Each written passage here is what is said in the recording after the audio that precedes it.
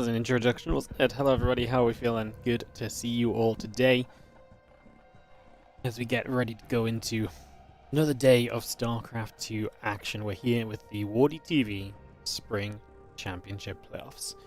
I'm just going to preface by saying I might be a little bit in and out today, guys, just for the first hour especially. Got some work being done in the house and Helen's out today, so I am on call in case anyone needs anything. So just in case I get showered for. Might just be here or there if I randomly disappear and someone gets outraged in chat, share the message. But the general hope is that I'll be back pretty soon.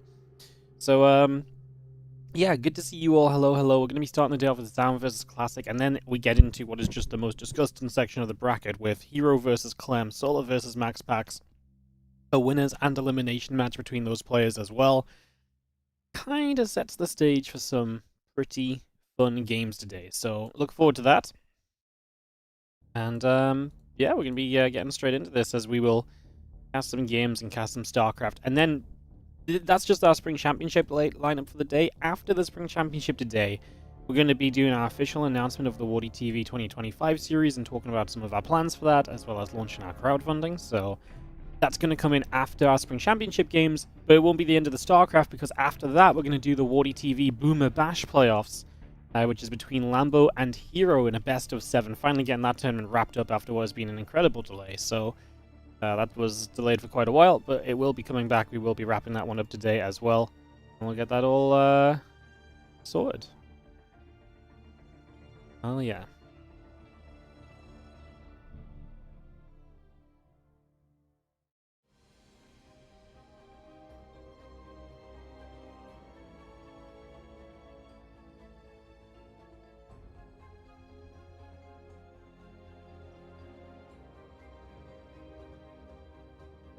Alrighty, guys. That's 7 PVZs at cherry on top. Yes, a nice little bonus at the end of the day, like I say. So, a little bonus for everyone that sticks around while we do our WardiTV announcement as well, which is obviously going to be very, hopefully very fun. Obviously, it's launching the crowdfunder. We'll see how it goes. I've been very kind of torn whether to try and crowdfund or not for this year, but we're going to give it a shot and see what happens. So, yeah, we'll have that information launched later today, guys, once we get some more views on the stream, etc. Etc, etc. Again, our map pool's coming up. Thank you so much, Chemo, over on the YouTube, becoming a YouTube member. Thanks for the casting. No worries. Thank you so much for supporting it. It's really amazing to see people coming in on the YouTube and starting to become members and stuff, and really kind of actually feels like we're building like a community over there, which is kind of wild because, like, I guess on Twitch we've had a community for such a long time, but from YouTube it really feels like we're building on, you know, from the ground up again or so. So yeah, let me just double check a couple of things. Just wanted to see if Rex was going to be here today.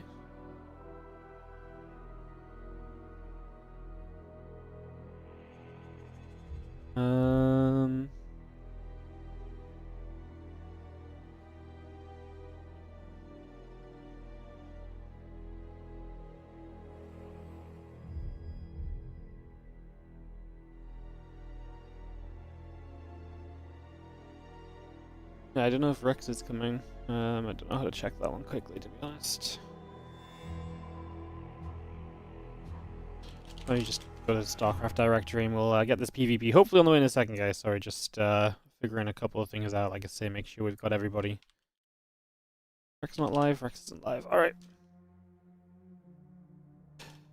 Alright, if our players are ready, we're just going to double check. We should be able to go. Down says ready. Classic says ready. We will kick off into our first match of the day, which is going to be Classic vs. Zound PvP on Sandworm. So Sandworm to start us off, and then we'll be going into a bunch of other maps after. It's all best of 5s today, so again, 5 best of 5s coming up for the Spring Championships. That's starting right now. We're going to be heading straight into this with, like I say, Zound and Classic. Zound coming out on top of his group as Clem fell to Showtime, then Zound beat Showtime, which is obviously a very interesting starting point for us there as well. So that was very interesting as we get into this next first game of the day. Let's do it as we kick things off in the bottom left-hand side. We're going to start with the red Protoss player. This is Classic. In the top right, our blue Protoss player to start off our first series of the day. We are going to have ourselves Zound. Alright, game 1 of this best of 5 series. Thank you, Risky, for this 64-month resub. Wow. Incredible. What a resub. Absolutely insane as we get ourselves set up and rolling. And like I say, exciting day because I've been very hyped up for this Spring Championship playoffs for quite a while. I've really loved this event. Again, I've really felt like this was a very fun format. I feel like we've had a lot of very cool games kind of come of it and so on. So, yes, very excited to actually be here and in our playoffs. And I do think, again, the bottom half of the bracket today is absolutely disgusting. I truly expect this bottom half of the bracket to, well, pop off, quite frankly. I mean, like I say, Clem versus Hero, Solo versus Maxpax, winners against each other, losers against each other. It just sets us up into a brilliant starting point. So, yeah, looking like a very fun, like I say, beginning of the tournament. Day 1 is absolutely stacked with content. So, yeah, super exciting stuff as we just have ourselves a little probe scouting around, obviously PvP, and you'll see a second gateway coming in on both sides to start us off as well. So 2 gates coming up, the Cybercore coming through. You get that straight in. For the early few moments, jump on the French teams observing and see what they're showing as we work our way through. Like I say, an opening game with 2 gates each. Actually, you're going to be seeing a lot of just kind of very standard openings here, right? Instead of, you know, one player necessarily trying to expand off that one gate, and that obviously invites the aggression a lot of time in return. This feels like we're just going straight down the middle in standard, so I kind of like that. I think that's actually got a good vibe for us.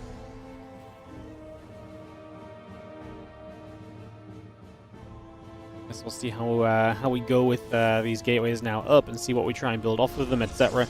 See if there's any major plans coming in, as we just have that probe chasing the other probe about. A couple Stalkers coming up from Zound, the Stalker Sentry on the way from Classic. But again, we bring that through, we get that on the go. Early game, going to try and play the blockage of the natural as long as possible. The longer we can block that for, the better off we are going to be.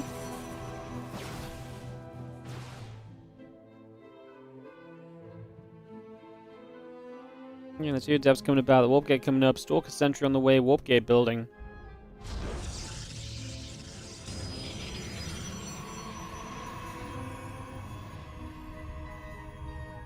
And next is coming down too. So it's going to be Classic the first to sort of say, hey, let's go expand in this, let's get this set up.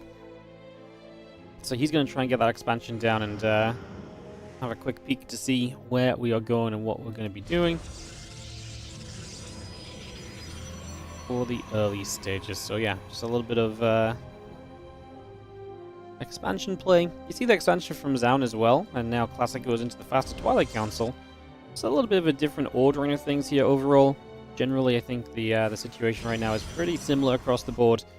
Just a couple of different ways of doing things. Like we saw the sentries come in earlier for Classic than they did for Zound, or from Zound than they did for Classic. I mean, just a mix-up of what early game units we've made. And that means that on one side of this, we actually do have a couple of adepts that can threaten the Shades as well. And they're going to be doing just that right now. Trying to threaten the Shades, trying to move in towards this base and trying to find a way to potentially deal some damage. Obviously, get in there, deal some damage, and get some work done. You'd be in a pretty fantastic spot. Once again, that Twilight Council and the Nexus continuing through. The Blink coming about with that Stalker on the way. And I imagine it's going to be Blink from Zound as well to give us Blink versus Blink play. So, if you get into some Blink versus Blink, you get set up there. A couple Force Fields come down already. The Stalkers in the center is just going to chase. And one Stalker is very close to going down as we could just get chased out around to the bottom side for the moment. We send one Stalker still after it, but the 2 Adepts will show up, and at some point you've got to imagine there is going to be, you know, an answer to that and a response to that that will help you through. Nothing really coming of it just yet, so for now we're looking all good. As again, the Blink continues through from both. But Classic going to try and take the edge here, as that Forge is on the way as well, so he's going to try and take the +1 upgrade and potentially set us up into the better longer game scenario. Again, guys, this is best of 5 playoffs, but it is double elimination, which means that we've got obviously the losing player here today will survive through to tomorrow, where they will play the elimination match still.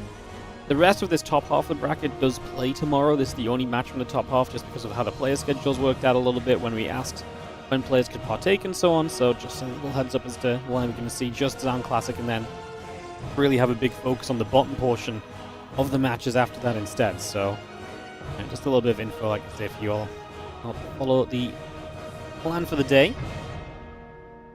Let's just have ourselves, again, the Blink and the +1 coming up on both sides. The Blink, +1 not coming up on both sides, +1 coming up on the side of Classic, but Blink coming up on both sides, finishing for Classic already.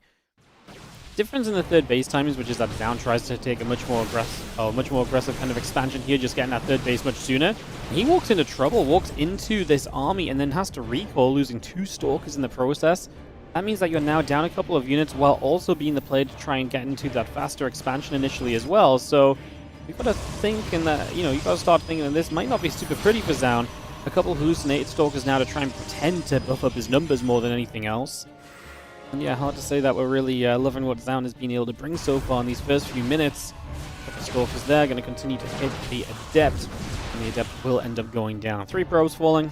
Again, the +1 coming up on both sides. A couple Stalkers and probes on the way out. Gateways being added on as well. We just have more units gathering in the front of the third base.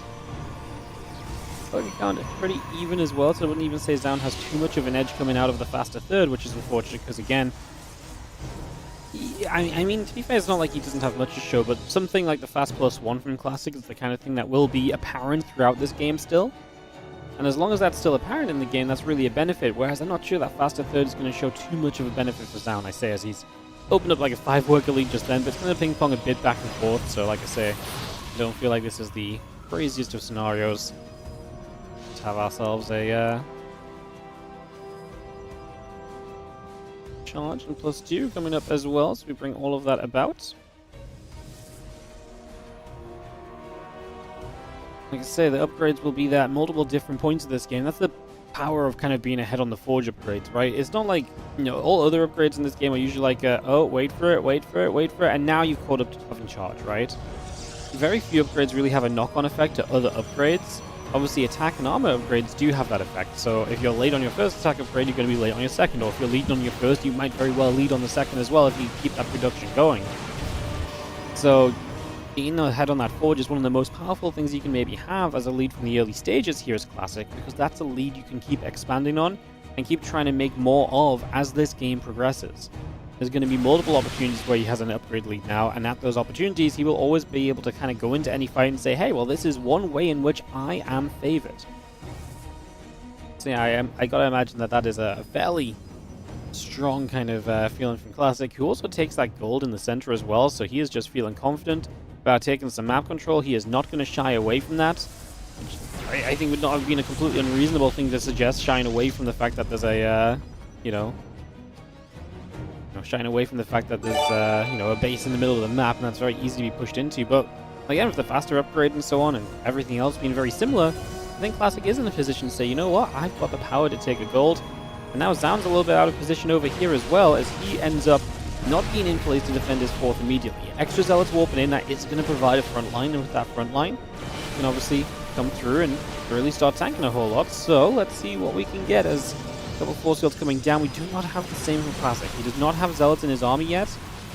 Power is that he's got more Stalkers, and if he can get all those Stalkers to fight, that's more units that are trading efficiently and firing each and every time. And then that front line of Zealots does not really do as much. Like, it's tanking, but it's still going down, so it's still a cost for you. Extra Stalkers warping in. Classic is clearly very serious about sticking to Stalker production. Zaun has that one Archon mixed in, so a little bit of the tech starting to come online as well. The Guardian Shield will fade shortly. That's the end of the Sentry energy for the foreseeable future too, so that's a fairly noteworthy little part of this game as well. The Zealots, the Stalkers, and the Archon keep on pushing forward. The Stalkers of Classic going to take a little bit of a beating here and there, but like I say, they've got the numbers and they've got the ability to blink back. Whenever a Stalker blinks back from Classic, another one steps up to replace it, and every time you're replacing one of those Stalkers, life is just going to turn into that little bit of a sweeter scenario here in this game number 1. You can see that Classic continues to trade out. He has, as soon as the Zealots aren't there from his opponent as well, the Stalker numbers are very apparent, and that's where this game is going to become overwhelming. Classic just took some little leads in this game. His build order was that a little bit smoother, a little bit better, I would say. And he's going to end up with, I want to say, a victory here. I mean, the probes are now pulling, so we might not win right now because of the probe pull, but you're doing even more damage to accelerate your position in this game to 1, which will look to win from here on out in the near future. 30 supply lead, now 40 with the warp in. He's got an Immortal on the way too, so he's even getting more tech units behind this. It's not just pure gateway forces. He knocks the 4th base down. And don't forget, it's not just a 4th base falling for Classic, for Zaun. It's a 4th base that dies while Classic sits on a gold base as well. So, can't really emphasize all of the different ways in which Classic is kind of leading right now. I mean, is there anything Zaun doesn't have a disadvantage on? He has equal upgrades for now as the +3 finally started for Classic. I say finally just because it was on a bit more of a lead before. Obviously, that's been given up a little bit here.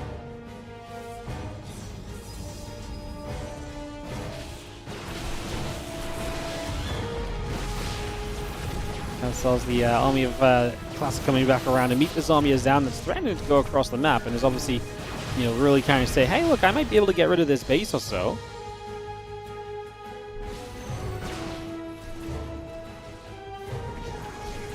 It's going to have a little recall. Again, a few more zealots and the prism coming up, +3 attack upgrades coming in as well. We get back onto this bottom side. 13 probes have fallen. I'm just going to say GG because he's able to get some pros, but he's not able to deal with the army, and he knows that this army is quite quickly getting away from him. So he will GG out, and that's going to be our first game of the day, going the way of Classic. All right, game number 2 coming up. As we're going to head into Ultra Love. Get that started here and get this up and rolling. And yeah, let's get into our second map. Perfecto. Let's run a couple of ads as well. Thank you, Kienk, as always, coming in. I feel like you're just like our daily gifted subscription man right now. Gift now to sub to Think Exists. Thank you so much for the gifted sub. I really appreciate it. Thank you very much indeed. Appreciate the generosity. Again, like I say, I see you here every day gifting a sub lately, so I really appreciate that. Thank you so much for supporting. As Classic trying to be my friend. Get that sorted out, and we should be able to go into our game number 2. So again, thank you for the gifted sub. Welcome everybody to the Spring Championship Playoffs, day number 1, as we work through 5 best-of-5s. Then we're going to announce a bunch of tournaments, and then we're going to do the Boomer Bash finals. It's a fantastic day for WardiTV StarCraft 2. Is Trigger versus Beyond today? No. Trigger can't play today, so Trigger's games, and hence the reason why the bracket is set up the way it is because Trigger can't play today. And when I say set up the way it is, because the set up in terms of scheduling. If you check the Wikipedia page and you click on each match, it will tell you the timing or the rough timing of each matchup, so you can get a rough idea of what happens when. Trigger versus Beyond should be the opening match tomorrow. The only issue for tomorrow is that it's GSL qualifiers because, you know, everyone loves to whack a qualifier right in on top of my tournaments every time. Not even on top of a group stage, just like full on whack bang in the middle of a playoff match. So that'll be interesting, but we'll figure it out. We'll get it sorted as we get into game number 2 here with the top right side of the Red Protoss player Classic.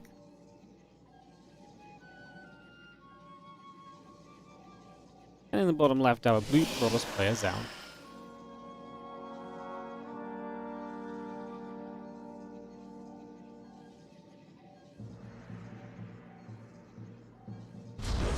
Funny, everyone's excited for GSL, and I'm just like, oh, I know StarCraft's back. We're back to having scheduling problems. I was just like, hell yeah. You know, this is when you know StarCraft is truly back in town.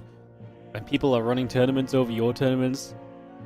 The best part of it was as well, I'm very flexible. I usually work my tournaments around to help any other tournament out. And you know, if 2 tournaments at the same time, I almost always let the players play replays for mine. It's very rare I ask them to play replays for the other. You know, to my own detriment a lot of the time as well. The best part about the GSL qualifiers was that a couple of the players must be like, hey, you might be late because of GSL qualifiers. I was like, oh, sorry, when is the GSL qualifier? And they're like, we don't know. It's just on. We just know it's on Saturday. I'm like, oh. They're like, it could be at any time. I'm like, oh. So we didn't even know the timing of it until so that was when I sent the playoff messages out, which was like a couple days ago. So I guess in the last day or so, it's been announced. I think it's like 2 to 3 hours before. So anyways, we might be starting on a bit of a delay tomorrow. But we'll just see how it goes. Zealot popping through, Cybercore's coming up, Zealots and Probes on the way here for the moment. As we get settled in. The Stargate from both players on the natural end. And we get some Stargates building. Mirrored matches right now. Obviously, a ramp into the natural for both players does mean that we can Yeah, the ramp into the natural for both players does mean that we can obviously kind of take the one gate expansion more easily, but we're still going to play it safe, like I say, with that Stargate coming down for the moment. The music's a bit too loud. I promise you, in a moment, the music will probably be too quiet, because not all of the StarCraft music really balances out. But yeah, don't worry, it'll probably fix itself. Phoenix Chrono boosting from both sides, and this is why PvP oftentimes ends up in Phoenix versus Phoenix. That warp gate just coming up from down. Next is coming through, the probe and the pylon coming up, and that adept popping out.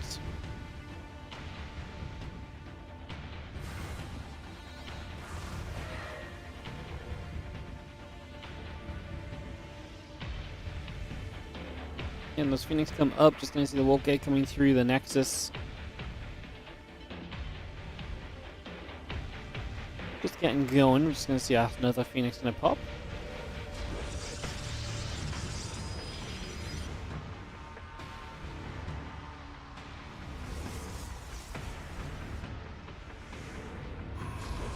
Second Stargate then from Classic down to with the single one. Let's see if he does anything interesting. We've seen a little bit of development in this matchup lately where some players have been kind of aggressive with gateway units with their Phoenix and trying to punish the second Stargate timing. Hero actually did it against Zound, right? And then tried to do it against Maxpax yesterday. Maxpax held it off. Now Zound goes for the additional gateway rather than the second Stargate, so he is going to prioritize that, yeah, he's going to prioritize that ground army. Is he going to keep building Phoenix? Right now he's on 4. Yeah, he's going to keep building Phoenix. So he's basically just going to go try and take a Phoenix fight where he's maybe only 1 or 2 Phoenix behind, but he has a ground army of Warpins that can actually help him. There's a pretty committed timing because if you don't do enough with it, your opponent just wins the Phoenix fight and then have Phoenix dominate the game, and there's a reason you always play or try to play Phoenix versus Phoenix, right?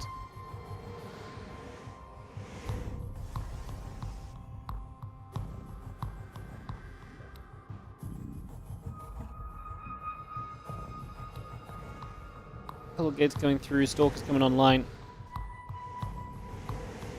Phoenix continue to build out as the warp gate will come up as well. Those few Phoenix continue their way around. Ooh, interesting, because Classic is a little bit out of position now as he sees the ground army and he sees the Phoenix, so now he's going to realize what's going on. Can he actually find a good defense against this? Like I say, his Phoenix is just out of position, so they need to come back because they need to help defend the natural. He has nothing but Phoenix, and that's kind of the problem. Yeah, this is working. Zound is going to adopt the thing that Hero did to him the other day, and he is just going to run with it, and I mean, it's looking very good right now because, like I say, we already got a Phoenix kill. Phoenix count is only 1 behind, and then you've got the ground army of Stalkers that can help out with offsetting the Phoenix numbers a little. And then there's just nothing else in this game, so as long as the Phoenix count of Classic does not get too far ahead, then these Stalkers will always be able to do something here. Now, Classic actually takes a very good Phoenix fight, a much better one than I was expecting it to be. Come back through, because it's still enough. I mean, the Phoenix are getting low on energy, the Stalkers still doing their thing. 2 probes have been pulled in, we've lost 12 probes already in this set of trades. Phoenix getting back into action, that is actually just going to be GG. Zound is going to successfully push through. This is fascinating. We are seeing a PvP, massive PvP meta development, you know, with our own eyes over the last few days, which is, hey, let's, what if we add a second gateway on? And we just go pushing. Hang on, guys. Little bees trying to get in my room. I'm just going to stop that before it becomes more of a problem. Yeah, the idea of, like, what if I just push with Phoenix before my Phoenix count is too weak? And then I still have the Phoenix to trade, and then I have such a ground army that you do not have a comparison to because you invested in a second Stargate and so on. Super fascinating way to play as we're going to be going Persephone, by the way, for Game 3. And just like that, we get tied up in this PvP. Super cool. No, I'm actually finding this fascinating. I really think it's very interesting to see such a development. Especially considering Stargate versus Stargate and Phoenix versus Phoenix has been such a constant in StarCraft 2 for such a long time as well. Super interesting. I mean, it might not be a big thing. I mean, we might just start figuring out what to do against it as well, right? An extra battery or so, if you see it's coming, may just be enough. So maybe it isn't going to be like a long-term thing, but even just seeing it as a little bit right now, definitely a way to mix in kind of your opening against a Stargate versus Stargate. A way for you to maybe take an edge and keep your opponent on edge as well. Very, very cool. I'll be right back. 1 second.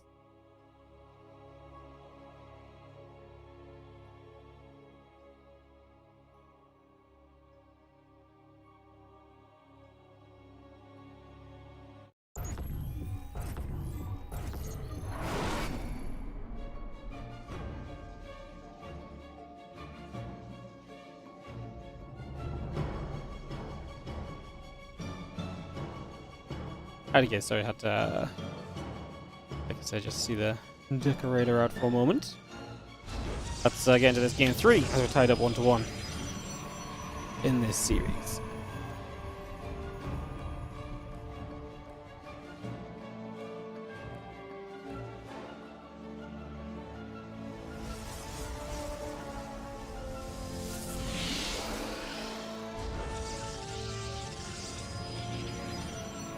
In the bottom left-hand corner, we are going to have ourselves the red Protoss player. This is Classic.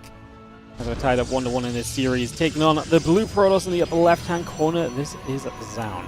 Okay, sorry, give me one more sec. I just shut my door and I meant to leave my door open. Give me one moment.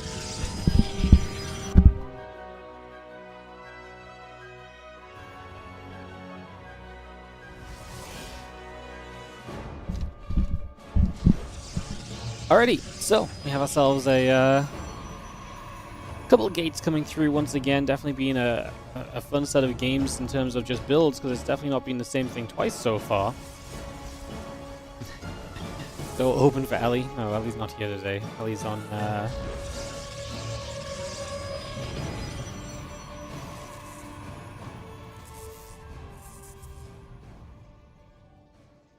Ellie's on a day trip to Helen's mom's to get out the way, because there was loud noises today with the decorating because they were prepping the stairs and stuff, so.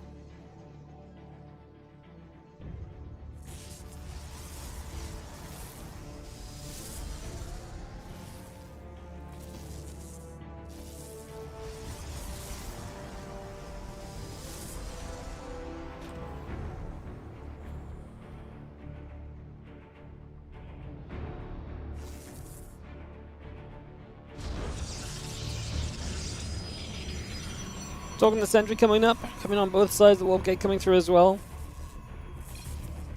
Is Classic gonna laugh about? I'm not sure what we're laughing about. Honestly, I've trying to get my head back in the game, get back on track for a moment or two, and figure out where exactly we're at, where we're looking at here. Is I imagine it was just a little blockage of the expansion or so coming through that we're having a little bit of a giggle about and a little bit of fun over. As these two set up again in this opening match of the WardiTV Spring Championships 2025 playoffs. Very exciting. 1-1 as well. Already a good couple of games, been a fun couple games so far. As a hallucination will pop up, head across the map, couple sentries and the warp gates coming up on both sides as well.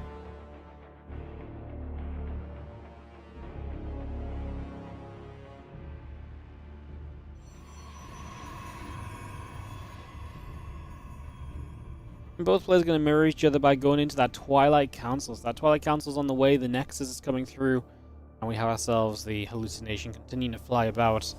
As the Forge is on the way up from Classic, so we bring that Forge online, get that going. And yeah, we'll just have ourselves the blink starting up from both players. So there we go, we know where we're going to, we know what's happening. And we see that Nexus coming into the natural, so again we get that on the go for now. The build up continues.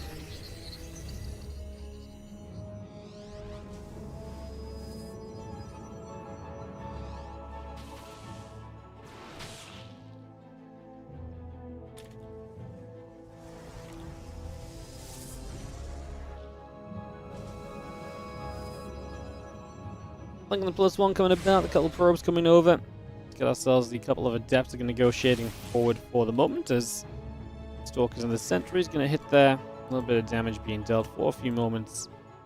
So we just got ourselves settled up and figure out where the plan is, or what the plan is for the early stages of this game number 3. Obviously right now just mirroring each other, so we have a little bit of just waiting around and seeing where this is going to develop to and what is going to happen. So a little bit of watching on all of that.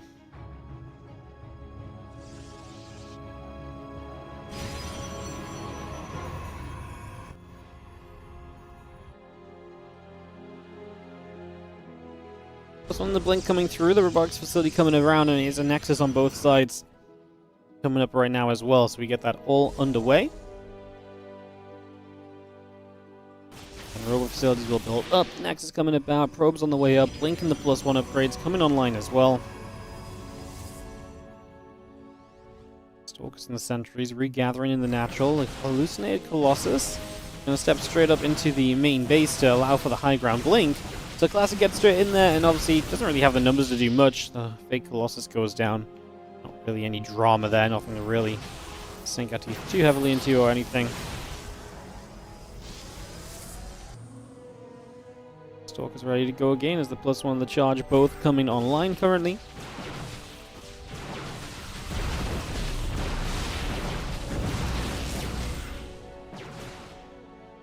Yeah, and the charge from plus one comes up. Just gonna see that Zell going down too. I'm just gonna have ourselves the couple of gates still coming up as well.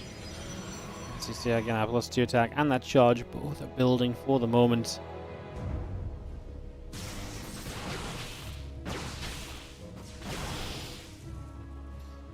So yeah, plus two and charge coming about, plus two coming around, extra gates coming in across the board. There's the charge starting up on the side of Zaun. So we'll get that going as well.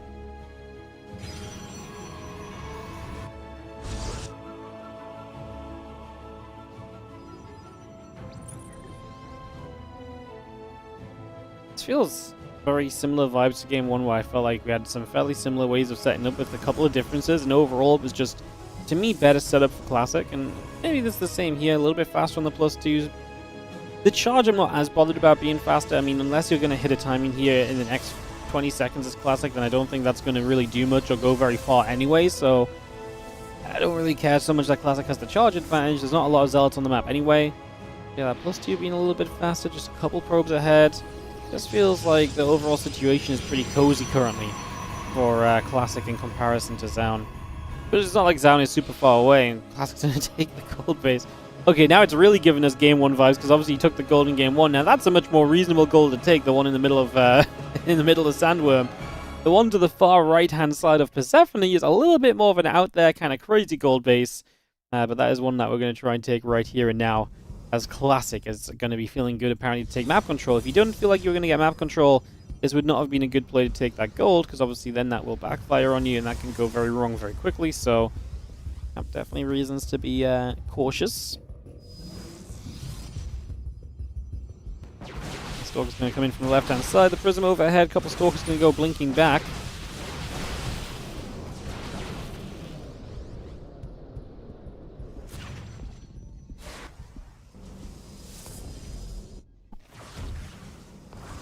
More warpins coming through. We have ourselves still the Nexus coming online. A couple of pylons still being added in as well. The Stalkers blink forward, going for a couple of kills. Looking to try and see what they can do here in the early stages as the Stalkers continue to trade with other Stalkers. And a couple of Zealots there going to go over to that right hand side, hit that pylon, go after the Nexus. A few more Zealots and the Immortal continue to come up as well. Continue to trade and fight. Stalkers and Sentries keep on dropping. A few more Zealots going to get warped in underneath.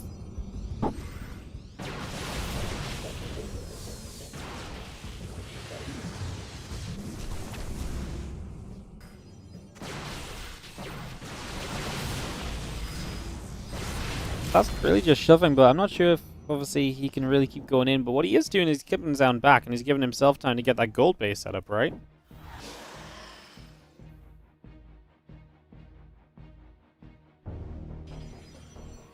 Definitely interesting as our Stalkers and Immortals and the Zealots and the Sentry gather up.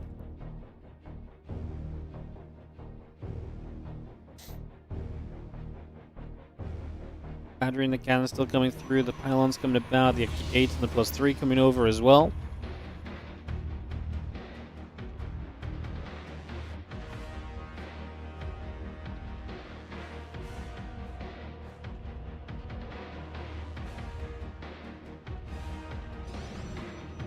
Seven extra zealots warping in. Cannon still coming online, the +3 attack coming. Get those couple of gates on the way through as well, so we will spring that out and about. We do have a few zealots going to get taken down here, so we will see those getting picked away at for the moment.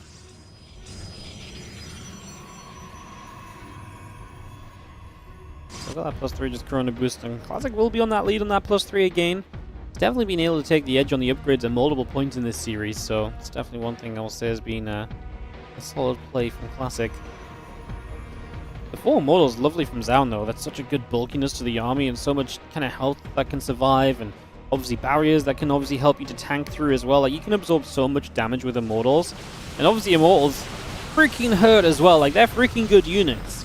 Like, they're so good, and especially if they're going to get in range of Stalkers, then they are going to absolutely smash. So, I actually do start to think that Zaun's army composition is a whole lot better than what Classic is working with. And with that in mind, I actually do concern myself a little bit for Classic, who clearly is right now kind of just going for the, hey, I'm going to build as many Stalkers as I can. They're going to provide me with some mobility. These Zealots should go around the left side. If they're flanked in from the left right now, what they'd be able to do is actually jump on the Immortals. That would be the perfect position for them because, yeah, there's obviously, if the Immortals are in the front, then they're going to start hitting the Zealots unless they target fire. That's actually difficult to do throughout a longer fight, especially when Stalkers keep blinking away from you. Classic didn't see the opportunity though, so we will just have ourselves Classic pulling back. There's a little run of units down to the bottom left. Zealots over there that are going to get caught and turned away pretty swiftly, so nothing really being gained from those.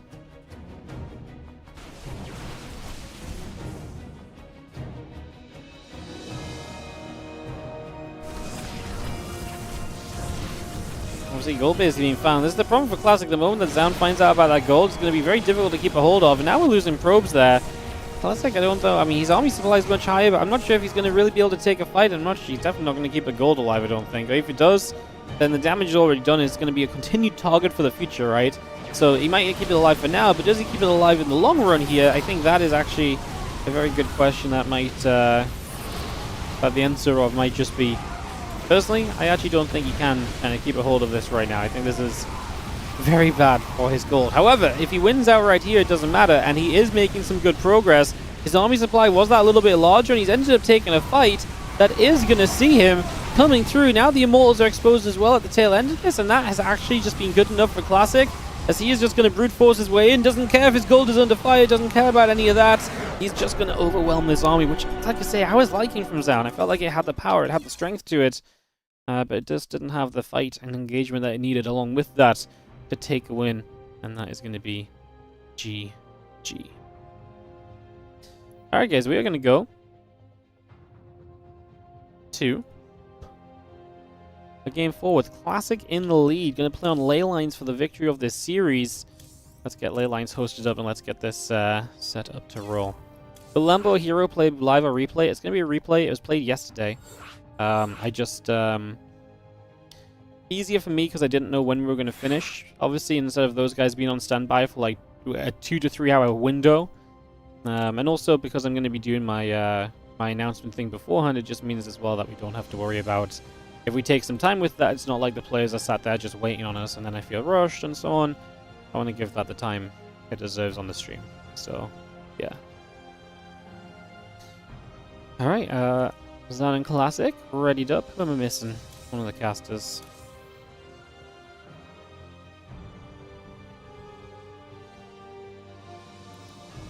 They've joined us. Alright, let's get going.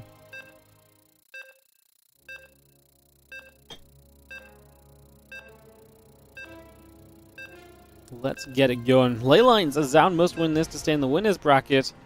Obviously, lower bracket, not a fun place to fall down to right at the start. $200 already guaranteed for being in the playoffs, by the way. Every series you win is worth more money. Win one series, $250 guaranteed. Win two, $350 guaranteed. And it goes up and up and up all the way to the first place prize of $1,300 for the winner of this spring championship. So that is what they're all playing for. That's what's on the line. Make our way to ley lines in the bottom left-hand side, establishing the lead of the series for himself so far. Our blue Protoss player is Classic.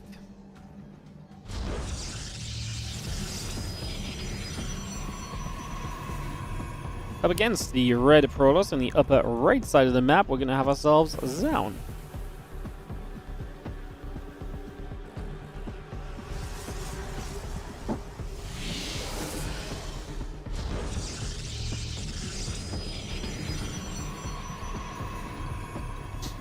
When you first read the title, you read Boomer as Bomber. Yeah, that would be a real throwback, wouldn't it? Another fantastic player.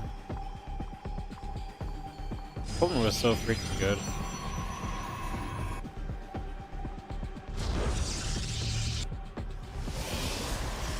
There are a lot of people that were so freaking good at StarCraft 2 that just honestly had their time and moved on.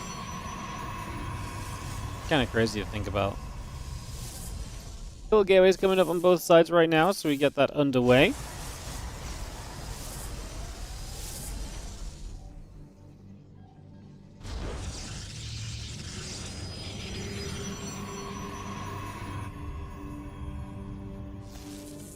Second gate on this side, we're coming about. Probe's going to come nibbling through.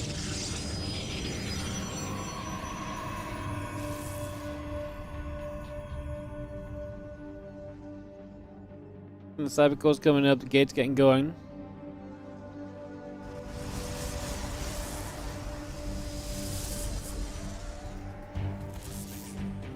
Cybercore's building, the couple probes still coming about. Just going to be seeing ourselves, the Stalker and the Sentry coming through on both sides.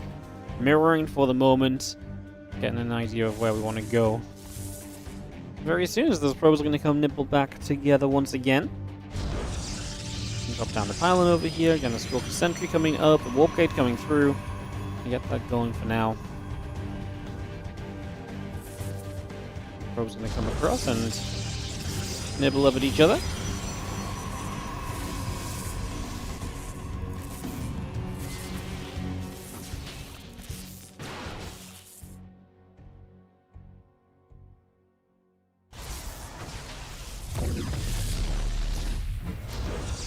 Nexus gets the start, so Classic gets that underway. Zound with a little bit of an edge on that timing. A little bit of a difference on the next set of units. An extra Stalker coming in from Classic, while it will be double Sentry on the other side. So a little bit of a mix and match of where we're going to.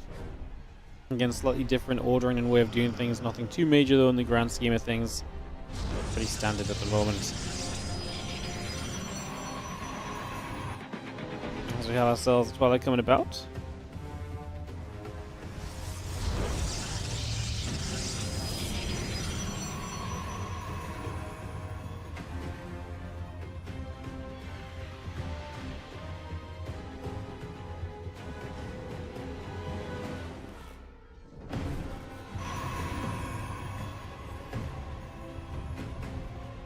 This nation coming about again, Twilight and the Forge coming over.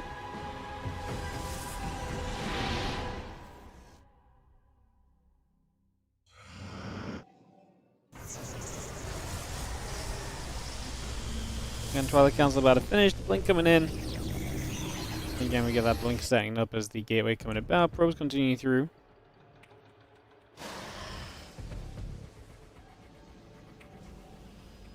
Again, hallucination coming about, the blink coming over for the moment.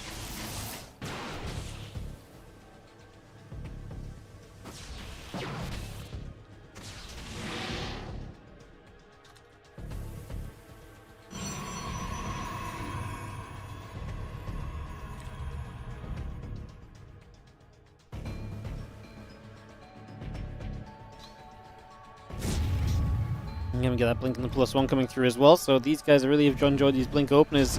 Again, Classic just with that faster +1 for the moment, so getting that straight into play.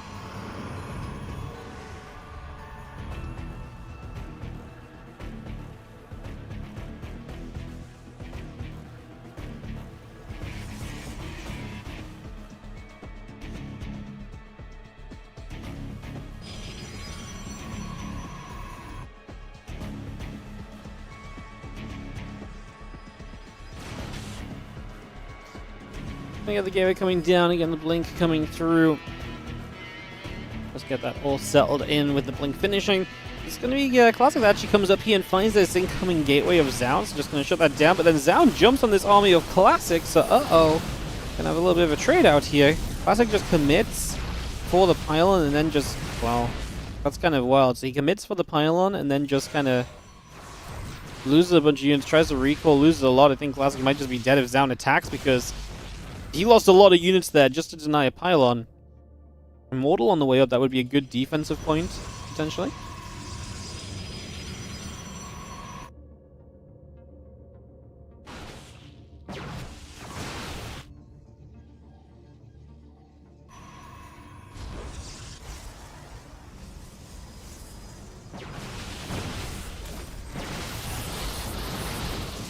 Let's see, a couple Stalkers going to shoot. The Immortal here is a big deal. We need that Immortal coming into play. It's good force fields, though, keeping the Immortal out and keeping the Stalkers in, and now the 4th Immortal is going to get caught in. Okay, Zan is thoroughly capitalizing on the mistake made. Stalkers keep going through. Another Stalker taking damage. Just going to go back the other side.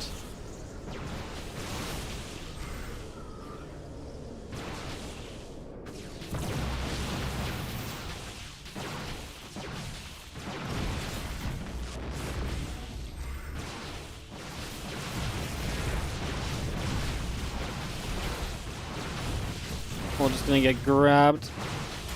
These Stalkers going down.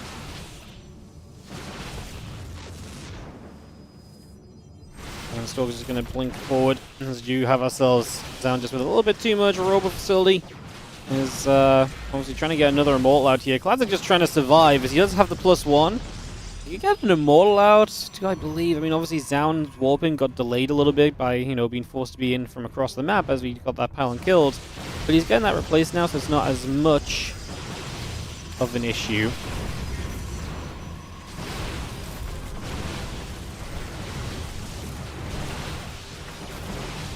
A couple of those Stalkers continue to drop. GG gets called.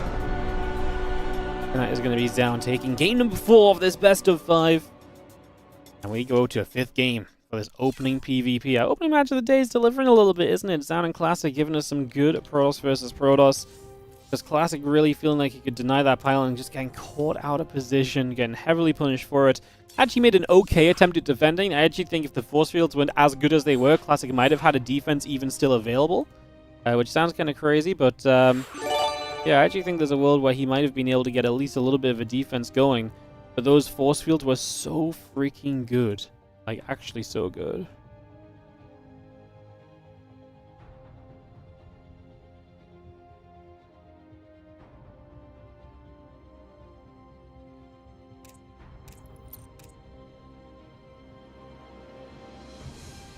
I just dropped the lobby link in because apparently people are not finding it as easily as we thought. Hey, what's up, BGF? Thank you so much, 89. BGF89 for the 6-month resub on the Prime. We appreciate it. Thank you so much. Let me just move a couple people around.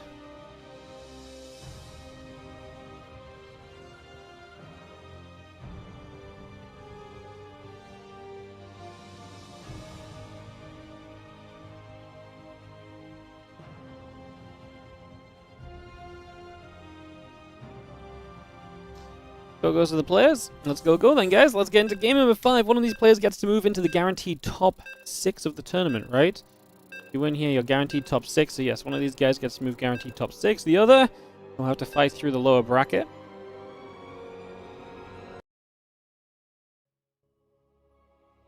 And those were some really good force fields as well. I just love that the force fields were first amazing at keeping the Stalkers in and the Immortal out. And then the Immortal got caught by 2 more force fields so that the Immortal was then caught in. It was actually just a perfect storm of force fields. As one of these players will get to that second round of the winner bracket. The other will drop down to the lower bracket. As in the top right side, our blue Protoss player is Classic.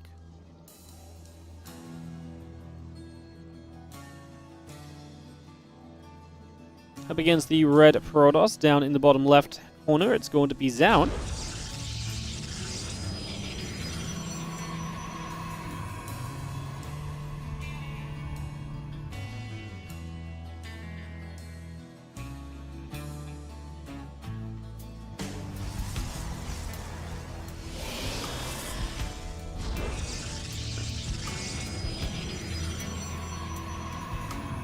Alright, game 5 going through. Get this underway. In the Spring Championship Playoffs, Day 1. Again, playoffs all weekend long here, guys. Tomorrow and Sunday as well. And again, this really is kind of the warm-up series too. After this, Hero versus Clem. After Hero versus Clem, Solar versus Maxpax. After Solar versus Maxpax, winner and loser matches of those two matches. It's looking to be a beautiful day of SC2 for sure. It was coming about, probe coming over, pylon and getting settled, as we have ourselves a few moments of getting established for the moment. So again, we get this up and rolling, see where we go, see what the plan is. They've been kind of consistently doing very similar things to each other. A lot of that blink opening, see what we do this time around.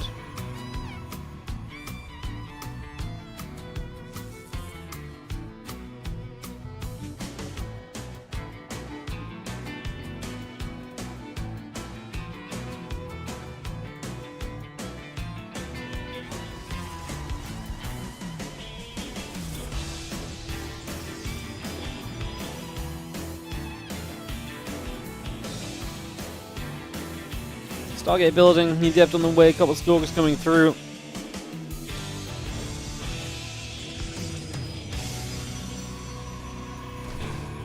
But we'll come across, nibble at that probe. Stargate coming up, the Adept and the Warp Gate coming about. Zealot's still going after the probe as well, a couple of stalkers coming through. And a sentry on the way from Zaun at the moment, that Warp Gate's still coming online.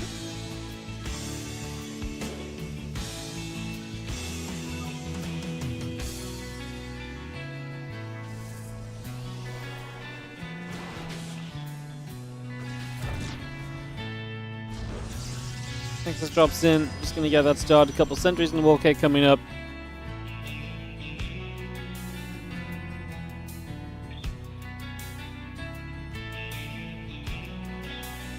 And the Oracle Warp Gate building, the sentry on the way on the other side. So a little bit of a difference this time with Classic having that Stargate and just playing that one gateway. So a different style of what we've seen so far.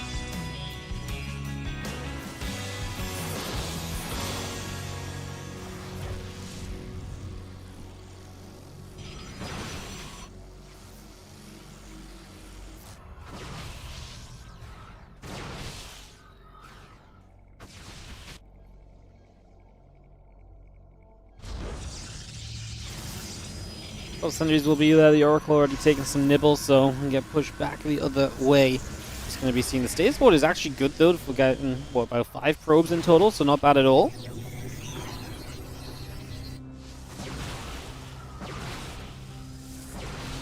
Voidray going to be popping the Stalker coming through. Going to be having the couple Stalkers still going after the Zealot. And you see the Twilight Council coming up as well, so we continue to bring that into play for the moment.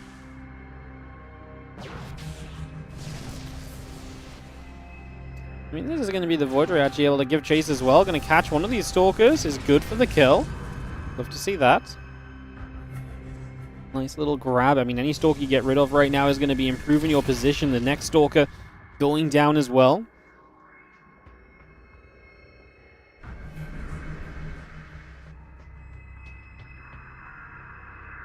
That blink still coming in. A couple of probes coming about. Drop some additional gateways down in the main base as well, so just get that started for the moment.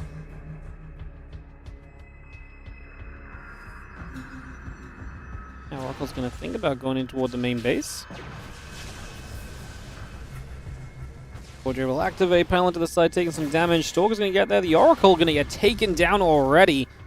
So the Oracle gets picked away at as the Voidray will get rid of the pylon at Zaun. Loses that pylon. Now the Stalker's still trying to step forward to chase that Voidray out down to the sides. It's going to push that straight down to the bottom.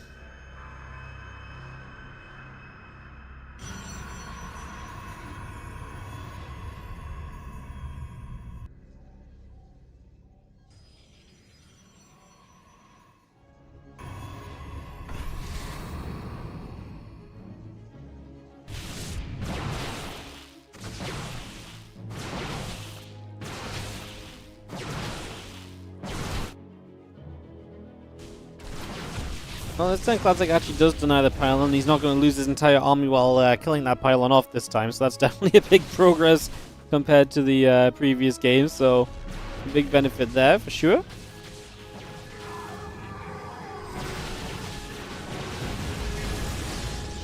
Stalker's coming back the other side. A Stalker or two going taken down. Robo Facility, Nexus, and Blink all coming up as we speak.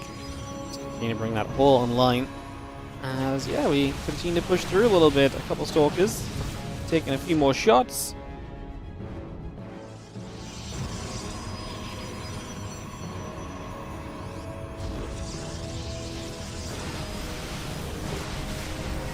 I mean, I don't think Zaun's going to break through this personally. I think Classic's looking pretty good defensively. Has 2 batteries coming up on that base.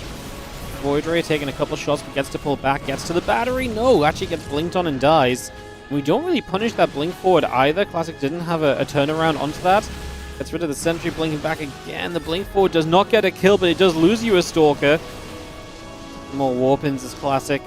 It's just about keeping tight with the unit count here, and I actually think he's really just going to be okay at the moment. I think Classic is looking good. As he is... still needs to make sure this defense is good. Still has to keep blink microing correctly, but generally... yeah, looking positive as we continue to chase this back. Battery's about to be out of energy. Drop a third base just now as Zam, but that's the thing, right? Classic is ahead by that third base. So if he even needs to, he can have that luxury of pulling a few probes as well, just to buy a little bit more time for an extra warping or so to come in. He's fighting through the choke point, so a few more units firing at any point in time right now from Zam, plus the force field to help in that exact same idea. That's the sort of thing that might help you a lot, but so is the Immortal, and I don't know. We give up one Stalker to pop the Immortal barrier. I don't think we can blink onto that Immortal. To me, these units are way too low HP. Oh, the Immortal tried to step away, but actually didn't quite make it. Is Classic actually going to just run out of units here? Zaun is looking to break through. The next battery is just a little too late to come online. If that was there any sooner, maybe it would have made a difference. Again, that Immortal just not getting away far enough. So many of those Stalkers of Zaun are so low, by the way. They are absolutely living by a thread. They are being held together by bits and scraps and just a whole lot of nothing. Again, beautiful pop on the barrier of the Immortal. Absolutely love to see that. That really is a very nicely done play. Once more here by Zaun as Classic this time has the battery to keep the Immortal alive that little bit longer. Pulling the Immortal back, the whole point of that is again to make those opponent's units chased after you for that little bit and to kind of spend time walking rather than fighting. I still just don't know if Classic has enough to hold on here. He might just have to back away from the third. He has a Zealot in the front that's actually helping a little bit too. Next Immortal is ready in a moment. We're still super low HP on so many of these Zaun Stalkers. There's the next Immortal. We are so close to losing so many of those. There's again the ping on the Immortal. We step forward though, and this time we punish the Stalkers for being there. We really need an energy overcharge on a battery. No, it's coming off cooldown soon, but not soon enough. As the Immortal gets blinked on once again. Like I say, these Stalkers are also low, but having their shields back is huge, and it is allowing them to stay fighting, and Classic just doesn't have enough. Another Immortal's halfway done. There's the energy overcharge, but that needed to come in a while ago. He needed to keep these Immortals alive just a little bit more easily, and he just wasn't able to. Zaun breaks through here, and is able to punish Classic, trying to head into better upgrades and just into the longer game, which is what Classic was doing a lot in the previous games to kind of get into good positions and into leads.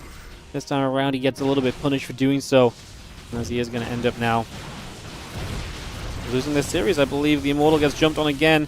It's not a lot of Stalkers, so it takes a few volleys, but it's still good enough as we knock down another building Stalker there. Now Zaun is up to 60 probes, by the way, as Classic says GG, and that is going to be our...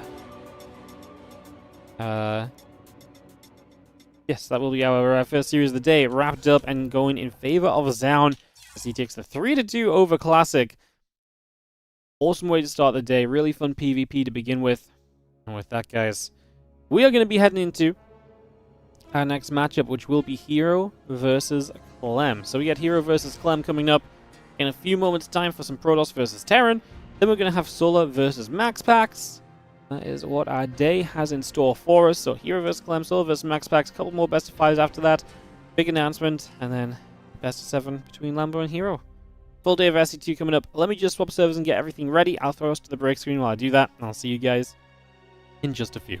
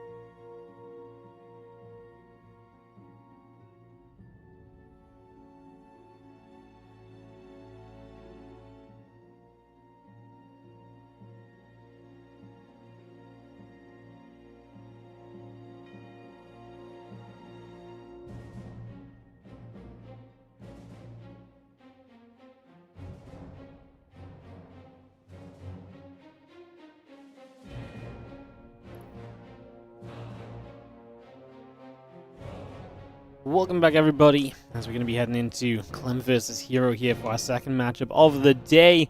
Like I say, the WardiTV Spring Championship playoff bracket gets pretty darn real when you look at the bottom half of it.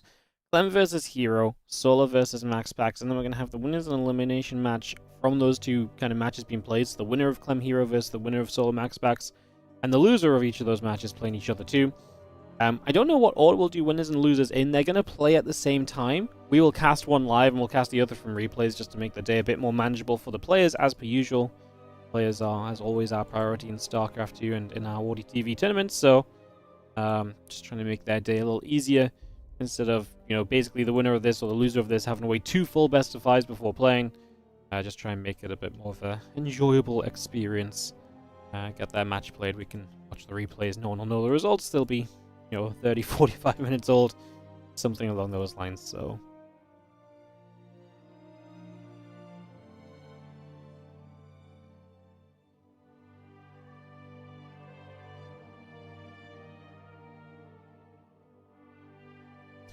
Alright. Smash the likes, yes, smash the like button if you're on the YouTube. If you're excited for this Hero vs. Clem series, smash that like button. I'm gonna go smash the like button myself right now. Hang on. YouTube.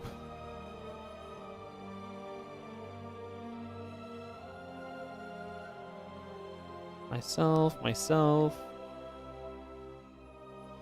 Live. Hit the like. Wow, we're already on 40 likes today. That's incredible for the first hour of the stream. If we keep this up for the rest of the stream, we'll be on like 300 likes. Insane.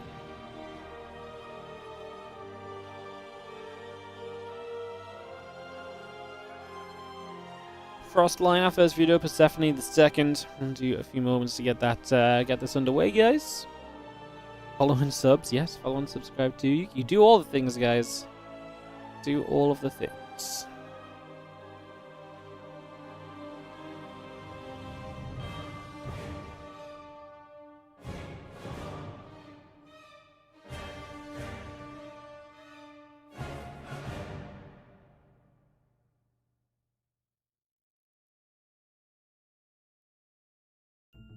I'm very likable. Nice. I try really hard. As a naturally unlikable person, it takes a lot of practice. I don't think anyone's ever told me that I'm likable before. Oh, that's a bad thing. As Amygdala and Ultra Love got vetoed as well here, guys, so a couple more moments and we will have ourselves a full setup here.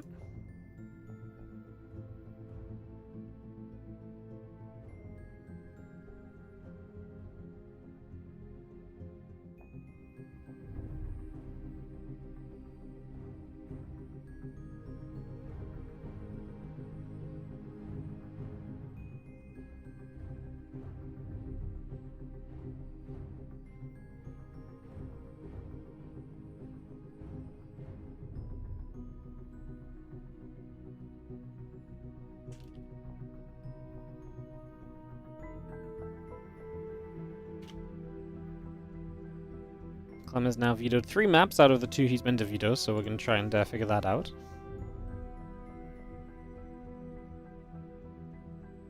I'm too hard on myself. I'm trying my best. I just enjoy StarCraft. I like making StarCraft content.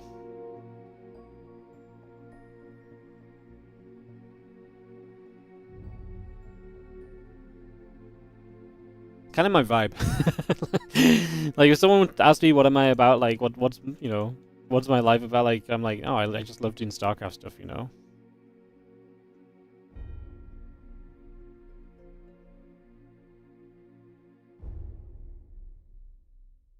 It's just my entire vibe. I'm gonna undo his veto.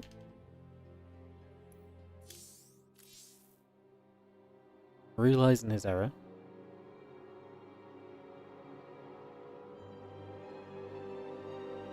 Playlines map 1, perfect.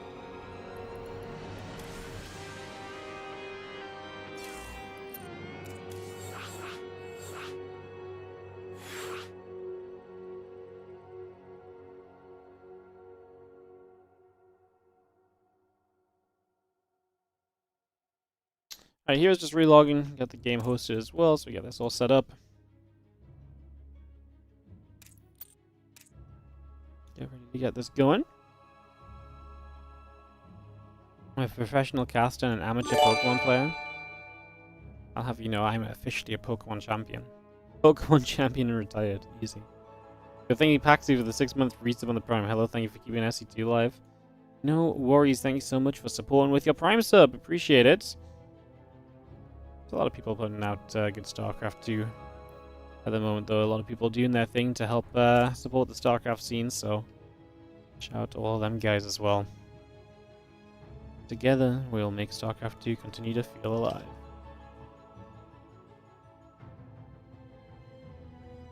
As alive as we can. Like I say, we've got a big announcement later today, guys, so I'm not gonna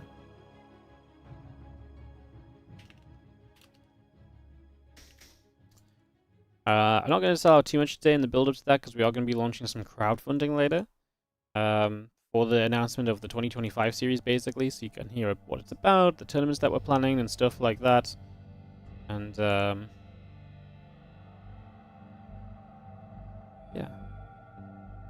and so on and so forth. So that'll be coming up later. So even if you just want to support freely, sticking around and watching the announcement and getting hyped in the chat, great way for free support. Prosper's vetoed. What's the other map?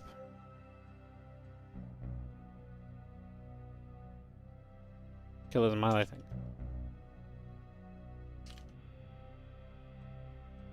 Perfect.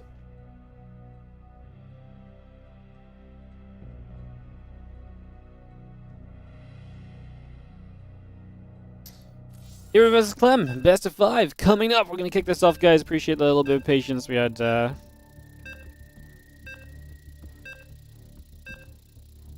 Yeah, a little bit of patience. We had the most trying veto process of the day so far.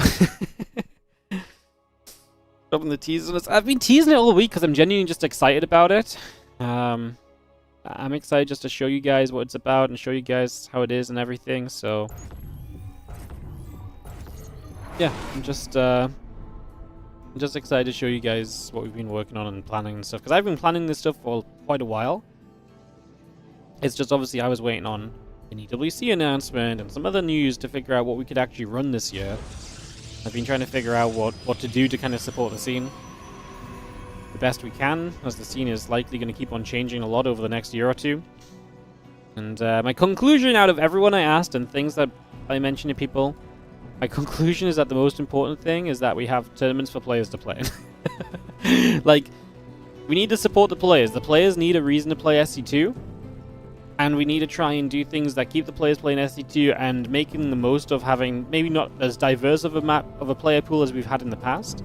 And figuring out ways to still make the game and tournaments interesting while not taking away from their awesome kind of 1v1 competitive atmosphere and stuff. So, yeah, like I say, talk a bit about that later on when we do the announcement stuff. But we've put a lot of thought into it, so yeah. Alright. Command Center first to start us off. How about that to mix things up right off the bat? Got more casters in here than before. So Command Center first from Clem as we open up this for game 1 of the best of 5. Just like that, we kick that off and we get that underway. There's the probe coming back over. Barracks coming in finally, and obviously the probe will finally scout that this is a CC first in the next few moments and be a bit like, oh, he's going to build a pylon across the map as well. Oh, hero. So he's going to go second gateway, or is he going to do something else against this CC first? Very interesting. Yo, Sock the Dev, thank you so much for the 5 gifted subs to Morseleron, Tic Tac HS, One Out Live, Reedy Seth, and Ashen Loki 1990. Thank you so much for the 5 gifted subs. I super appreciate it. Thank you for supporting the stream, the content, the StarCraft 2. Thank you. Okay, well this gets interesting, right? Clem goes CC first. Hero's going to go Proxy Stargate. CC first is not terrible against this. What I don't love about this for Clem is that one bag. I mean, he's going to go into factory as well, so it's 1 racks into factory. I don't know how terrible the fast expansion is from like defending against this right now. I feel like this should be fairly okay still. I guess we'll be finding out kind of soon.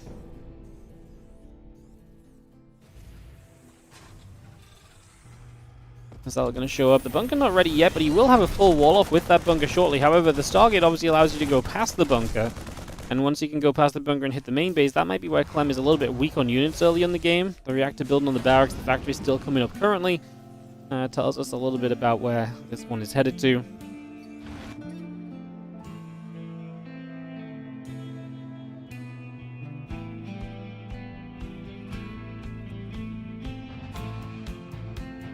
Oracle still building up on that Stargate again. The barracks and a couple of SCVs coming through as well. Port Gate, Oracle, continuing to build. Next is on the way. Void Ray in production. Continue to bring that up and online for now. So just getting all of that rolling as the Oracle flies into the main base. SCVs will start to take some shots. We're going to start working our way through a bunch of those right off the bat. Some damage being done. For SCVs going down, like I say, Clem, not exactly ideal. Playing the CC first and kind of just getting caught off guard by this Stargate. I mean, the Oracle getting 5 kills is huge. Undoes a lot of the eco advantage of going into your command center first. Now, that said, this was also an aggressive Stargate as well. This wasn't just like an expand into Stargate. This was a Nexus after Stargate. So, it was pretty committed here by Hero, and he's even committed to the point of building a Void Ray. As the Cyclone locks onto the Oracle, that means the Void Ray showing up needs, or has potential. Needs to be cautious, Clem, about how he deals with that right now.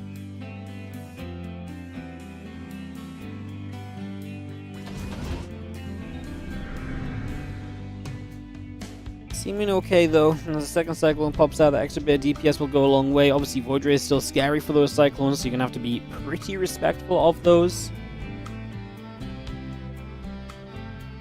Something else just to keep in mind and keep our eyes on.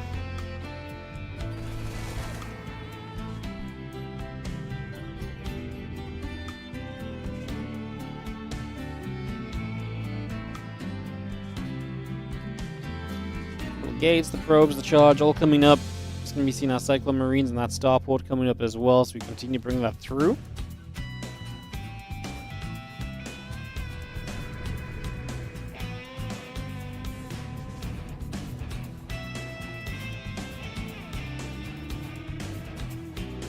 Oracle moving about, the charge coming over, extra gates all coming online for the moment.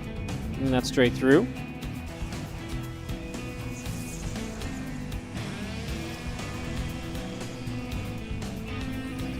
Impact coming up from Clem. I'd say overall though, Hero's not really done much with that proxied Stargate, and so kind of sitting there now with a couple of units that are not going to be very useful, especially once you consider that Stim and other upgrades of the Terran player are coming in. So Clem is getting to be a lot more powerful here in these next few moments, definitely getting into a much improved game state for him, because now he's not really under any threat compared to what Hero was trying to apply in the first place.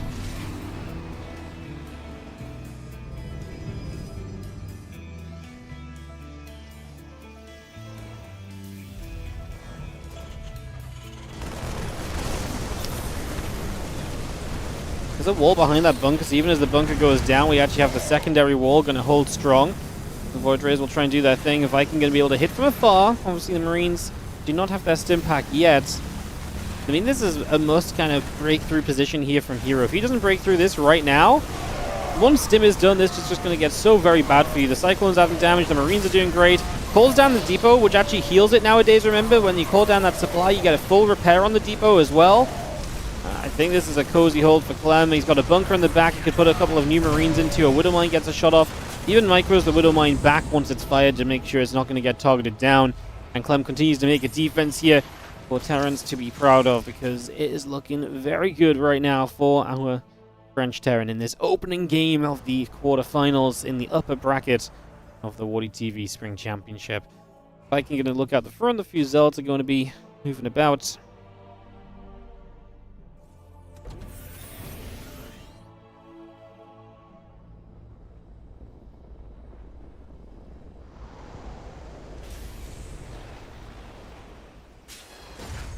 Viking still overhead, those few Zealots gathering up. +1/+1, a combat shield building, a few more Marines coming over as well.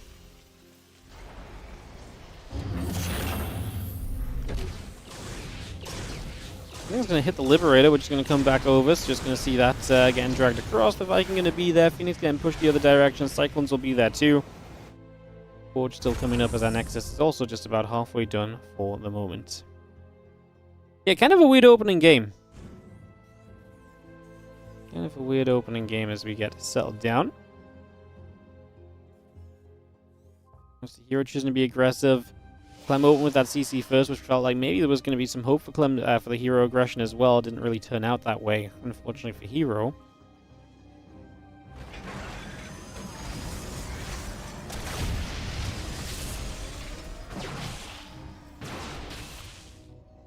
Liberator just going to get chased about. Stalker's going to be there. That Lib gets pushed away. Still got our upgrades going through. Concussive Shell's coming up as well.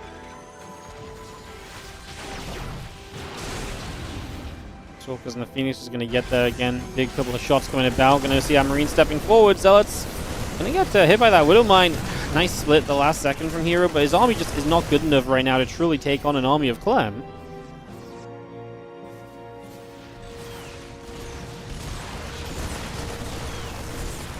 Fire just steps up, Pylon goes down, Stargate still getting some shots on it. Let's just have ourselves, Stargate will fall, the Wall Gate will come through also. Maybe seeing another gateway going down as well currently, so we just knocked that down for the moment. Like I say, you're playing cleanup as Clem and Hero supply block now as Clem walks across the map, and is there any hope for Hero at this sort of a point? I don't really think so. I think this one is absolutely kind of beyond winnable for Hero. I mean, we're going to run in with the Zealots here, and this maybe causes some chaos, but it means you've got nothing at home. So any damage you do right now, there's no way Clem's not going to find 2 times as much on the other side. And his army is really made for killing structures a whole lot faster and a whole lot quicker. So, yeah, I mean, the Zealot's breaking the Clem's natural, but Clem's taking down the 3rd base. He's going to get to the natural very shortly as well. And we can just start knocking down gates. The thing is, because you can only really warp in gateway units, in terms of reinforcements and so on, yeah, because you can only really warp in gateway units, there's not really any way you build enough here to kind of have a substantial difference. At least not defensively, so then your only real choice is to go across the map, but I mean, all of these units kind of just suck. Like, you're just not going to win a larger fight with this, and Hero knows it as well. GG gets called, and it is going to be a 1-0 lead for Clem at the start of this best of 5. So Clem gets off to the leading start. He's actually struggled quite a bit against Hero recently. So, yeah, good for Clem to kind of get a win where, like I said, I do think he's been struggling a bit as of late, so let's see.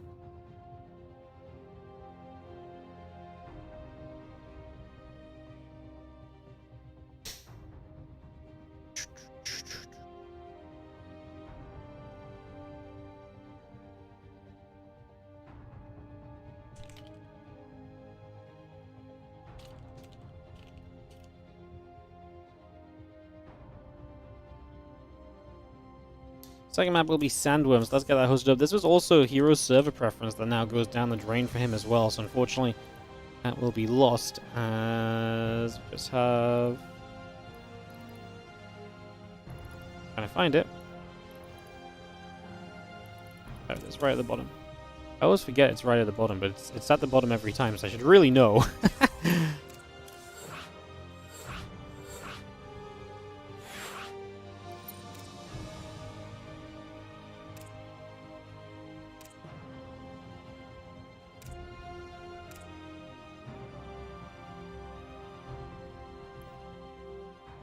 Alright, we've got everyone in here. If they are ready, we should just be able to go straight into this, get this started.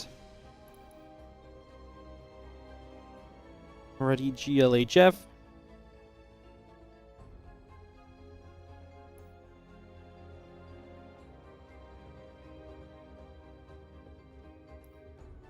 Waiting for Clem to ready up as well, and there we go. So game number 2 on its way, guys, in this Clem versus Hero best of 5 in the round of 8 of the upper bracket of our Spring Championship playoffs.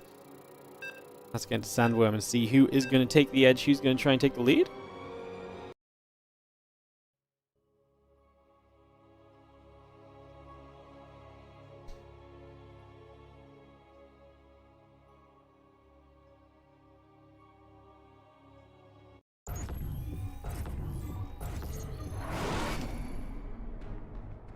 On the top right hand side, we are going to have our red Protoss player. It is going to be Hero taking on the blue Terran. In the bottom left, we've got Clem.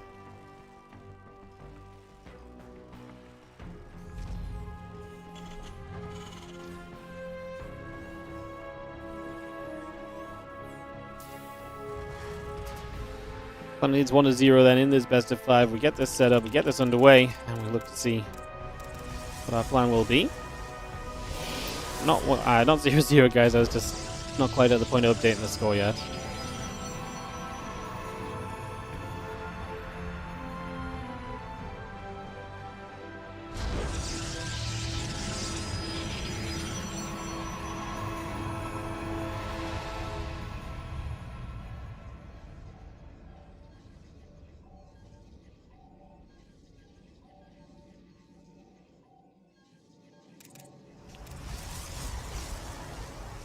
The probe scout across to the other side of the map here initially.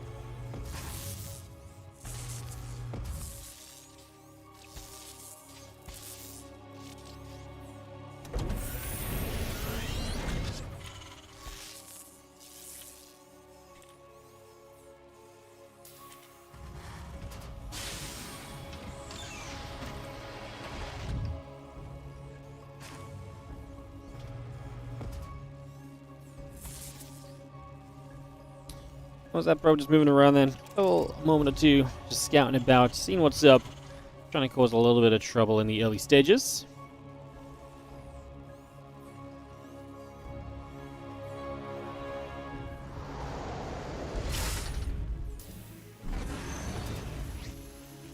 I'm recalling the probe, just going to get that back home. It is worth recalling it at 50 energy to get the probe back home ASAP when it's trapped is absolutely worthwhile.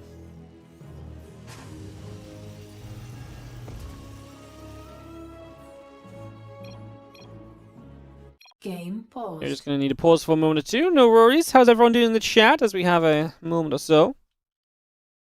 See you guys. Oh, that was fast. Alright, well, Hero's like, wait, what are you just going to ask Twitch chat how they're doing? Nope, not going to have that. We can scrap the hell out of that plan. Let's just resume. I will persevere no matter. He was like, we will not listen to what chat has to say, Wardy. Thank you and shut up and goodbye. Alright. Couple of moments there as we get back to it. Reaper is on the map, starting to try and pressure around, starting to try and find a little bit of value and opportunity in the early stages, trying to see what's going on.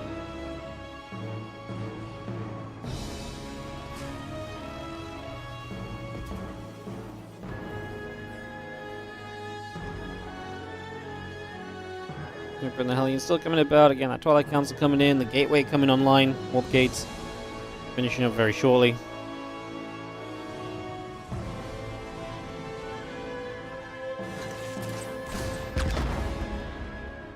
And the Hellion's going to set that little grenade coming about. Going to be keeping that Adept and the Stalker at bay for a few moments. Again, just try and poke through. Obviously, if you can knock those units out of the way of the wall off, then you can do a lot from there. So, we'll see what happens.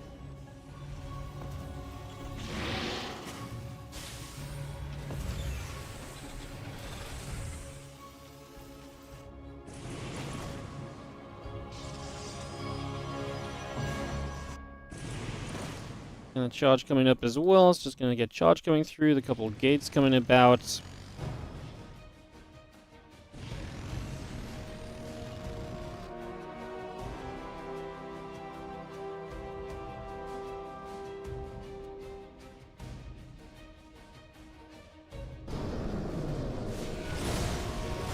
Gonna have a couple of Reapers and the Hellions again. So a lot of units early game from Clem, and they're just again going to try and trade out for a little bit here, so trying to find a little bit of value for the moment.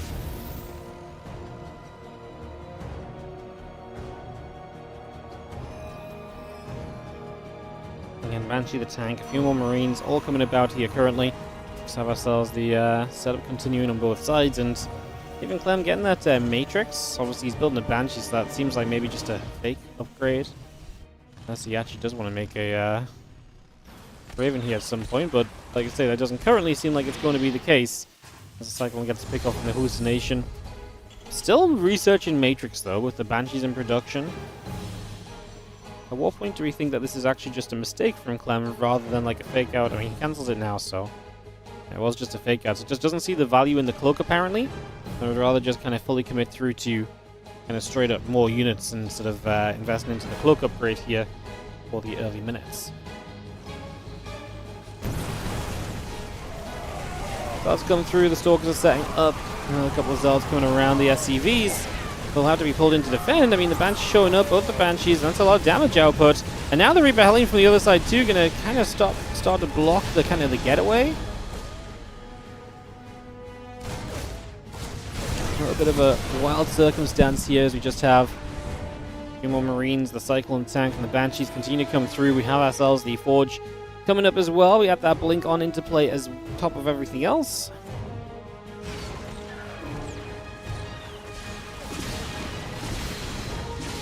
A couple more Banshee shots, and again, they will be good.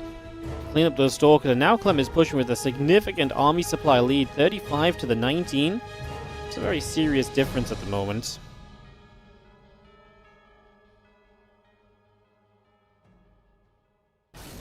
Can Hero find a defense against this? Because again, it feels like Hero just lost a bunch of units, and they might have actually been necessary to defend back over on this side.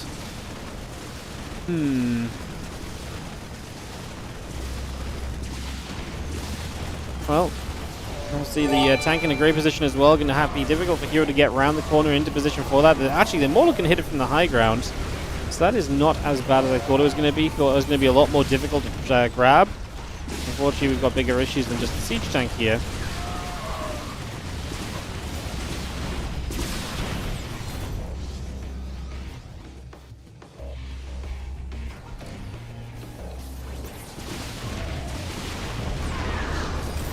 Got rid of one more Stalker, and Clem, I feel like he's already done enough. When you look at the resources lost, it's very favorable to him. He's still reinforced with this group of units, and he's got upgrades behind it, engineering based on the extra barracks to get into their tech labs as well, so we begin to get that set up currently as well.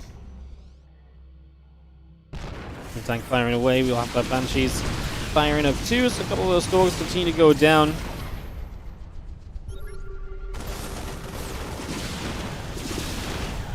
A bit of micro, lifting the Stalkers back up. The Nexus now going to be taking some heavy damage, and I think the Nexus is just straight up going to fall, so the Nexus will drop, it will die. Third base goes down, the pylon and the battery going down as well.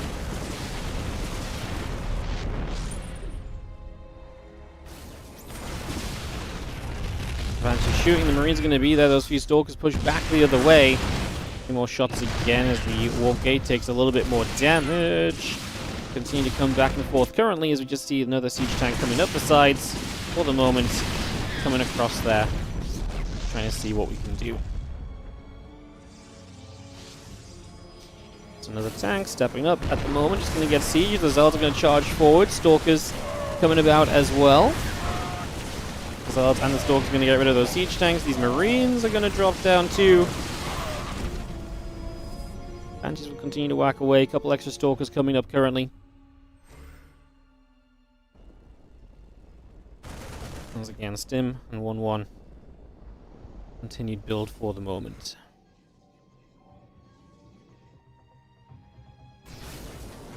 Now, Hero's going to try and push, but the numbers are not there for him to push, so he can poke about a little bit and see if there's some opportunity just to kind of get a little bit of damage or so, but I do not see this being a long-term success. Tank on the high ground, Stim just finished up, so the charge pods are going to become a lot less effective as the Marines gain a whole lot of counting power right there as well. I think very fair to say that this one really is just going worse and worse and worse here for Hero, who probably doesn't break through with just Stalkers alone, so yeah, that's looking disastrous as well. Clem looking to get to a 2-0 lead in this winner bracket, quarterfinals. Like I say, has struggled a little bit here and there against Hero recently, but coming out confidently so far today as those Stalkers get hunted down. Wouldn't be so surprised to see Hero GGing in that moment, because that already looked pretty dire for him. But he'll stay in it for a little longer. Thank you, by the way, Mr. Geg, not available for the 17-month resub on that Prime. Thank you for using your Prime on the stream. Super appreciate it. Helps out a whole bunch. Thank you, thank you, thank you, as the armor upgrade continues through.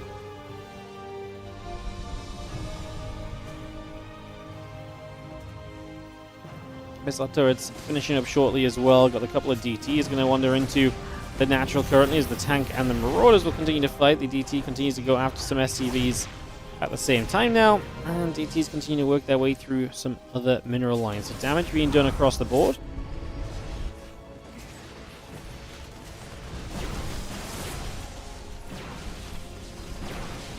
They're trying to have this gold base, which, hey, you know what? If there's a way back into it, something like a gold base is the kind of thing that gives you some opportunity at least. You're going to come in. The Zealots get a pretty good charge onto the tanks. The DT mixed in there as well, not being dealt with quickly at all. It's not a bad fight for Hero, and if the game was any closer, it might have been a good enough of a fight, but the reality is that Clem just has so much more And even if this army of Clem got cleaned up, he probably has another army coming across the map that could then win the game on its own. We do finally scan for the Dark Templar, and we do have a... It's only Stalkers left over. There's no Zealots remaining right now, so pretty miserable experience for the Protoss, because every single one of your units taking hits currently is expensive, difficult to replace, not really meant to be a buffer unit, not meant to be taking the full brunt of the bio damage, as Clem takes the 2-0 lead in this best of 5. And Clem will go one map away from advancing to the winner bracket semi-finals, currently leading 2-0.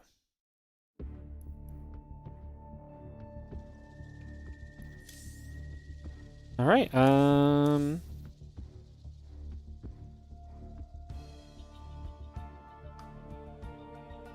3 will be Whispers of Gold, guys. I'm just going to run some ads just in case we get a longer game. I'd rather just hit ads again now than risk the game going a bit long and then having ads during the game. Now my map's not loading at all, though. There we go.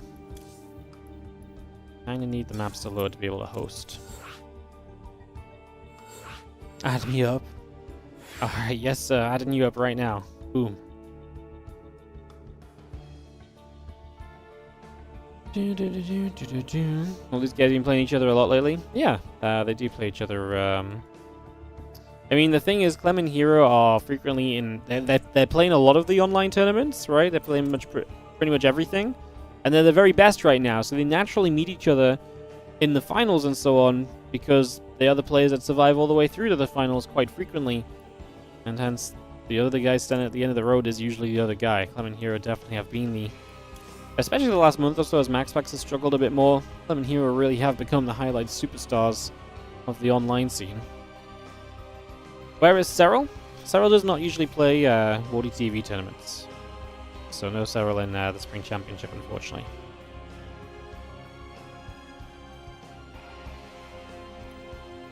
Hero is just relogging, it seems. Give him a couple of moments until he'll get online. Ready up's called. Waiting for Clem to say that he's ready as well. He should be able to go.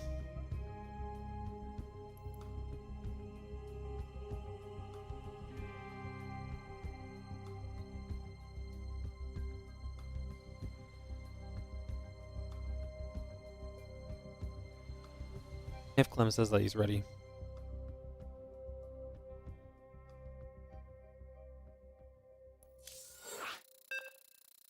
Alright guys, heading into map 3. Clem up 2-0. Will Hero fight back?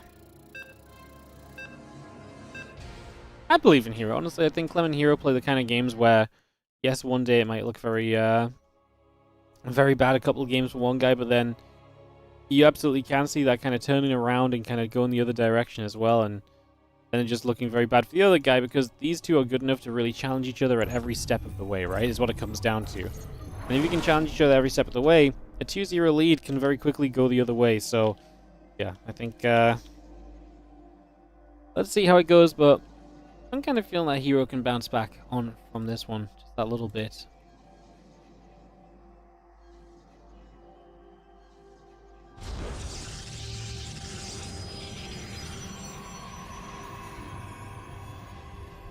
Probing the Balance coming about, SCV and the depot coming up. We get that underway. We get it going on to Whispers of Gold. I also feel like this map's a little bit more of an aggressive kind of twang to it. To get it up and rolling.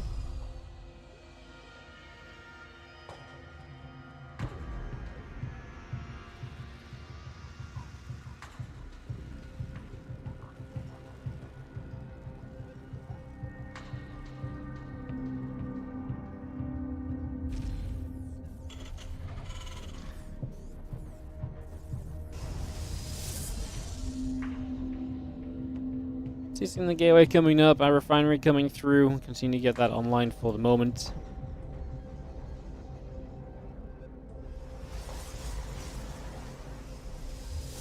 Yeah, seeing the refinery coming up. We get that all started. Just gonna have ourselves a cyber core coming in over on the edge.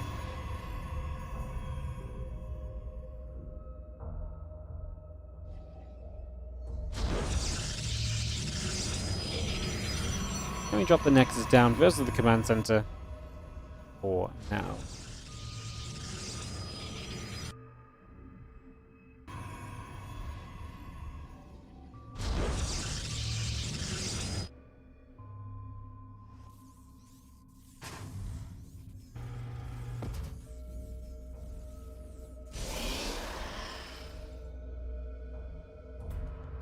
In-depth chrono boost and Wargate coming about.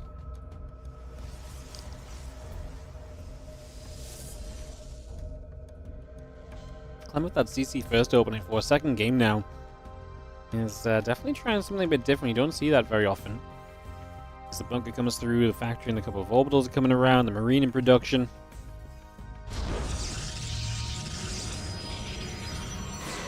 There's the adept negotiating down towards the bottom right side as well. It's just going to go try put on some of that pressure, get that underway.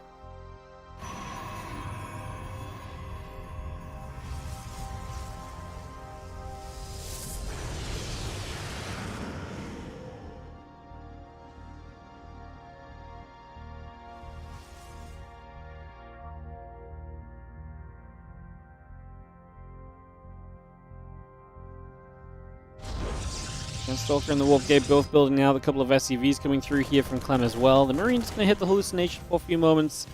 Get a few shots off right now. Hallucination flies overhead. Blink still building. Wolfgate coming up. A couple of barracks. A couple of the Marines coming over also. Just for now.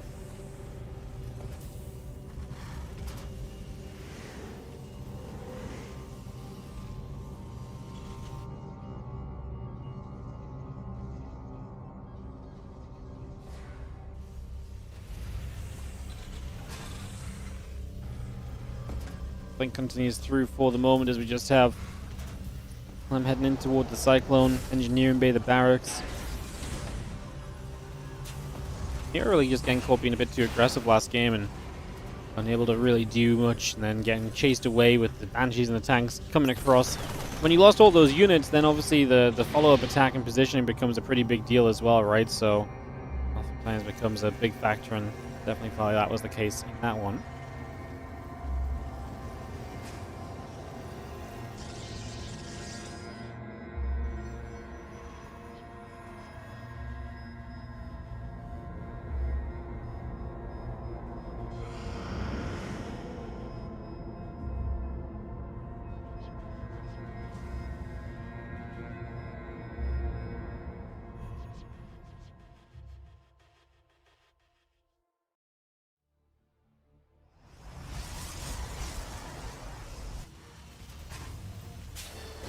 Stimmin +1 coming up. Again, +1 in the blink coming through from Hero.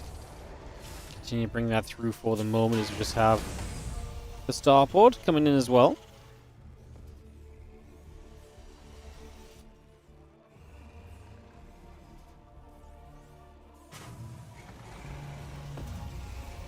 The Cyclone just gather up there. The reactor coming through on the factory. The starport going to lift off. Just going to move over to that reactor and obviously get the marine medivacs ready to support these marines as all the upgrades continuing through. Stimpack combat shield and the +1 coming up for the moment.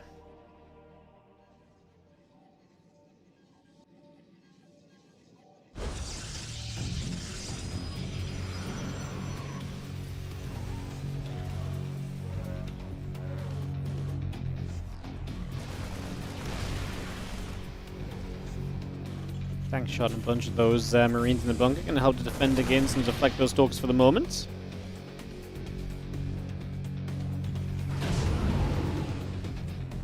Marines load across, away we go. It's already journeying to the other side. Obviously, Clem looking for some damage. Hero has pretty good map control, but not right around the edges. Like he's got a couple units to the front, a stalker off to the side, a pylon on the far left as well.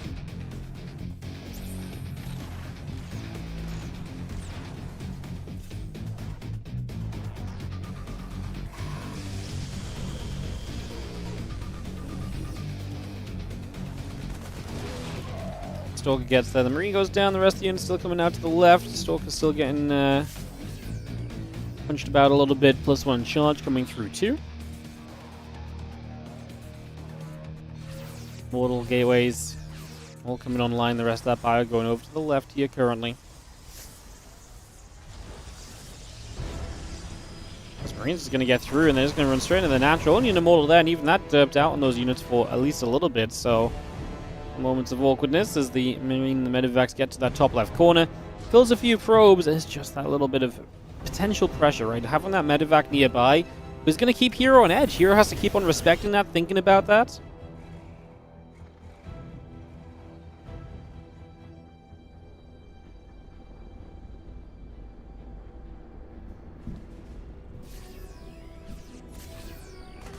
CC is going to float forward. The hallucination will go down.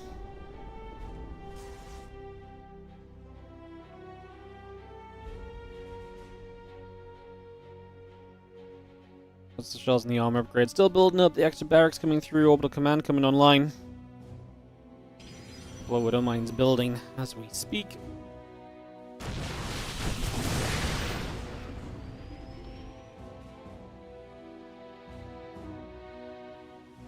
Bio gathering. The concussive shells and the armor upgrade still coming through. Also, the few zealots are going to get there. They're going to go straight after that bunker, and that bunker gets picked away at. Again, concussive shells and that +1 armor still coming through.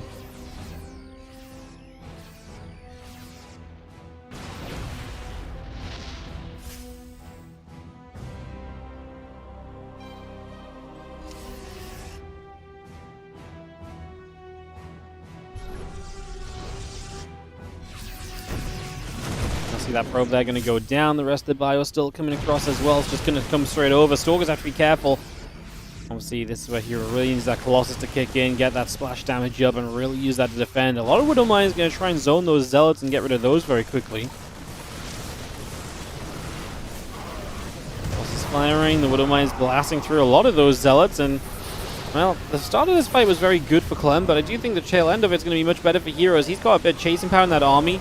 He's got a Colossus that can't really be touched still, and you can see the army HP of Clem is actually kind of low. And that's something which Hero's going to capitalize on. Getting rid of a lot of these medevacs as well, so no healing really available. And Hero in full chase mode. Clem will get to reinforcements on his bases. I don't know if Hero can really go much further than this. He does have force fields available. Would you say it's worth using them right now? The problem is he uses them, but he doesn't really kind of play around them. He didn't like pull away and force those units to get split up. Instead, he just kind of attacked in, so even the units caught in the force fields were able to kind of continue that fight right there. So worked out rather well as the couple of sentries come up, Colossus and the Zealots coming through.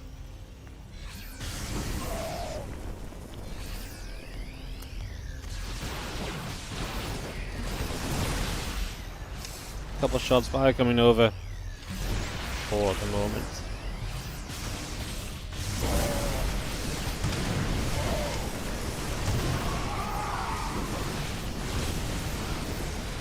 I will keep fighting this. We'll keep on being in the front. Obviously, this is where Hero wants to be. Up in the face of the Terran player with the two Colossus that don't really have a good answer to them on the map. Medivac's low on energy, so that's a constant issue as well.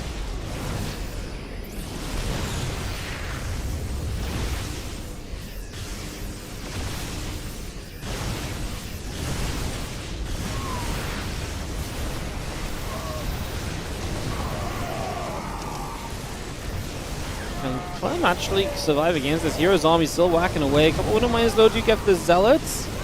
I mean, Hero's very aggressively chasing these units down. The Ghost Star popping out for Clem are seemingly not making any difference at all. Third Colossus showing up, and yeah, Clem is not going to be able to ever push this army back. Hero with the defense on the upper left comes across the map to the bottom right to win and to keep us alive in this series. Hero will keep this one going.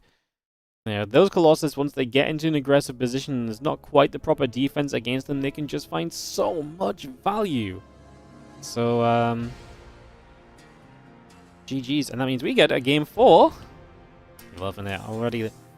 The game's leveling up a little bit in our tournament today. Let's host into El Dorado for map 4 of this series then, guys. Back to the central server, so Clem's server preference here for game 4 will be Heroes if we get to a game 5, so keep that in mind as well. A little bit noteworthy.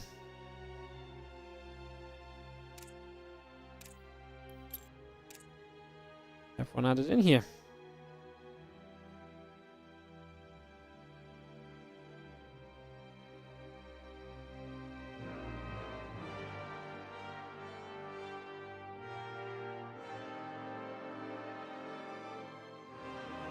Do do do do do do do do do do do. Oh yeah, no, we're still missing Clem. Yeah, okay, let's get Clem in here. That's ready to go.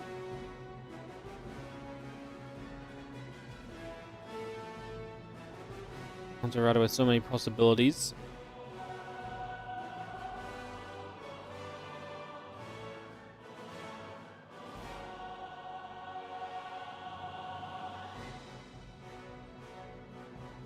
Time for Clem to ready up. There it is, and we are going to go into game number 4 as Hero brings one back.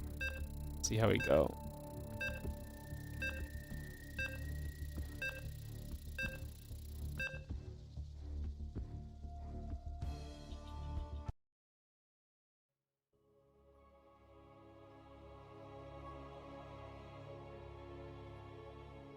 Alright, let's go into El Dorado.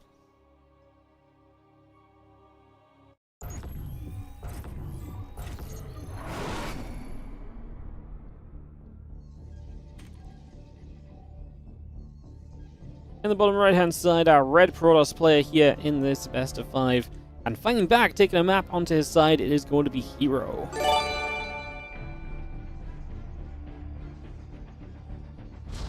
Hey, what's up, Artie? Thank you so much for the 13-month resub on the Prime. Love to see it.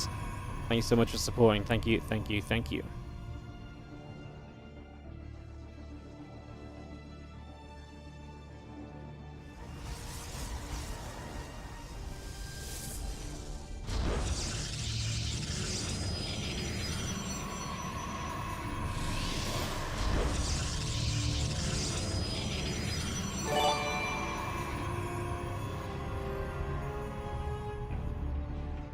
And Dan, the man.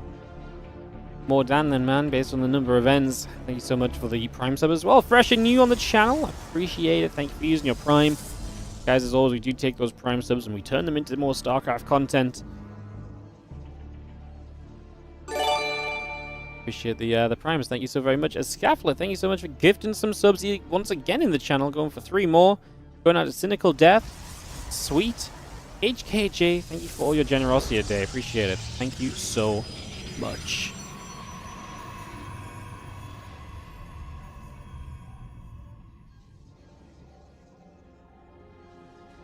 And if you're watching on the YouTube, we've got a lot of people on the YouTube. We have had a lot of people on YouTube in general lately. If you're enjoying on the YouTube, you're enjoying the streams, hit the like button. And if you're not already subscribed, hit that subscribe button. It allows us to, well, doesn't allow us to do anything, but allows you to find when we're live again in the future more easily. And catch up with all of our content on the YouTube channel. So hit that sub button and the like button if you're on the YouTube. Again, would really like to, like I say, make a reasonable push towards 50,000 YouTube subs. So want to try and help us out with that. Like I say, super appreciated to give it a check. Anyways, let's focus up on Clem Hero. I've literally been sat here watching Hero's base. Sorry, guys. Nothing happened. Probe scouting. It is going to be a factory already on the way up.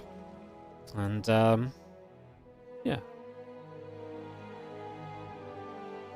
Why is Mary not informed lately? Probably because there's been no big tournaments to play, and so he decided to actually take a break and rest up his shoulder and stuff instead of trying to participate in just small online tournaments, you know, if I had to guess.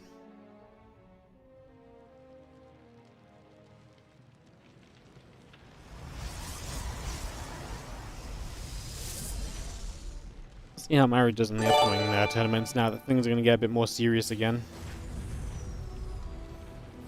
Yo, Scaffler going above and beyond, gifting another sub out, this time to Vic Jura. Thank you so much for another gifted sub. I appreciate it. Thank you so much.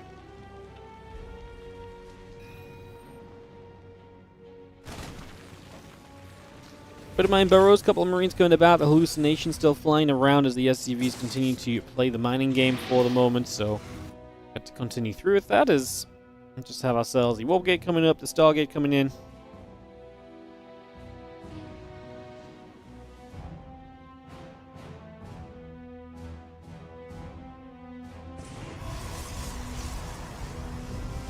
And that Stargate's still coming through, so we just get that coming online.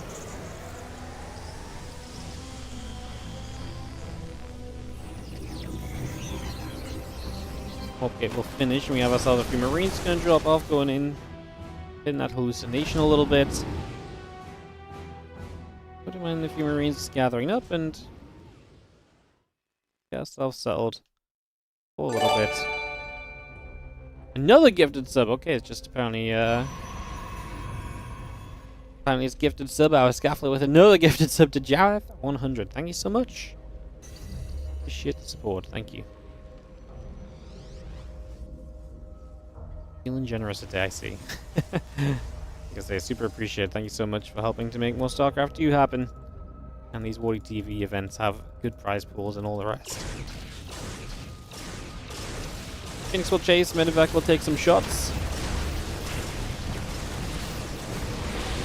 As a couple of Phoenix will hit the medevac. And the medevac is going to take some pretty serious damage going down here. It's a good shutdown from Hero in these early stages, and Clem is going to end up losing out on a lot at the end of that. The Stalkers, the Phoenix gathering up, the Marines in the tank will settle down also.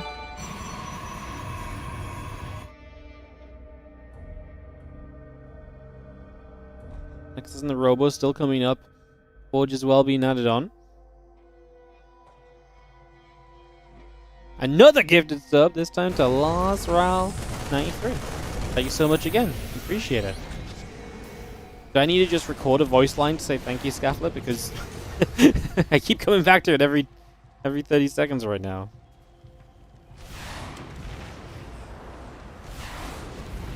Thank you, thank you. Alright. First one in the stim pack coming through here on the side of Clem. We have our barracks coming around. The Raven coming down the right side.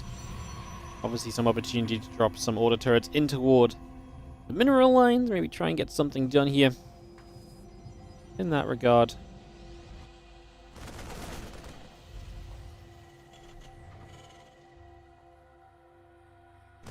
Phoenix all gathering together as well. We have our Marines joining up. A couple of Phoenix will be there, pushing back a little bit.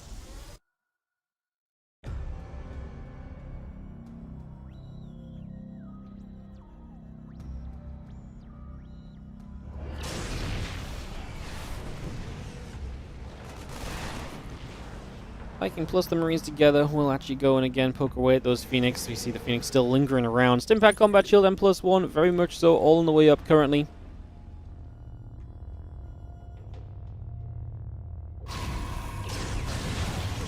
The Raven is going to go down, so that's going to be the end of that. All the turrets are going to be done from here on out, and that just gives you less to deal with as heroes, so that's obviously always a good thing. And Raven not coming in through and killing a few probes every now and again is only going to improve your game from here on out, so that will put you into an even better spot as the Colossus and other upgrades continue through, including that charge on the way. Again, the +1 in the combat shield coming up as well.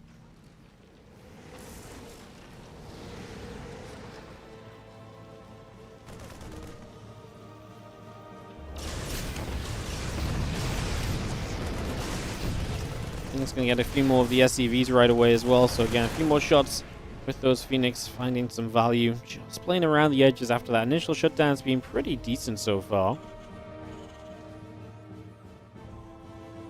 Not sure we need the double observer here, but Clem's not going to notice. He does not scan it. There's a few units ahead. The Phoenix is going to come straight around the back and start intercepting. The SCVs are going to get pulled, as Clem says, cool, 2-base commitment is a go-go. He went up to the 5 rack, so this is not overly surprising. As, okay, he just scans the army and he says, never mind. Oh my god. Clem absolutely just convinced himself that that was not going to work out. And Hero is going to get this game when Clem's just not even going to give Hero the gratification of the fight. Clem just saw 2 Colossus already out. Like, the timing was not there, right? Like, the timing was not actually really there to commit. Like, 2 Colossus being out, a lot of gateway units. Clem just took one look at that and said, yeah, okay, just GG. I don't want to take the fight and be annoyed for myself. So yeah, we're going to go to Killer's Mile for game number 5, so we turn it all the way around. What did I say, guys? Don't just expect this to be a 2-0, and so Clem is the kind of guy who's just going to go ahead and win today. Hero absolutely can fight back in this matchup, and that's why these two are so fun to watch, because we get so many great games between them. And it's always up in the air who's going to be coming out on top as well, as we... Obviously, very unfortunate you have to have these two play in the very first round. It's going to be kind of wild, though, because, like, you know, one of these guys ends up in the lower bracket, one of Solar Maxpax ends up in the lower bracket, one of each of those guys will then get knocked out. A crazy day of SC2 for sure.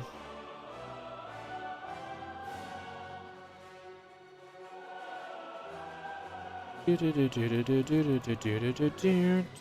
GLHF? Just going to kill his mile. Killer's Mile.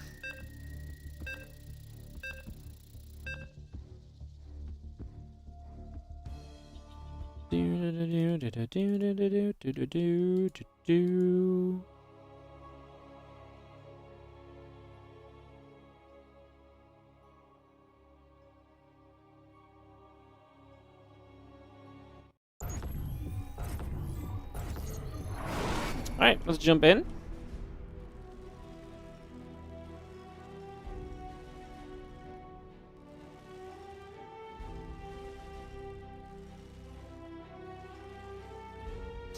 Over in the top right, our red Terran player here from Team Liquid is Clem.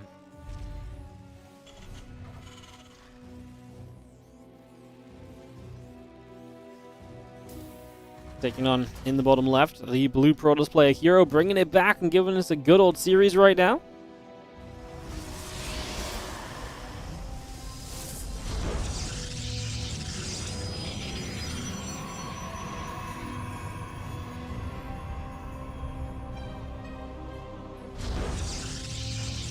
Again, getting the assimilator still coming over, racks in the refinery coming over. Couple of SCVs building through for the moment on that command center, so we get that up and running.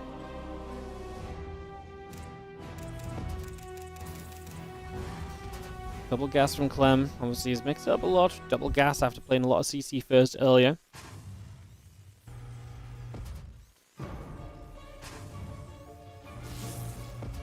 Pro plays the nibbling game, SCVs will take some shots. Well, it's coming down here and there. And just how Probe getting a nibble on that depot as well, so some work being done.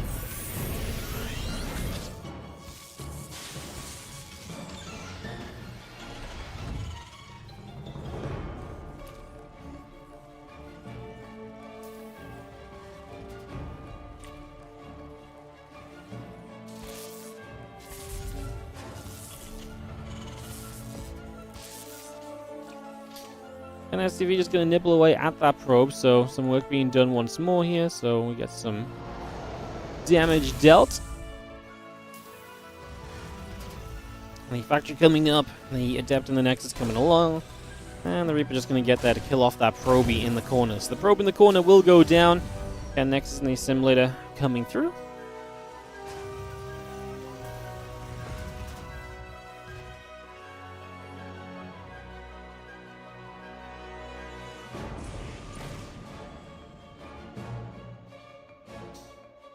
Target coming about, the Nexus coming online. Can to bring that over for the moment.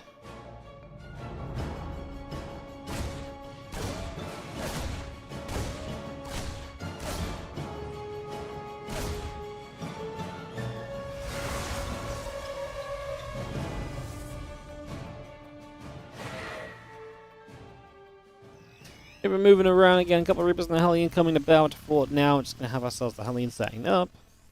Reapers on the way.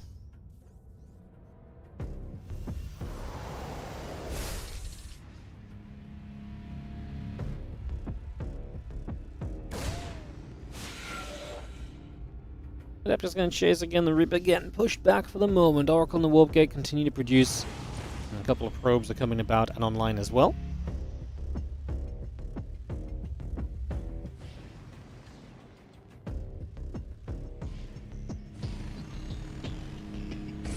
Alien's just stepping over. Can Clem succeed with a little bit of a push right now, heading straight across this map? And we having that group of units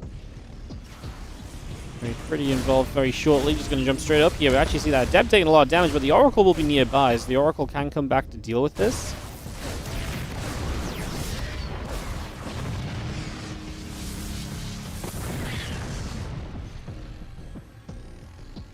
A couple of probes dropping, and we do have ourselves the main gateway coming through. The Warp Gate coming online. Twilight Council still coming up as well. Evac Cyclone and a couple of Marines continue through.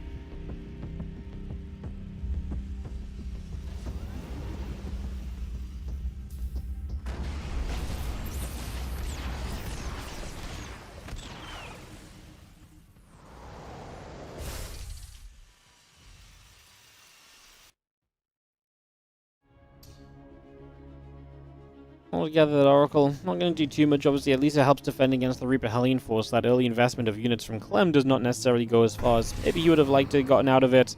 Maybe would have liked to have some extra mileage, considering the way things were setting up. Is the couple Stalkers and the Adept is going to be there, ping that Hellion back the other way. And Stalker continuing through. Blink coming online. And yeah, another Stalker going to start warping in right now as well. So we just get that all brought up into play for the moment, and a army of Clem pulling back toward the upper right side.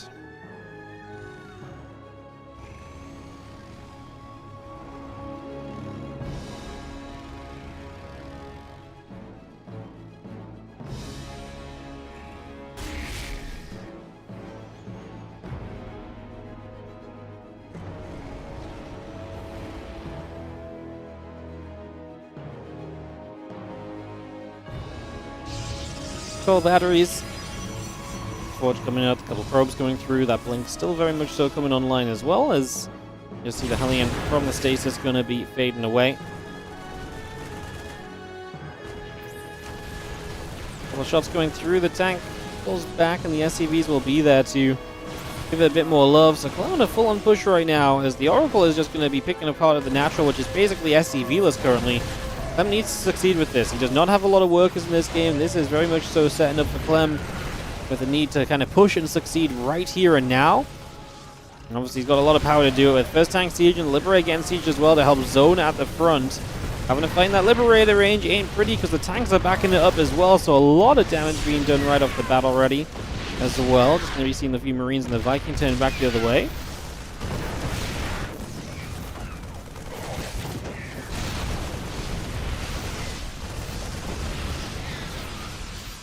More pros pulling in. It's a lot of workers going down, as obviously you just got to pull the workers. SCV's obviously falling from Clem because he pulled some across the map. He's doubling the army supply of Hero right now. Hero still is mining off the third base at least, so it's keeping him alive and kicking for the moment. Trying to build a Void Ray. Charge on the way, 4 extra gateways. Can he actually survive long enough to make this a reasonable and playable situation? The Nexus coming back through.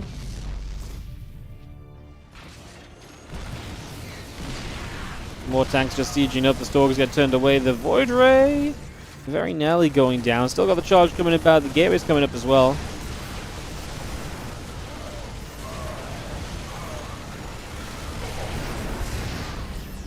Just Stalkers warping once again. Void Ray in the charge. Continuing through. Yeah, that Stalker still poking and prodding, going to blink upwards. Siege tank will go down. So you can see that tank falling already. Again, charge. Zealots. Void Ray continuing to come up for the moment. As you see, Hero definitely kind of carving his way through this army. I mean, Clem getting a lot of those units corner stasis is expensive, but these tanks and Liberator putting working. However, the Void Ray is showing up, and there's not really a lot to really stop this from here, right? I mean, yeah, I guess the extra Marines show back up, and then the Void Ray goes down, but now Charge Lots start to do their thing, and that might actually just be good enough as well. The Elves keep charging through. The Medevac has to lift up and retreat, and Clem is not in a position to play a longer game, guys. He is in trouble of being reverse swept in this opening round by Hero, as he's now only got equal army supply, but he's down 20 workers. Yes, he killed the natural, but that just doesn't matter because Hero already has a 2-base economy set up because the third base is still alive. Clem has to say GG. His aggression is halted, and Hero gets the full reverse sweep here in the playoffs. Opening round for these two. Hero will move through to the winners match. Clem falls to the elimination round. And that, my friends, is quite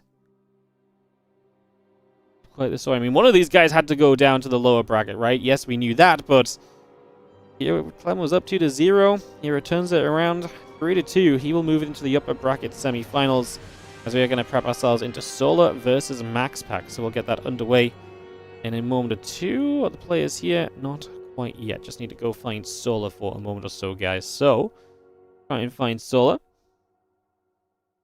And that Stasis Ward buying you so much time is such a big deal as well. Crazy. Alright, so Solar versus Maxpax. Then the loser has to play Clem to stay in the tournament. Crazy. Alright, ping Solar. Give him a couple minutes. And get ready to go, as we welcome you to the WardiTV Spring Championship. 3 more best of 5s coming up. After that, we will be having our announcement of the WardiTV 2025 series, so we'll be taking a little bit of time to do that. And then we're going to have the WardiTV Boomer Bash Grand Finals best of 7 between Lambo and Hero. That is the day of StarCraft 2 coming up ahead of us. That is what things are going to look like. That's how things are going to be going.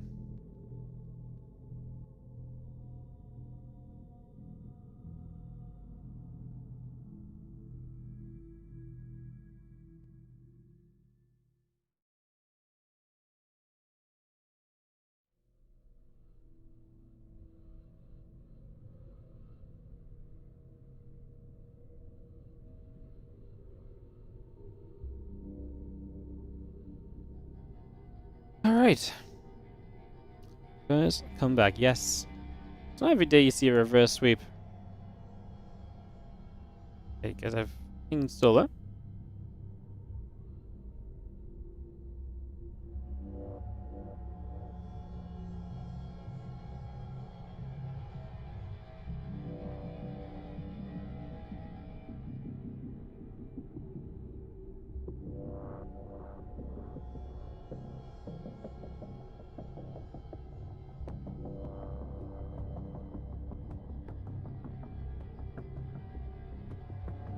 Alright, solo just logged in. Perfect.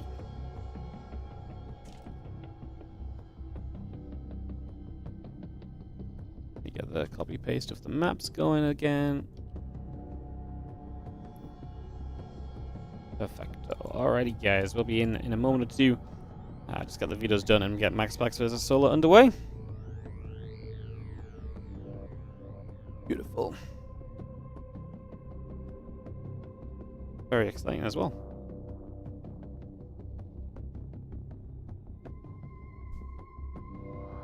First solo top as a group just to play versus Maxpax, then versus Clem. Yeah, it's I don't, if he just beats Maxpax, then he doesn't have to play versus Clem. So there's that. Maxpax did kind of crush solo a bit yesterday, though. Let's see if solo can make things look a little bit different today as they play into this one in the next few moments. We'll get into that ASAP, guys. Like I say, just getting everything set up. Some videos coming through. Can we get that ready to go?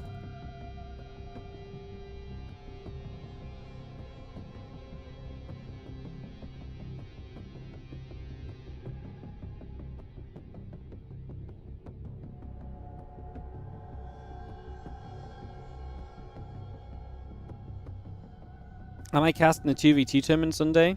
No.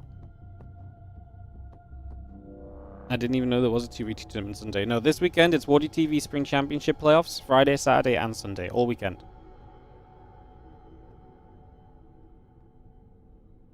All weekend we're doing the Spring Championship. Yeah, I don't usually do 2v2 myself. I might do it if someone asks me to, but I presume they have other people casting it. Which is all good. There's many a StarCraft caster looking for some games to cast in this day and age. Frostline and Amygdala, I'm going to get vetoed to begin with, so first couple of videos coming down already.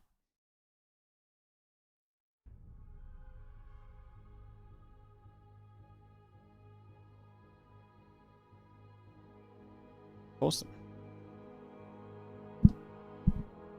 See thermals? Yeah, I figured.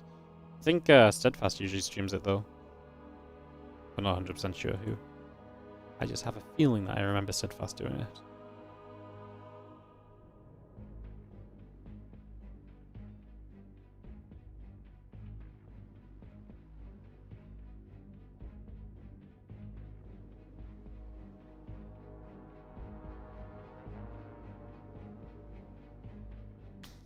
Stephanie, another veto coming in already.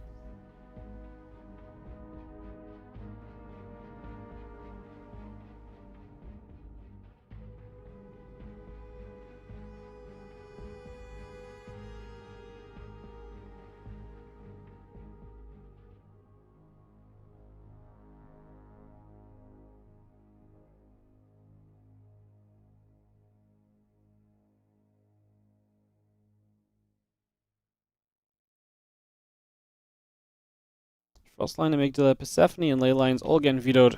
Should be able to resume very shortly. Already working hard like always. Lucky to have him. But not lucky to have me. I will stand by this. You guys support the streams. You guys come out and watch. I'm here because you guys support it. It's as simple as that. It's not luck. It's not fortune. I put in the hours. You guys put in the views. It all works. It all works together. Like I say, I'm excited to share the... I feel like... Yeah, I'm excited to share our 2025 plans. Like I said, I've got a few tournaments planned and stuff. I need to try and do some crowdfunding.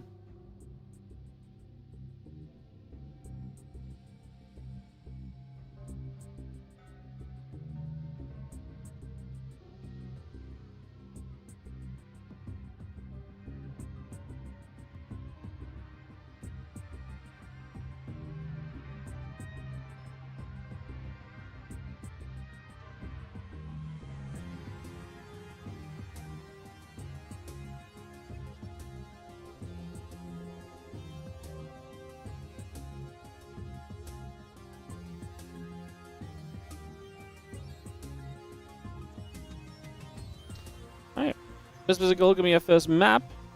We got that set up, guys.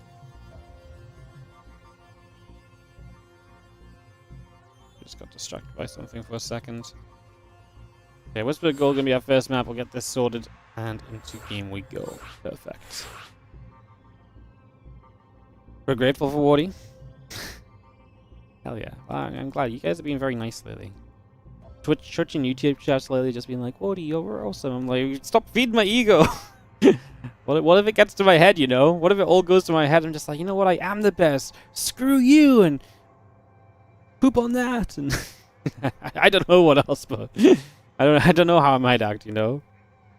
Wardy, you could do a bit better. Thank you. I will try. I will try and pay more attention when instead of getting distracted. How about that? That's a good idea, right?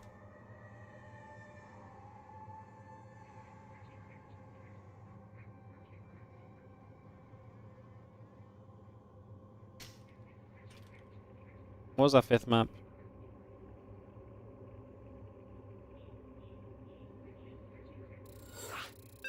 Leylands?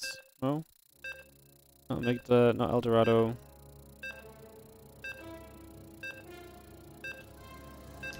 Alright.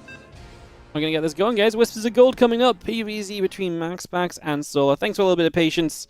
We just got the vetoes going. And then after this, we'll be doing... I haven't decided whether to do the winners or the elimination match first yet, guys. Because they will play at the same time. We'll do one live and we'll cast the other from replay just to make the day a little smoother for the players. So I'm not sure which one we will do first. Probably matchup dependent a little bit. Like, probably the winners first. Because I feel like either way, it's either PvP or PvZ. I'd rather save the Terran matchup for the last series, because those typically bring in a little bit more viewership. So maybe that's the plan. Yeah, we probably go winners match first after this. So the winner of this versus Hero, then after that, the loser versus Clem. Alright, let's get into this next game, guys. Thank you again for joining us. So good to see so many of you today already, nice and early. Appreciate you guys being here. As we get into our third best of 5 of the day. Both best of 5 so far have gone all the way to 5 games. Will this one be a similar story? In the bottom right corner, our blue Protoss player, this is Maxpax. And in the top left, our red Zerg player, being forced to the third hatchery location for his initial expansion to begin with.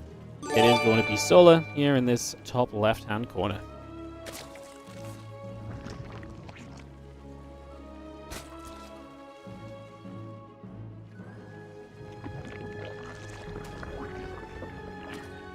Colonel Cullen nibbling up, bit of damage being done.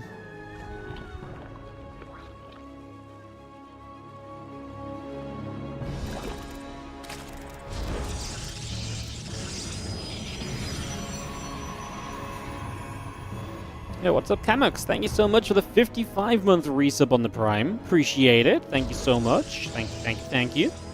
Awesome.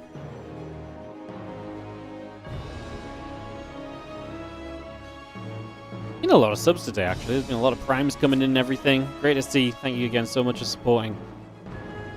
Maxpax Solar. So yesterday, Maxpax and Solar played a best of 7. Maxpax kind of obliterated Solar. Oh god, my microphone's dying. That's not good. I need to get a new microphone wire. I've literally just realized this the last couple of days, and I'm like, I need to get a new one of these. Because it keeps on cutting out a little bit like that, and I think that's the worst it's actually been so far, so... Yikes. Anyways... Hopefully that doesn't become too much of an issue for the moment until I get a new one. The most important thing that I was going to say, though, is, yesterday they played a best of 7, and Maxpax kind of obliterated Solar. Like, Solar kind of won a game, but in the other games, Maxpax was just completely dominant. So kind of hoping that Solar can figure out a little bit of something to change up, switch up, and to bring a bit more fight into the series today, because... yesterday really was not it for him. Yesterday was not Solar's best games. I think he knows that. We obviously can see that. So yeah, we'll see if he can fight through a little bit more strongly here this time around. Because yeah, it's going to be rough if you start losing games here for Solar right off the bat and they look similar to yesterday. You're going to feel very lost and unable to really do anything very quickly, which obviously would not be ideal. So definitely things to think on there as the Adept shading around.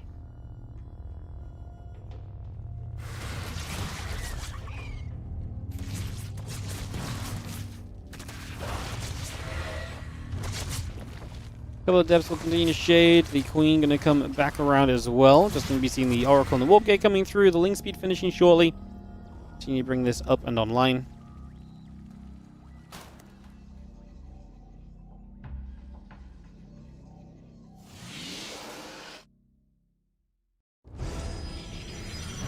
Feelings is going to poke around and keep Maxpax somewhat pinned back for a couple of moments.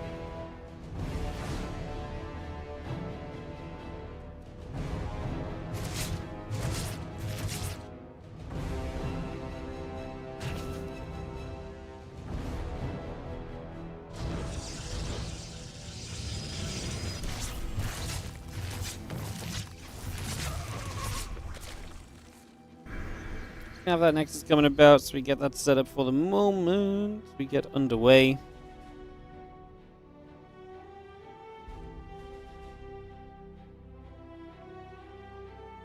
Just gonna be having ourselves the Twilight Council and the gate coming up, the Nexus coming through as well. So again, we continue to bring that into play for now. I'm just gonna be seeing the Oracles continuing through, so a few more drones going down.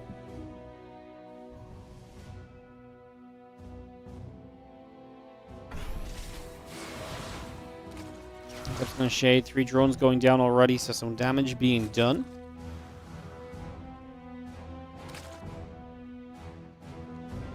We just move into Blink as Maxpax. It's that Blink potential that's been so good for him lately, so I guess we'll see how that goes.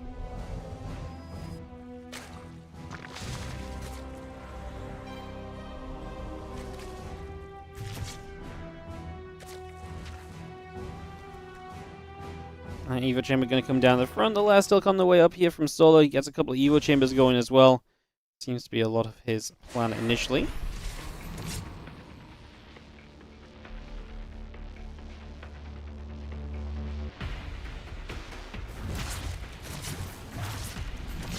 It's going to be a few drones going down. I mean, you really want to try and stop a lot of those drones from dropping, basically. That's going to be the TLDR of a lot of this.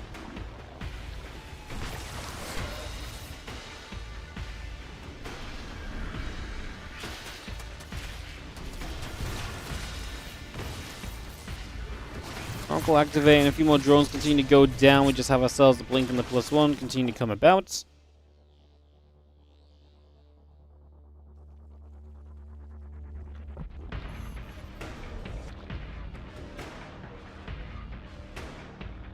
Seven drones in total is pretty rough. I mean, that's a lot of damage basically taken here already as the Stalker's going to start coming onto the map. Link's counter-attacking though. Maybe Solo has some opportunity with that.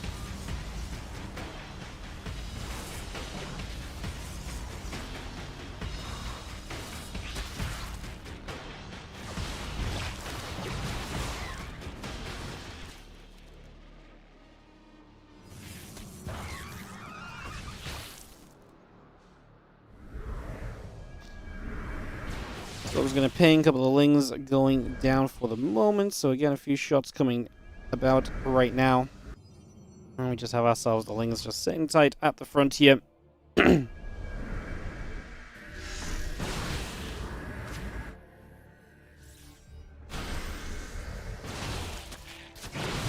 the Hydra start to press these Stalkers back, so that's nice.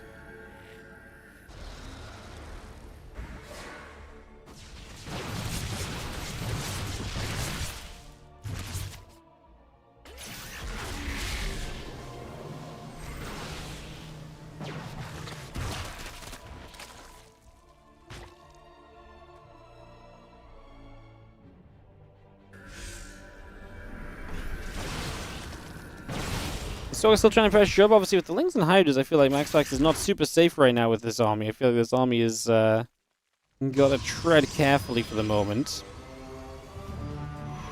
And the Storm coming about, the Charges coming through, Nexus and the Observer coming online as well. Just bring a lot of that into play for now as the Stalkers and High Templars gather up. The few Lings come about as well. The Ling's going to get a wrap around onto the Nexus. To cancel, so I mean Solo is getting some success and he's using this as a way to buy time for him to get up into Hive and Lurkers, so he clearly believes that there's going to be some opportunity for himself as this game progresses. Just heading into that further tech for the moment, just getting that straight into play.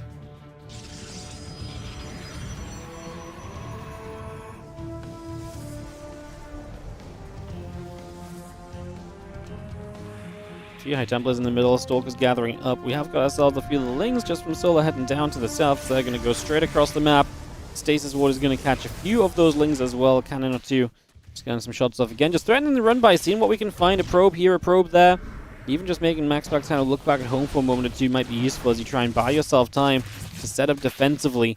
A few Zealots actually taking a lot of units for Wonder over to the right side. The Lurkers, the first ones, are here and available. No upgrades on them just yet, so they're limited in their, ability to be successful, but still not a terrible scenario, as we just see the couple of Lurkers there going to get stasis, stormed, and we just hang back for the moment. A few more Zealots now gathering in the upper right.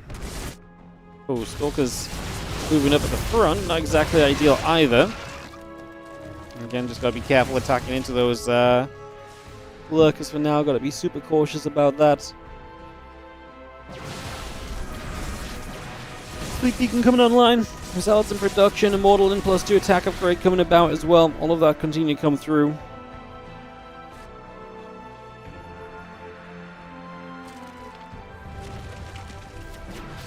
Hydra's going to take a step away. Storm coming down one more time again. Still got Fleet Beacon coming up for now.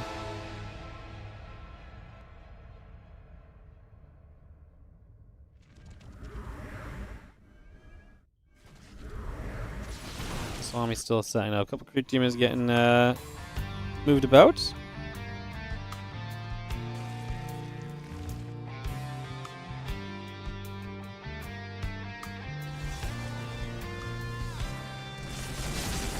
Like shot's going to come about already. Just going to be seeing the High Templars moving around.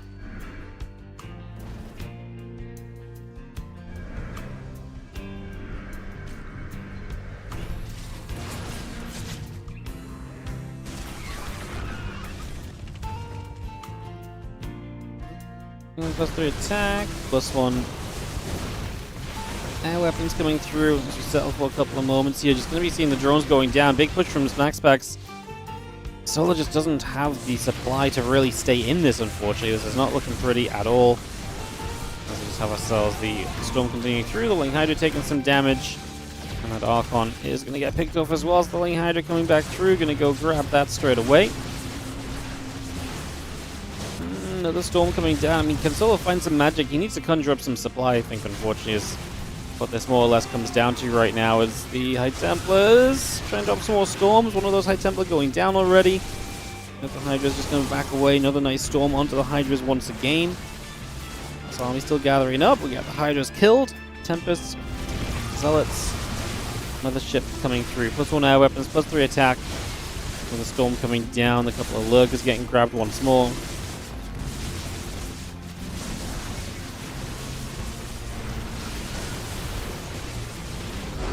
Solar just says GG. Can't really stick around with that one, so that's going to be game. And Maxpax is going to open up with a 1-0 lead here in this best of 5. Continuing to show success against Solar. Solar just needs to crack something. He needs to find a way to make something just look a bit different in these games, because right now he's kind of just getting bullied map by map, series by series by Maxpax, and that's obviously not really sustainable. But he's definitely just struggling a little bit for now. And that's obviously rough, tough, and all the rest of it, as we are missing at least a caster here who is not in. There we go. Everyone's here. We'll get straight into game 2 in a sec, guys. Hero came back versus Clem, and you missed it. You're so sad and so happy at the same time. Yeah, you can't step away from the StarCraft, guys. You'll never know what's gonna happen. You can't step away from the StarCraft. You gotta be ready to watch and witness all the time, you know. No slacking. No slacking allowed. Alright, heading to Sandworm here for this next game. So we're going to have ourselves in the top right corner of the map the blue Protoss player. This is up 1-0 Maxpax.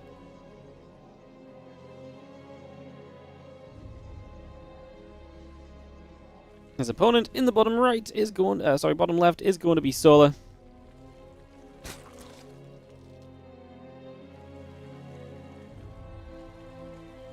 Did Falcons get any other big SE2 player? I think Bunny and Rogue are still on Falcons, no? Solar was actually their most recent pickup. They picked him up after EWC last year. Yeah, Bunny, Rogue, and Solar. Solar joined in November of last year. They picked him up as soon as he left Vitality. As soon as his contract ran out, they swept in there and grabbed him. Makes a lot of sense.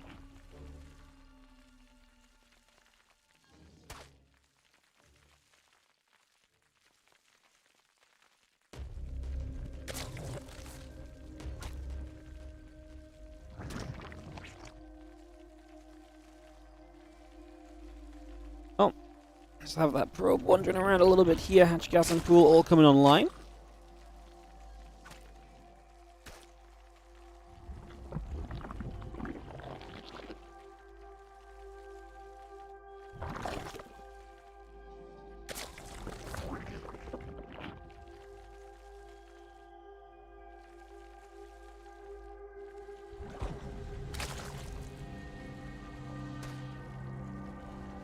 I'm gonna chase. Probe's gonna take some shots.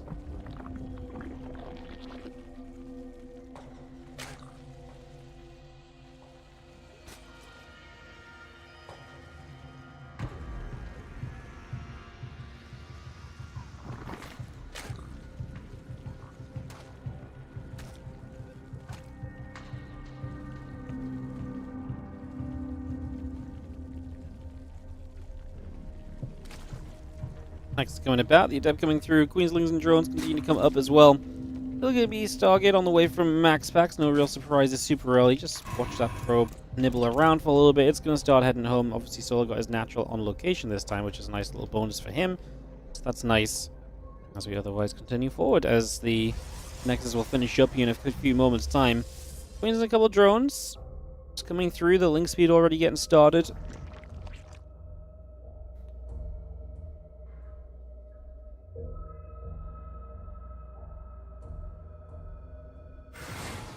Depth continues to shade down through the center to the bottom left corner for the moment.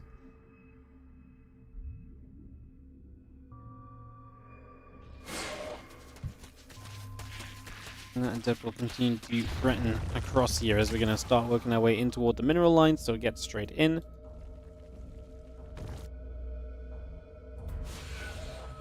Link speed coming through as well, so again, just a little bit of setting up for the moment. We get that all underway. The Lings, drones, the Queen, the link speed coming online as we speak.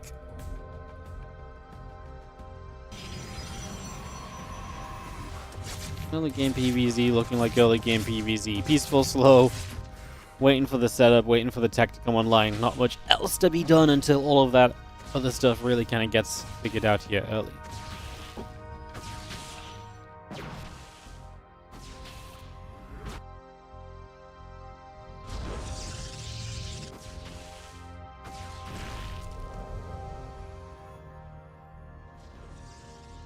They should release StarCraft 3. I agree. They should just release StarCraft 3.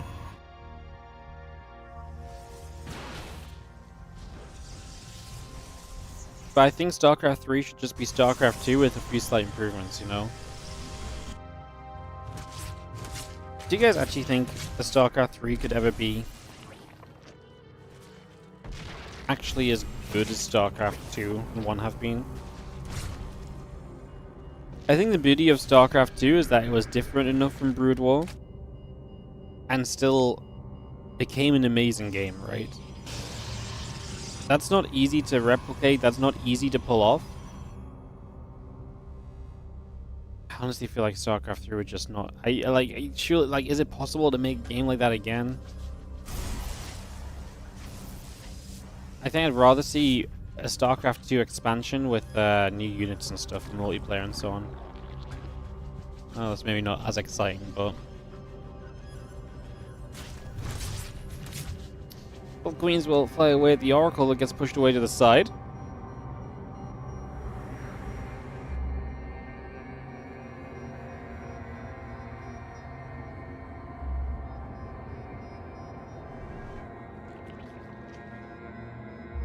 It's going to be Resonant Glaives from Maxpax, so from a fairly peaceful opening, he's going to start hitting soon. Glaive seems super popular on Sandworm, I think just because of that forward gold base. So a lot of people are finding that a very exciting way and place to try and take advantage of. Sorry guys, I'm trying to see if I can fix my microphone wire a little bit because it's bugging me that it's bugging out. But yeah, you see this on this map a lot. I can only assume because that forward gold kind of sets the Zerg into bad positions a lot of the time. As the Oracle here helps a lot against the Lings that are currently surrounding. Solo's wall to protect from the Adepts is going to cost him the chance to bring his own Roaches into the fight as well, so that's just a little bit awkward too. Not exactly ideal right now. Not the greatest situations to say the least currently, as you see the Adepts continue to work their way through. A few more... Oh god, no, my entire audio just got... Are you guys hearing me cut in and out, or is it just like... I don't know if it's like my mic is cutting in and out, or I don't know if it's like just my voice. You guys can hear me, it's just my headphones. Okay, well that's good to know at least. It's still going to be startling when it happens. But at least you guys don't hear me cutting in and out. It's just my my audio. That actually makes it an easier fix than I thought as well. That's much easier for me to sort out. That's good. Alright. Cool. That means I just need to wiggle the wire in a certain way, as we do have a couple of drones going to fall. The Roach is going to keep coming over. The Adepts are going to be chased for a little bit longer as well. Well, this is a defense by Solo, because he didn't really lose many drones. Resources lost is pretty even as well, because he cleaned out those Adepts eventually. Obviously, Maxpax already making his way to a 4th base and has been putting in overtime, building workers through this, but I actually feel like this was really not too bad of a start at all from our Zerg, and now he's going to have access to the gold base to continue this game with as well on the 4th, so let's see if he can continue to defend that over the next few moments. Mike's good to you. Yeah, thank you guys then. Awesome. Yeah, it's just, it must just be like the connection, which is giving me like my own audio. It's just like cutting in and out a little bit when I move certain ways. As long as it's not the microphone, then that's good, you know. We'll just get a new wire next week, I guess. I just need to order one. Alright, the Roach Ravager continues through. And there's a couple of Roaches going to continue across. The Roach Ravager over here coming through as well. This Roach is going to be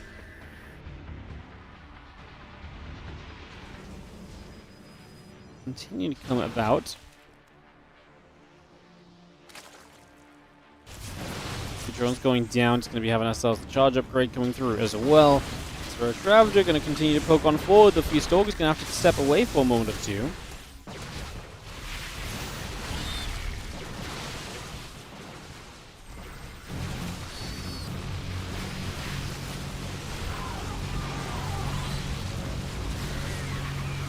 We've seen those Roaches and Ravagers still very much so coming about here currently.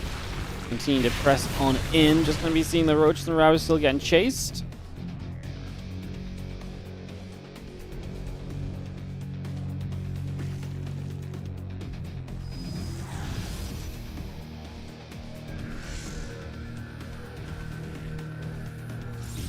Continue to gather together right now. Again, the +2 attack upgrade coming up as we speak.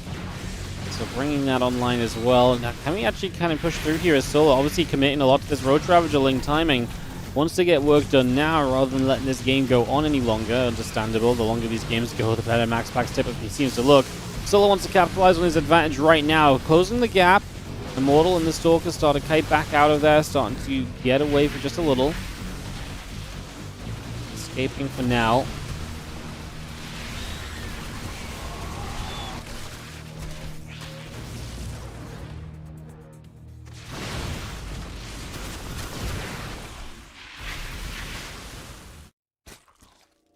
And 5 workers can get picked away at. The Roach Ravager pulls through. The Stalker's coming over. I mean, Solo did well. He got rid of the 4th base. Now he's just going to regroup. He's going to go again. Same kind of army is always a little risky. We'll see how well it plays out for him as we get this going. The Roach Ravager still gathering together.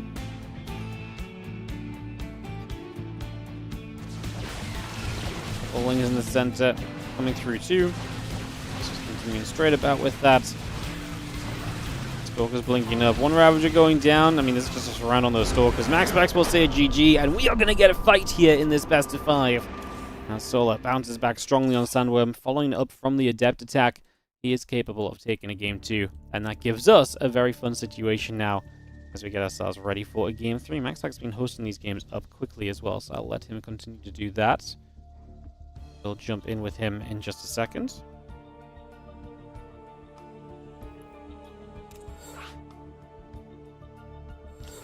I always have to use my headset command to find out the name of my headset. HMD27, that's what I have written down, no?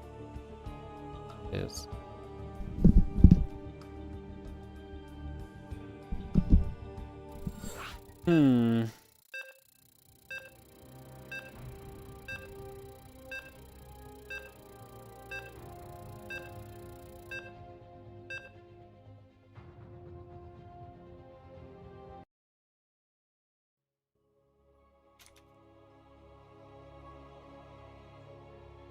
Alright, we're going to need to kill his mile, guys. Get this on the way in a moment or two.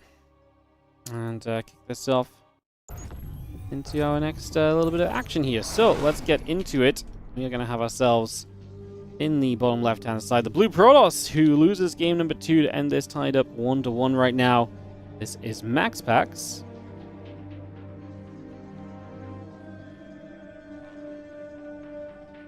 Taking on the red Zerg in the upper right, we have ourselves Solar.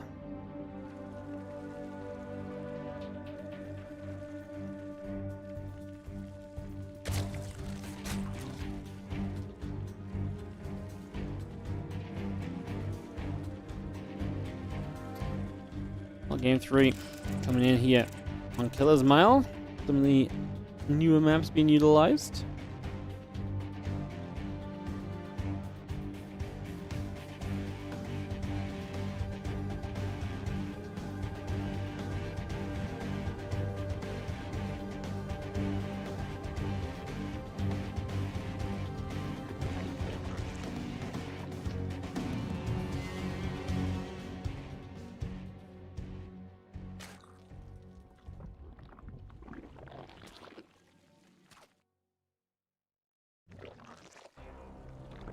Magic Pool on the way up. Get that ready to go.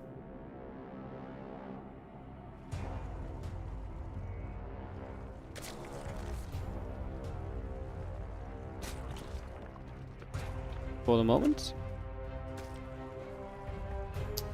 Probe on the move about. Stepping around right here. And yeah, just take a couple moments once again. Early game of this PVZ. Getting set up for the moment.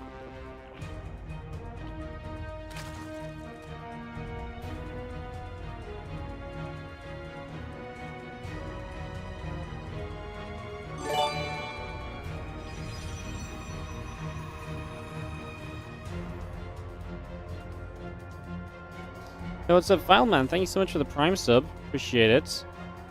You're doing well. Thank you for using the Prime on the channel. Thank you so much.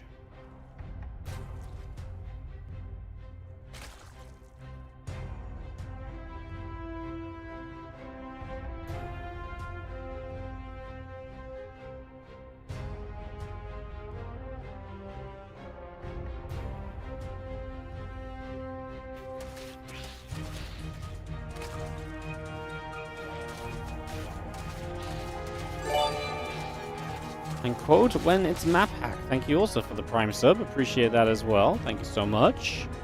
Appreciate the support, guys. Thank you for supporting the channel today. We appreciate it.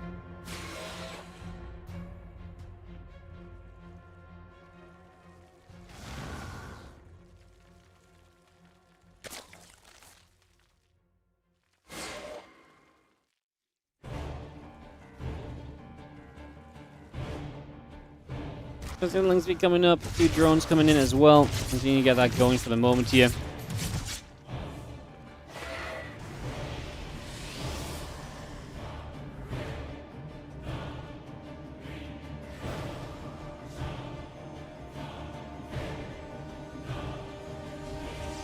Again, the Oracle coming up now. We got set up for the moment. Just having ourselves the Wolf Gate coming through as well, so bringing all of that around just for now.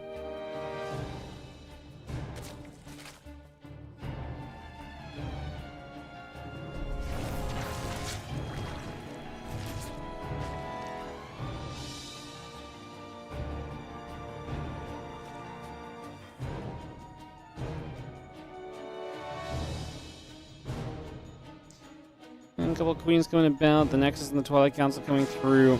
We got ourselves settled here. The Spore Crawler setting up as well. The few queens are going to be there to ping around also.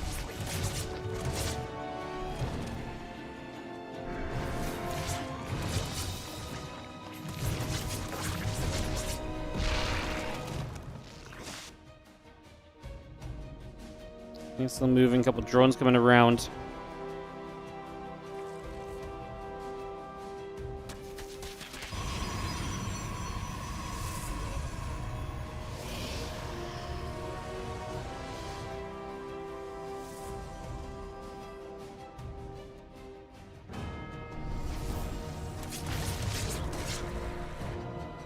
Oracle just going to go patrolling a little bit here. We got a melee upgrade coming through. And the feelings are going to come starting to pressure forward as well. So just going to get that set up for a few moments. Continue to put some pressure on at the moment.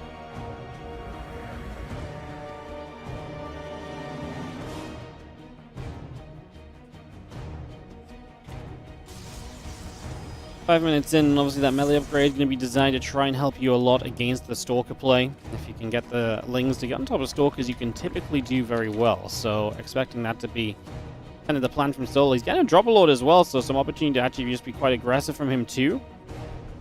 Should be very interesting.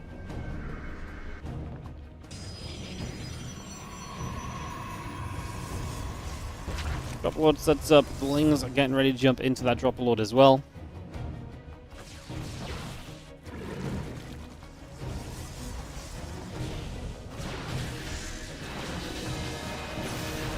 Stalkers gather up for the moment, continue to get settled here for the now.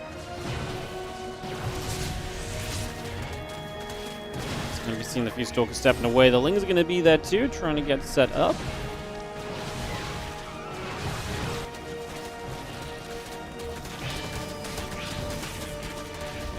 Lings is going to be hitting that pylon. Again, the melee upgrade and the Bruce Spine's coming about. 11 more Hydras coming up. Stalkers is going to chase the Ling Queen away. Actually taking some damage, and the Ling's continuing about.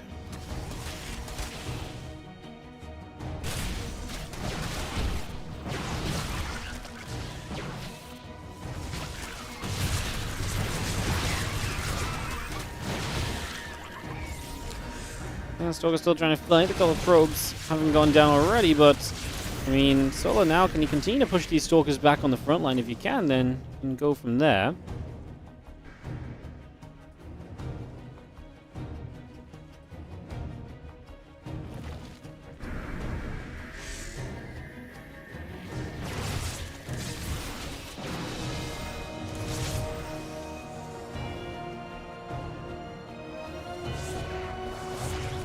There's going to be about a couple cannon shots coming through.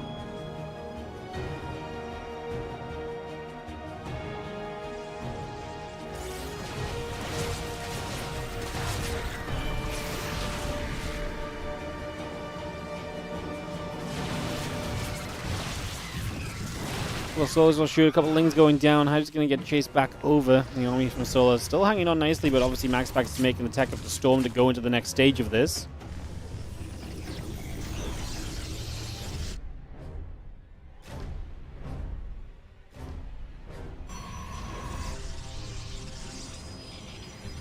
Stalker still regathering, the High Templars and the Zealots joining up together too. I mean, again, Maxpax's army definitely making some development.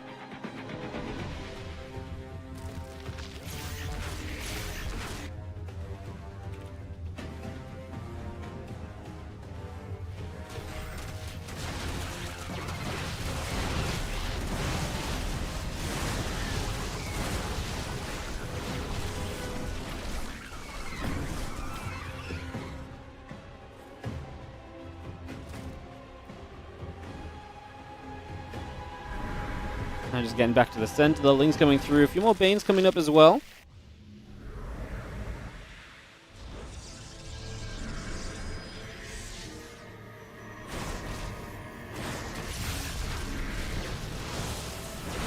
A couple of Lings getting caught in the stasis. Storm still coming down. A couple of Banes crashing forward. The rest of the Hydras coming up as well. All of the Banes continuing through.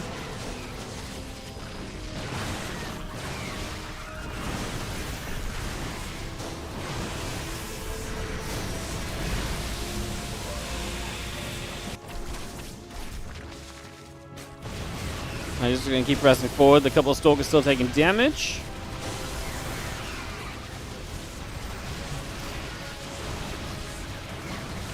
Well, Bane, a few Hydras taking some shots. Obviously, counterattack from Maxpax looking nice. Still is just running out of units on this side. He breaks down the 4th base, but that's about all he will do for the moment. Is the Hydra lane coming back around. The Nexus coming over.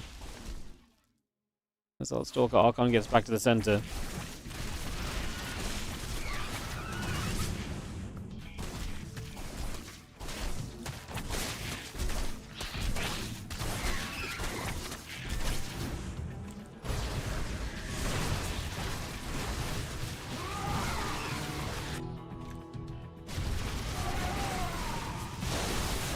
The storm coming down, couple Hydras getting hit. We do see our +3 attack coming through. Probes and the Nexus coming about. Ling Hydra still coming over. It's going to be GG's from Solar. Maxpax does not give way to that Zergami.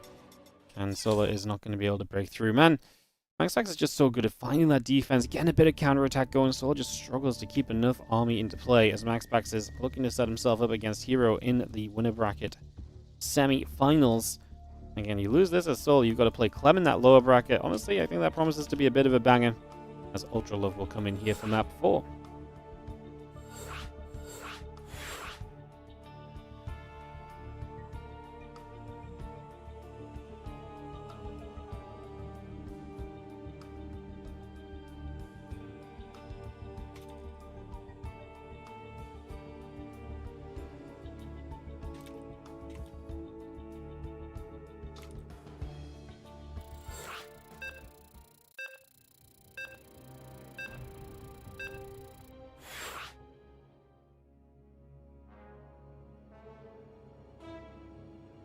So I was not set as Zerg, so we're just going to get a rehost here, guys. Sorry for that. I'll take a moment.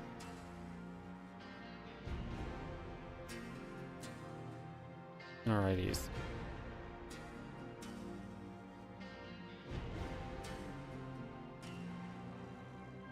Oh, I'm host. Alright, let's go into next game then, guys, as we go into Ultra Love. And we go into more PvZ action. We've had 5 games in every series so far today. Can Solar win game 4 to take us to a 5th game once more?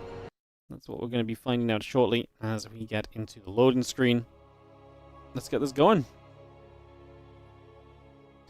Let's get this going.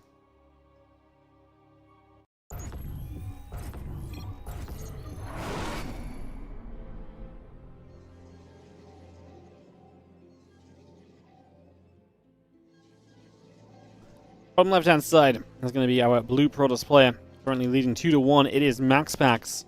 His opposition in the top right corner will be Solar. Game 4 of this best of 5.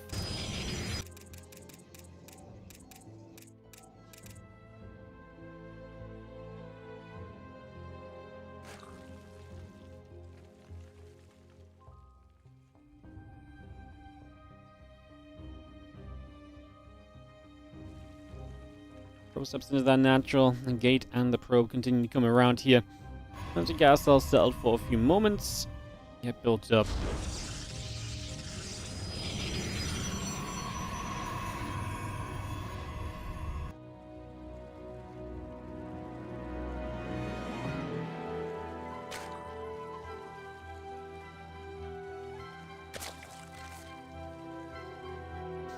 Game number 4 of this series. Hatchery on the way.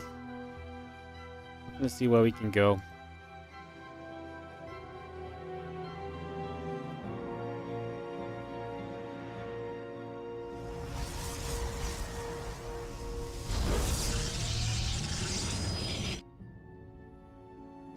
Catching the pool coming up, the drone coming about.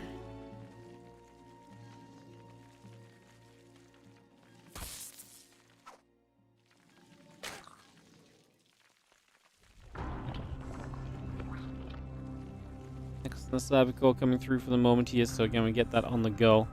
Got that started for a couple of moments.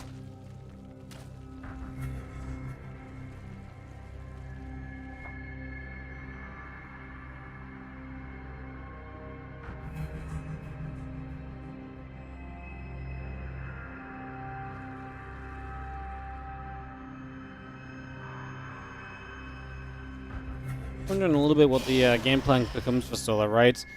Feels as though sometimes with some of the aggression he can kind of hit when the stalker count is still just getting up there and his units are starting to kind of get into good numbers, and that can maybe be his way to success in these scenarios, but it doesn't work all of the time. I mean, that's the problem. If Maxpax is just very good defensively and that's your best way of trying to win, then it's kind of a difficult in-between already. As the Stargate, the choice for Maxpax. No surprise there with the value that the Oracles give you and the map control that they provide and the safety that they can provide as well. All of that makes a lot of sense as the little Adept shading about once more.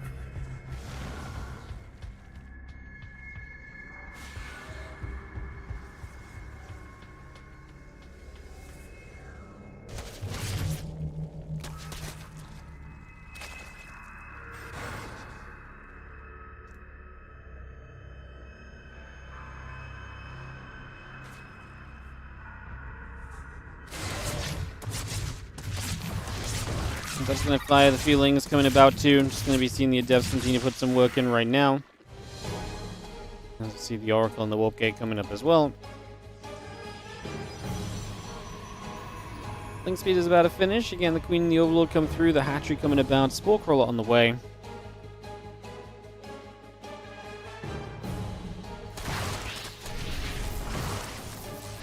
Going to shoot at those Lings.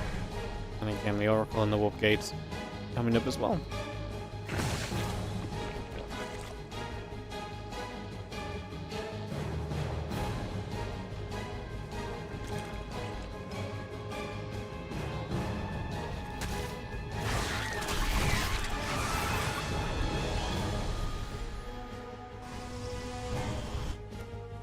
Again, Lings and the Queens coming about here as we just have ourselves the question mark of how aggressive is Solo going to be? Because right now, all of those, Lings being on the way suggests maybe getting out on the map, obviously maybe defend some Adepts and then just go.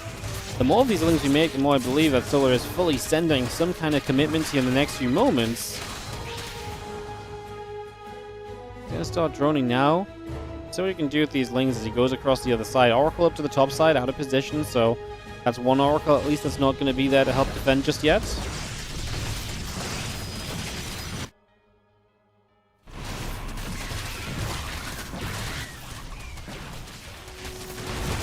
Still activating those Lings. Do get a good wraparound. Queens are starting to arrive as well, so can we truly push down this third base? The Oracle's going to back away. No overcharge. There we go. Gets it now. As the Queens will try and do their thing. The Queens are a little bit split up, though, so their damage is going to be not quite all together, so we lose one Queen very quickly. And start pressuring forward again. The Oracles, if they want to fight, will need to fight from out of the way.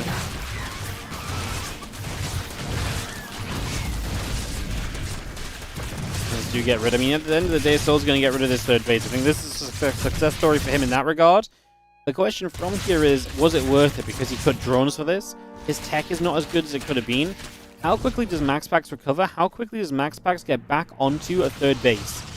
Because obviously right now he's penned into the natural, so this is going to be an ongoing thing for the next few moments, figuring out how you can get your expansion down and how you can go from there.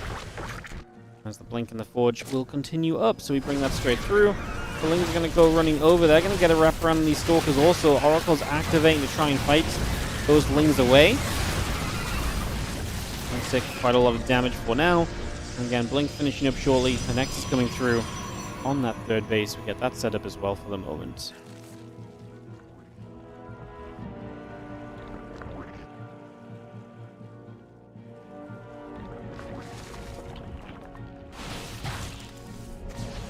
Get there. A couple of creep teamers will be dropping once more. Still just having the Blink about to finish. The attack upgrade coming through.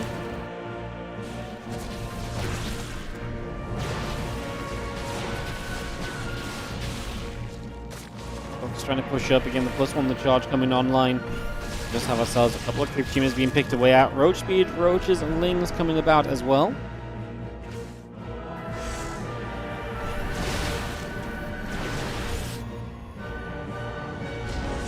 One charge come through, the Roach speed coming online, still Roaches and a Ravager added on also. I'm just going to see those Lings trying to come through for a couple of probes.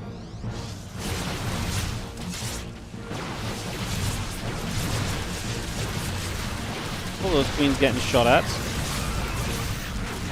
Again, the few lanes getting caught in the stasis. The queens get backed away. Roach is coming through. Queen coming up. Roach speed on the way out. Still got the +1 charge coming online as well. Gonna grab one queen. Grab that Roach. Chase the Ravagers.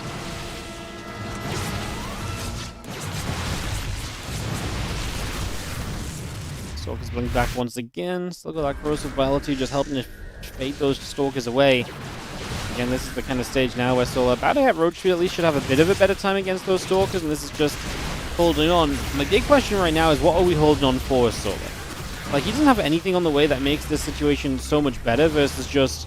Like, the only thing I see for him is that he's getting into more and more Roach Ravager, which, okay, maybe that's fine if you're just going to attack, but is that the plan? We're just going to send it on Roach Ravager long before any kind of real tech comes online outside of Charge and Blink? It might just be, obviously, that could build off on the fact that you've obviously delayed the third base from Maxpax much earlier in this game, and he's obviously not quite the position he might have been looking for. And as the Roach Ravager chases here, you can see some of the success coming through. Some queens even starting to step forward as well to zone those oracles away from the rest of the army.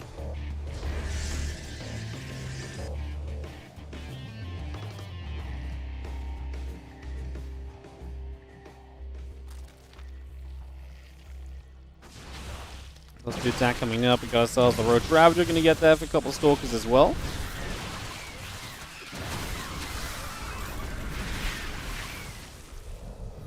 Stasis sitting in the front. We have ourselves the Overlord speed, very much so on the way through still. Storm and +2 attack coming about as well currently.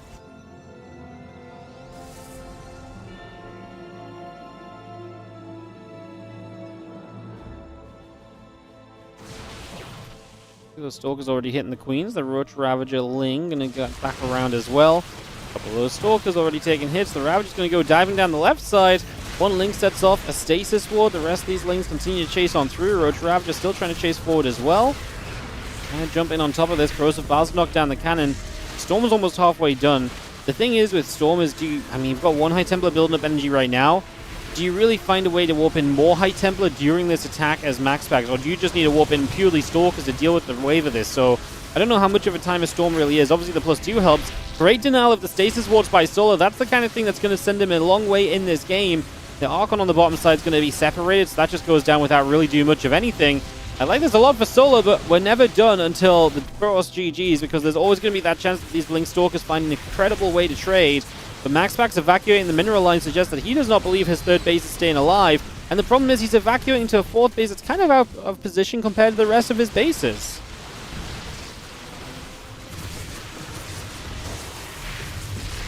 Storm coming straight down. We are going to have ourselves... I mean, do we actually get rid of this base even? Solar's army supply starting to slip a little bit. +2 attack upgrade going to be kicking in soon as well. Going to make this even better for Maxpax with these continued trades happening. Another Nexus taking a few more shots. The Stalker's still trying to come through. The Ravagers will split. Nexus very close to going down currently. As at this point, I think Solar feels like you can just turn around and kill that off at any point. He did eat a couple of big storms there, trying to dive onto the army, trying to get those Stalkers. Stasis wards on the low ground make it difficult for you to justify chasing down. Killing the third was nice. Maxpax did preserve a lot of the workers though, and so with those probes alive, they might now mine off the fourth base instead. Stalker's still just blinking back nicely. Can they keep on blinking back? As we walk off to the side, we take a lot of free shots, and some of those Stalkers actually going down. It's a big win for Solar, who needs to keep the damage going in his favor if he wants to see success in this game. Another few Corrosive Vials coming down again. The Zealot Stalker goes back and forth. 11 Roaches continue to produce. Pylon and the battery going down as well. The rest of the Roach Ravagers still stepping over here right now.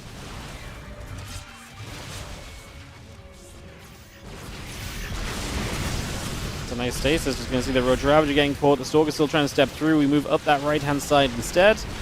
Once again right there, just trying to come across. Stalker's continuing to drop away at the moment as the Roach Ravager keeps on flying. Another Storm comes down. Ravager's getting hit. Ravager Roach on the left side as well. Can we get a wrap around on this army as that stasis ward fades? Can we capitalize? Not really. Solar can't turn that into something. Instead, he's the one that's just getting punished, losing those few Ravagers. It's still a 30 army supply lead, but it's unupgraded. Roach Ravager taking on a +2 Stalker force. And then Maxpax for falling back to that fourth base. I'm surprised that Solar hasn't tried to commit more towards the natural, but it does involve going down then up a ramp. So it's somewhat understandable. It's obviously quite far away from his creep. Trying to use the creep there to kind of speed himself towards those Stalkers as they blink away. He actually gets quite a few of the trades. That's definitely a less efficient trade from Maxpax compared to some of the ones that we've been seeing. As we start a corrosive battle for the cannon, still about a 30 army supply lead difference right now. The roaches pour across the map, and we just continue to try and play the defense here as Maxpax to keep on holding on. Solar just spamming units. Just how long can you keep this up for? I really feel like we're getting to the point where it's just not going to be good enough. The Stalkers, every time they trade, just seem to be finding more and more value, better and better situations. I think we're getting to a point where this is very much so going to be done sooner rather than later, and I think it's going to be in Maxpax's favor. Another storm on the ramp. Maxpax. It's a corrosive bile. I mean, corrosive biles are one big kind of sway factor, right? A bunch of biles connecting can absolutely sway a fight very quickly and very easily, so keep that in mind too. That's going to be one of the things that definitely keeps things up in the air a little bit right now as the Stalkers continue to push back in. The Roach Ravager taking damage again. +3 attack coming in on the Forge. High Templars producing, Stalkers in production. And continue to spread around right now. Queen's still taking damage. The Roach Ravager trying to step through once again. Couple corrosive biles already. Those Stalkers have to step away. So they just have to move right back out of there. And try and again stay clear of any further trouble for now.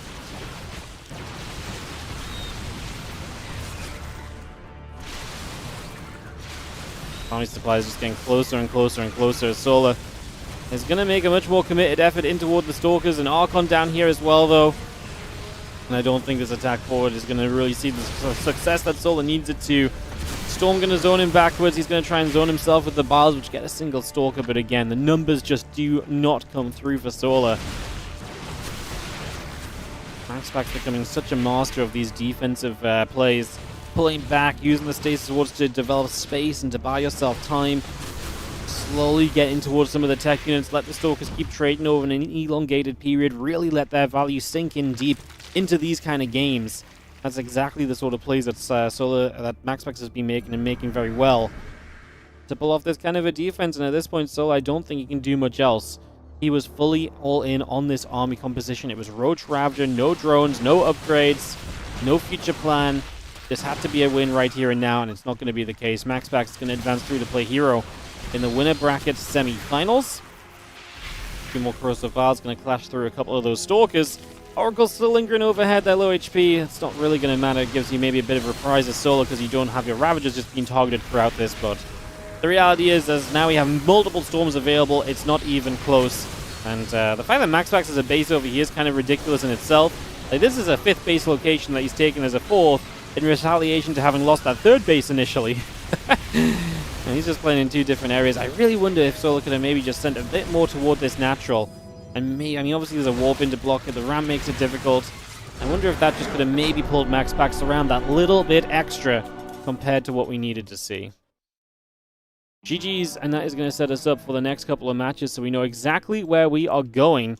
We're going to be going into Maxpax versus Hero next, and then Solar versus Clem after that. A couple more best of 5s in today's WardiTV Spring Championship. Then, everybody, we're going to be making an announcement about our WardiTV 2025 series and what that entails. So that's coming up afterward. And then we're going to be having the WardiTV Boomer Bash Finals, Lambo Hero Best of 7. We've got a lot more StarCraft 2 coming your way today. Do not go anywhere. I'm just going to get these videos started up and ready to go. So we'll get that set and ready, and I'll see you guys in just a few moments as we get more StarCraft 2 on the way. In just a little bit, like I say, it'll be Maxpax versus Hero for us. Let's go to the break screen just because I have a couple things to do, so instead of me multitasking, I'll just throw the break screen on. Makes a lot more sense. BRB.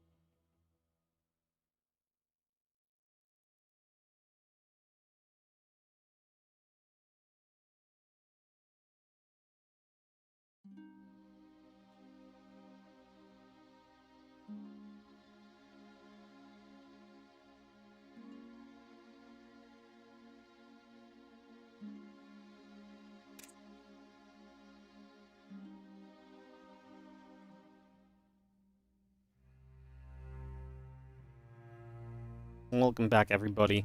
Thank you for staying tuned. Appreciate you guys tuning in. The viewership's great today. 500 viewers on YouTube, 2,000 on Twitch. It's so good to see you all. Thanks so much for supporting. Hell yeah. Yeah, keep hitting that like button if you're on the YouTube channel as well. Obviously, it helps us out a whole bunch. Let's have a look how many likes we're on today, shall we? Let's have a little peek at what we are at. We are at 105 likes, and we still have a bunch of great games coming your way. So, yeah, I mean, like I said, we're going to go Maxpax Hero right now.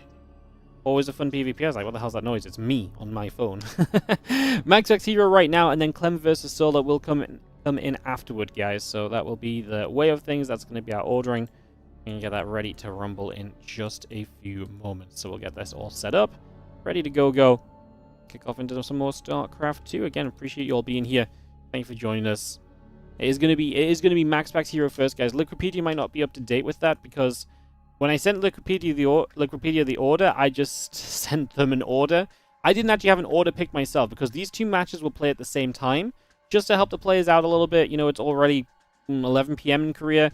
Instead of making people wait another hour or so to potentially play a best of 5, we're just going to play both these best of 5s at the same time. And then we will cast them back to back.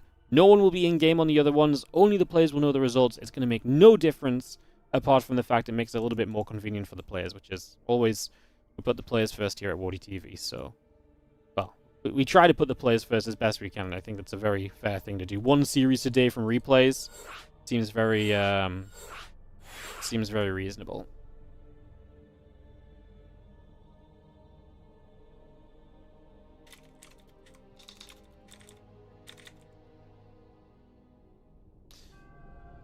Alright, Cass is starting to join us. As we'll get that ready to go. Let's beat GSL's number on this channel on YouTube. I don't think we're beating anything GSL related, mate. Appreciate the optimism, though. Yo, Zergburger, thank you so much for the 32-month resub on Twitch. I appreciate that a lot. Thank you so much for being such an awesome supporter lately. Really appreciate it. Hero just needs a minute or so, guys, and we'll be able to kick this off and get this underway. And yeah, like I say, it's going to be Hero versus Maxpax, then Solar versus Clem. You will see both those matches, and like I say, after that, we're going to be doing our WardiTV 2025 announcement, sharing some information for you guys about the crowdfunding, the tournament plans, and what we're aiming to do this year, with what's left of this year. Got some pretty ambitious ideas. And then we'll be going into that Lambo versus Hero Best of 7, finals of the WardiTV Boomer Bash that was meant to be played ages ago, and that just hasn't been able to be played just yet, so there we go with all of that.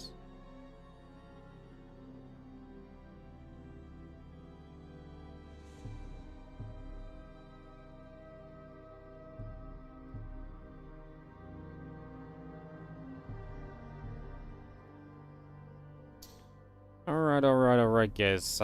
Amygdala Eldorado gonna be getting set. Perfect. I just have to do a bit of multitasking right now as we just process the videos for the other guys before we get going.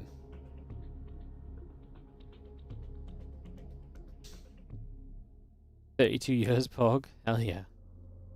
32 days in a row. I know, these resubs are insane. 32 days straight subscribed to the channel. How do they do it? How? The passion is unreal. So yeah, we're just waiting for Hero, guys. He's BRB.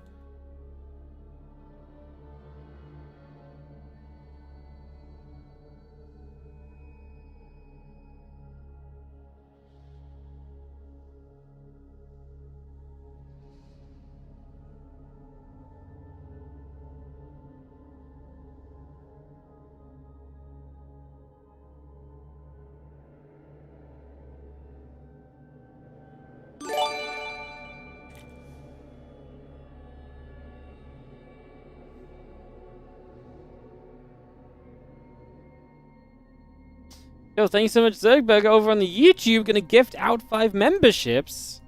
Thank you so much. Going out to Lanam, a Korean name I can't read, unfortunately.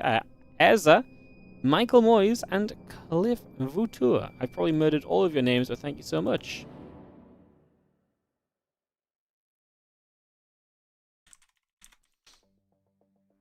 Appreciate it. Sorry, guys. Like I said, just getting stuff set up over here.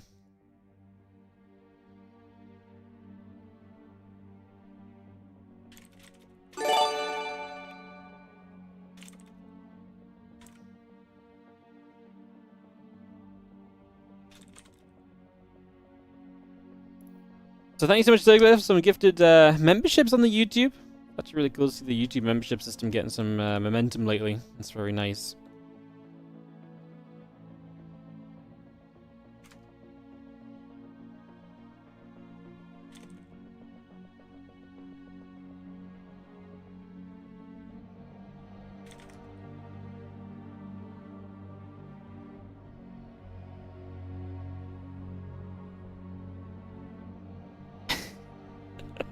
Sorry, I'm getting distracted.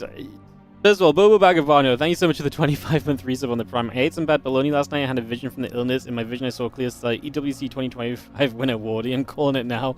That's so funny. Because, I'm getting distracted because I was just talking to Clem over here while we're doing their videos for their series. As, and so on. And we're just having a little bit of banter because Clem keeps vetoing too many maps. I'm like, I used to think Terran players were so smart. Like, you know, that's why I picked Terran. But then I met Clem. He keeps vetoing 3 maps in the best of 5.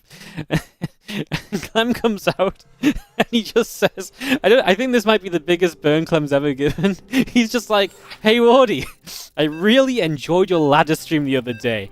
Laughy face, laughy face. Oh, God. I'm just like, oh, my God, no. The pain. Clem had witness to that misery of 20 minutes where we played ladder on stream. Oh, my God. Oh. And I'm just giggling away because I don't even know if it was meant to be a shots fired, but it felt like a shots fired. You know, because it wasn't like, it's not like I've not talked to Clem since that happened, right? I feel like he's just like, well, you know what, Wardy? You say I'm not very good at vetoing. How about this? I've watched your ladder games. Let that speak for itself. It's like, oh, dagger through the heart. Alright, guys, let's go into the winner bracket semi-finals here as we've got 2 players into this best of 5. In the top right corner, the blue Protoss from Psystorm. This is Maxpax. And in the bottom left, our red Protoss player is going to be Hero as we kick off into this game number 1 of the best of 5 PvP series. Obviously watched the final between these 2 yesterday. And Maxpax just looked very good yesterday in the PvP. Hoping Hero can figure it out a little bit more today. Hero has been great lately against Maxpax, actually. He's definitely been winning a lot more than he used to win against Maxpax, so I'm not worried that this is going to be like a tough one for Hero. I mean, it's always tough for either of these guys. That's what the beautiful part of watching these 2 players. They both play great PvPs. Super excited to see what developments we see here. We start on Ultra Love, which is a map with a ramp. Which means that, yeah, a map with a ramp means that you can both expand kind of quickly if you want to. Hero has had a tendency to, like I say, if it goes Stargate versus Stargate expansions, he's been doing that kind of Gateway Phoenix bus, which has been really interesting. Would love to see if he tries that again against Maxpax today. Didn't quite work yesterday when he did something similar to that, actually, so, like I say, we shall see. As the couple of probes start to play the nibbling games, and we get set up and rolling. You didn't murder my name at all, and thank you for the SC2 content. No worries, I'm glad I didn't murder your name. I'm not going to try and say it again, because I'll probably say it differently, and this time I will murder it, but thanks for the confirmation. And, yeah, enjoy your little YouTube membership. If you are a new YouTube member, you wonder what the hell that even is, there's a couple of YouTube emotes you can use and stuff. You do actually, as a YouTube member, get all the benefits of a Twitch sub, so replay packs and so on will be available on the Discord. If you want to join the Discord channel or Discord server, you should get access to the subscriber channel where you can get replay packs and so on for the month. So, and there will be a new replay pack coming up as well, by the way, guys, at the end of this Spring Championship playoff weekend. So, if you are a sub and you're thinking, where the hell's the replay pack? It's been over a month. It's just because we've been waiting for these events to wrap up to send them all out at once. And that'll be coming up on Monday or so. Alright, Probe going to be nibbling away as we just have ourselves a little bit of motion in the ocean here on Ultra Love to start us off. And we look to see what the Stargates will give us. So no surprise about the Stargates to start us off with.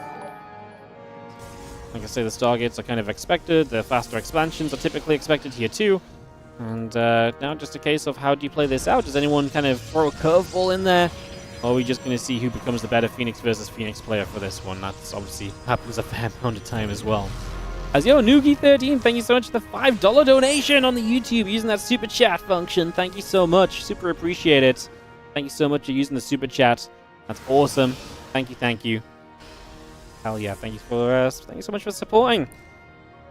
Been a beautiful stream, guys. You guys been subbing, membershiping, gifting subs. It's been super chats and all sorts. It's been a beautiful day. We had great games today as well, too. So far, the series have been fantastic. As Maxpax goes super fast second Stargate, Hero's going to follow him with the second Stargate. Not as quickly, though. So there's a difference in timing of that Stargate setup. That is kind of the what we're looking at right now. So you kind of discern where we are at in this game. Like I say, I mean, that second Stargate coming more quickly means that Maxpax is a little bit behind on one of his Phoenix productions, so you prioritize the second Stargate over a Phoenix production, so it's like you kind of cut a little bit now to gain a little bit later. So like I say, we'll see what the end result of that is. Right now, I'd say it's minimal enough that we can kind of just go along with it. It's the sort of thing where it's like a few seconds on a Phoenix here and there, and that might open some very tiny windows, but a lot of Phoenix timing windows are very awkward anyway, because if you're a bit behind on a Phoenix, it doesn't matter, because by the time your opponent comes across the map, it's very difficult for them to have more Phoenix, because your Phoenix pop out defensively, theirs have to travel across the map, right? So I think those things, typically, like I say, this is the sort of thing which I feel like Hearthstone would be fascinated by, and which I'm like, okay, cool. There's a slight difference. For me, that's just kind of good enough info, and we're going to end up in a similar state to you where both players are kind of building 2 Phoenix at a time. It's going to be Maxpax is actually ahead by about a Phoenix right now. So he is going to end up kind of, I say he's maybe about a half Phoenix ahead, give or take. It's obviously very hard to just to kind of count properly because it changes every so often, and yeah, there was obviously different kind of progress on each Stargate as well that isn't really tracked in the production tab. So yeah, trying to piece the pieces together. I'd say Maxpax is, like I say, about, well, I was going to say a half Phoenix ahead, but then Hero went ahead by a Phoenix for a little bit. So yeah, like I say, this is one of those scenarios where it's not really super easy to kind of say or specify exactly who is where and who is going to be feeling the better position at the moment. Guardian Shield pops up as the Phoenix pick up that probe. And the Guardian Shield's an interesting one, as we're actually going to see a dive in. We're going to come back through, get into that Guardian Shield, and use that as a little bit of a jump start here. We have to pull back. We get a Phoenix that pops out of the Stargate. That's really nice, because the Phoenix out of the Stargate is kind of free pickings, because it went down without the other Phoenix fighting at the same time. He's a reinforcement Phoenix from Heroes. He tries to overwhelm in Maxpax's main. I always used to say Maxpax was one of the best aggressive Phoenix versus Phoenix players, but Hero's going to come in swinging in this game, and he just shows up and wins the first game attacking with Phoenix versus Phoenix. That's not how this is meant to go. And this is where Hearthstone looks really smart, because he could tell you exactly why that happened based on the Stargate timings, and I'm just sat here like, oh my god, Hero's a king! And to me, he really is, because yeah, Guardian Shield shows up. Hero is almost like I don't know if I'm being overly excessive with this statement, but like it really feels like Hero is like, I don't know if it's redefining, but like he's making Phoenix versus Phoenix look so different to the Phoenix versus Phoenix that we've come to know over years upon years of StarCraft 2, right? Like Phoenix versus Phoenix was very set in stone. And for me, like I say, Maxpax was the play who really kind of revolutionized Phoenix versus Phoenix, because he went in with confidence. And with that confidence, a lot of the time he's like, I don't mind sitting on the map down a Phoenix or so, because my Phoenix control is so good, I truly believe I can win fights and make pickups and trade better, even if I'm down a Phoenix. So he was able to do a lot more, and people had to start respecting that they never used to have to respect. But there's this Hero who's not just lingering around for the opportunity, he's coming up with ways to just full commit, send, and kill people in the Phoenix versus Phoenix game. And if this becomes a thing, then this matchup is going to take an absolute riot of a time to cast, because we're going to be figuring out all of the different ways you can follow up. All the typical rules of Phoenix versus Phoenix are currently being thrown out the window. The aggressor in Phoenix versus Phoenix is meant to be at such a substantial disadvantage. And it's kind of opening a whole new doors of rock, paper, scissors as well, because imagine that Maxpax looks at this, he's like, okay, it was the sentry or something, right? Well, what do? Do you build a sentry of your own? Well, if Hero doesn't commit to an attack like that next game, and you just build a defensive sentry for no reason, that's gas that doesn't go into your Phoenix.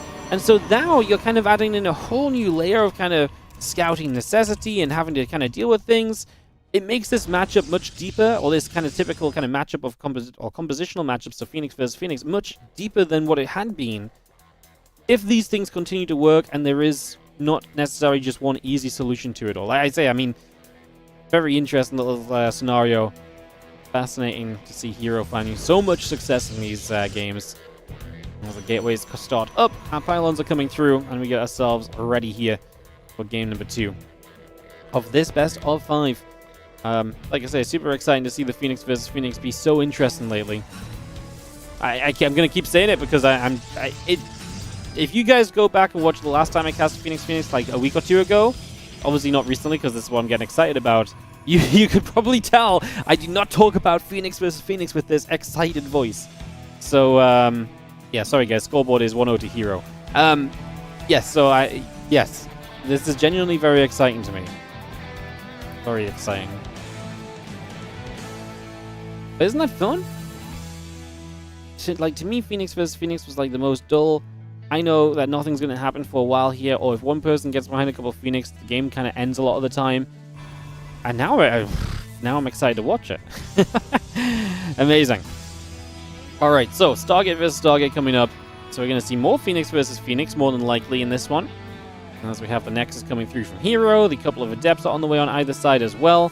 Probe coming about, Probe coming through.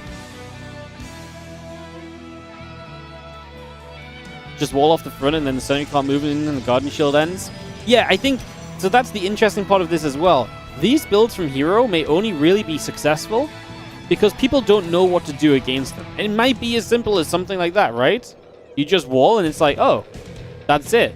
Turns out Hero did not revolutionize Phoenix versus Phoenix.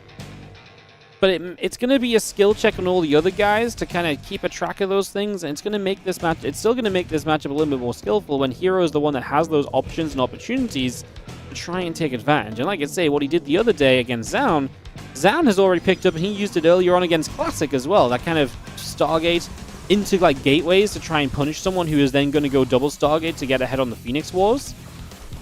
Yeah, super interesting times to be watching this, even if it is only like a momentary meta and it's not something that's going to last. Actually, just having options just never seemed like a thing before, because obviously mirror matchups is very hard for you to kind of do the same thing and then to, you know, create an opportunity or an advantage out of doing the same thing. So the very slight differences letting you actually make those opportunities, like I say, is super cool. This time we are going to be seeing Maxpax again, just getting to that faster second Stargate, very similar to the previous game. As the Oracle comes around, so that's one difference here as well, is that Maxpax has made this Oracle this game. He's going to get in for a few probes, no doubt. 3 Phoenix though, and that means that this Oracle is going to go down pretty quickly, so we're just going to dive for 5 workers in total. Not bad, 5 workers is nothing to laugh at. It's a pretty severe group of units that go down, or group of workers that go down, so some economy lost. Now we have ourselves 2 Phoenix at a time. Well, Hero's going to make an Oracle of his own. Ooh. Does not go second Stargate. He was starting a second Stargate. No, I'm not crazy, because he was starting it later than Maxpax is. But now he's just going to go Oracle and start making Stalkers. I wonder if he feels as though he can move into this, because his opponent has already shown and given up the Oracle. So A, Maxpax can't scout it with the Oracle, and B, because it was an Oracle in the first place, he knows his opponent is not on as crazy a Phoenix count. I mean, let's see. Let's see if he really can just get away with moving into the Twilight Council here and starting to look for future tech in this Game 2 of the best of 5. As Phoenix gathered together, Twilight Council halfway done, Gateway on the way up. Get ourselves a couple of probes in production. The Sentry is producing about to finish even. The Warp Gates coming online as well. And the Assimilator and the couple of Phoenix are still very much so on the way in for now. Get that up and rolling.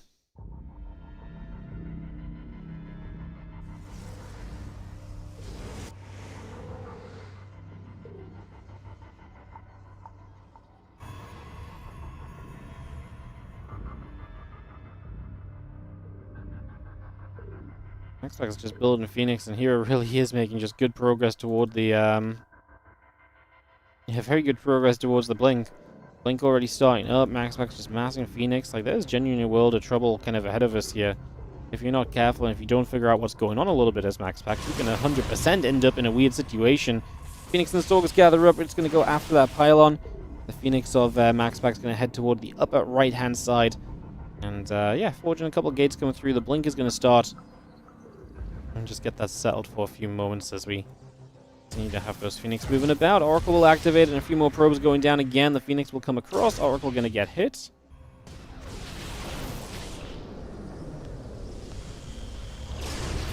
Okay, he's going to dive this main base. That's one thing you can do, obviously, because, well, let's face it, you don't have that much, but still a bunch of probes in return, so both sides are going to be... I mean, the Oracle obviously does a lot of damage.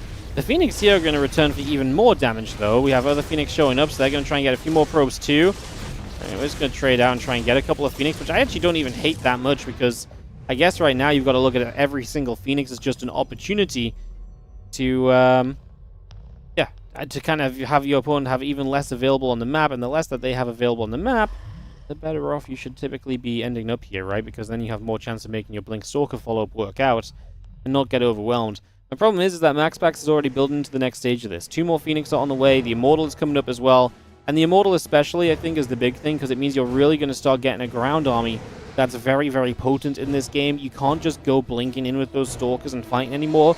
Those Immortals are going to start being a real threat that you're going to have to respect, something that you really have to put some love and thought into. Otherwise, we're going to end up being in a whole world of trouble sooner rather than later. As the Immortal and the Phoenix continue to come about. +1 attack coming through from Hero. And the Phoenix and the Immortal coming up. The Air Rapid is coming through. And yeah, Stalkers and a couple of Archons going to start hitting a couple of Pylons there, so some damage being dealt. Pylon going down, Nexus taking shots, the Phoenix is going to come straight over. Actually going to get rid of the couple High Temple that Hero's trying to warp in, so unfortunately for Hero, does not get to add those on for more Archons. Obviously the Archons are a pretty good answer because they deal with a lot of what is in the game right now, aka the Phoenix, and the Phoenix can't lift Archons up at all. And so we just need to get rid of these Immortals, and then I guess that's not really going to go too far because the Phoenix can do a lot of lifting, so the Immortals are going to be protected. There's not a lot of damage against these Archons, but everything else of Hero just gets obliterated. And I think that Maxpax is going to do enough to bring himself back to a 1-1 scoreline in this best of 5.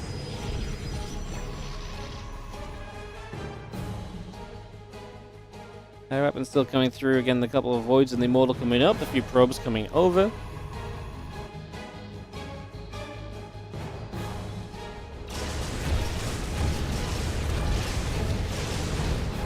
Maxpax just has the Phoenix still as well, so you can just go murder the mineral line of Hero a few times over and just continue with that.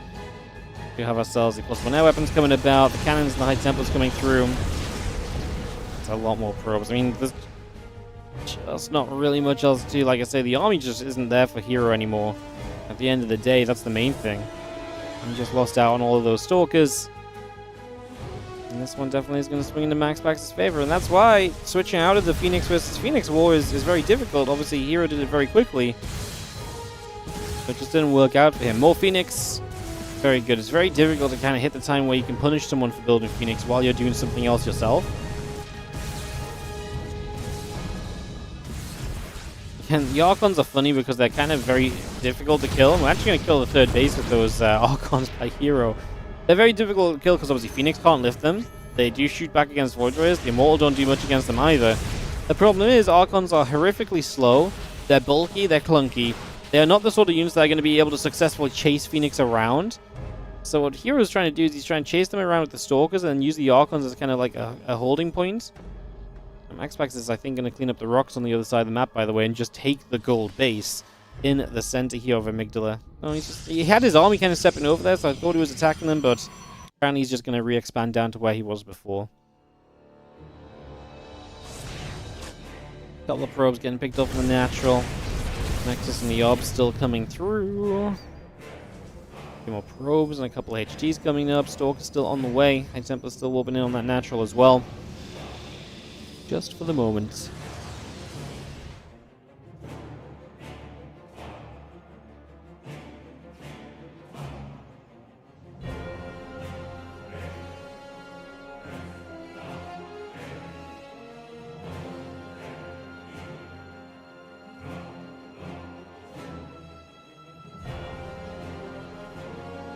And Stalker Archon just gathering up. The Phoenix is going to continue around. It's going to start moving about. The Stalker's going to hit. You just see the Immortals and the Void Rays stepping forward as well. The Archon's going to spread out a little bit for now as well.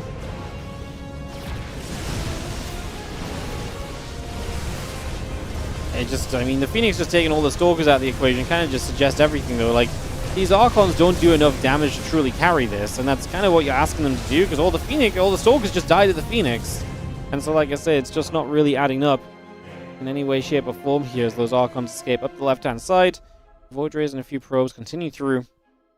Charge and the +2 attack upgrade also building as our Phoenix. Going to this mineral line, and they're going to start shredding through a bunch of those workers as well. So a bunch more probes beginning to drop off currently. Another feedback as we trying to knock a Phoenix away. But man, what's crazy is that Hero's actually staying on an equal worker count. It's just he can't for the life of him make a good trade. 4,500 to 10,100 resource loss difference. Hero's lost 72 probes this game. He's actually killed 37, so it's not like it's been completely inactive from him. He has been putting in work in that regard too. Kind of crazy. Hero takes another expansion. Just again, I mean, he needs army though. It's wild, but I mean, I guess to be fair, like Maxpax can't really kill him. Well, can he kill him? We're about to find out because he's pushing forward. I mean, we might just get to a Void Ray count where these few Archons are not going to matter. And I think that's basically what it's going to come down to, because otherwise this is not going to continue through too crazily. We got to cancel on that Nexus on the top side, so that will go down. Still get the Stargates building through, the Void Rays and the Fleet Beacon being added on as well. A couple of pylons, a couple of assimilators still being brought up. The Void Rays are going to attack again. There goes one Archon, knocked down with immediate effect. Now I'm going to try and step forward towards the gateway. The other Archon's coming through too.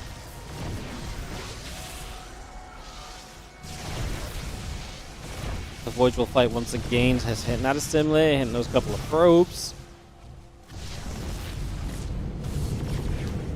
And let's see, +2 air weapons coming up. The extra Void Ray is still coming online. I mean, this just seems like a completely impossible situation. I'm not going to try and sugarcoat it. I don't know what to tell you guys. I think this one is definitely looking as though it's going to be more done and dusted sooner rather than later than anything else. But so far, Hero does not quite die. We do not quite manage to kill him just yet. So Maxpax will just keep building voids, getting the flux veins. So you can just getting a little bit of everything here, there, and everywhere.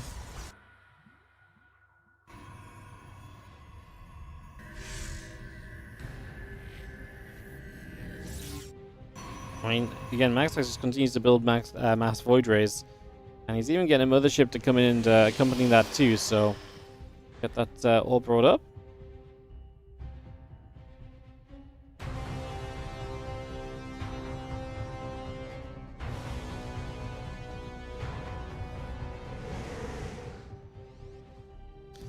Well, more Phoenix still coming through. Just gonna have ourselves the motherships coming online, the +2 air weapons coming online.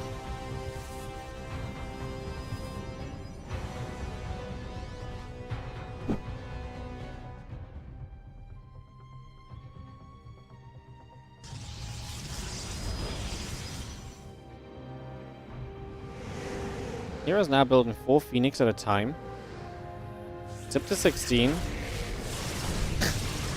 So he's going to play Phoenix Archon as like an overall answer to this. I think, do we genuinely have a way to win this if you have like the Phoenix? If the Archons can hit splash damage, then maybe. I mean, you still got to think the Void Rays can still fight back themselves though, right?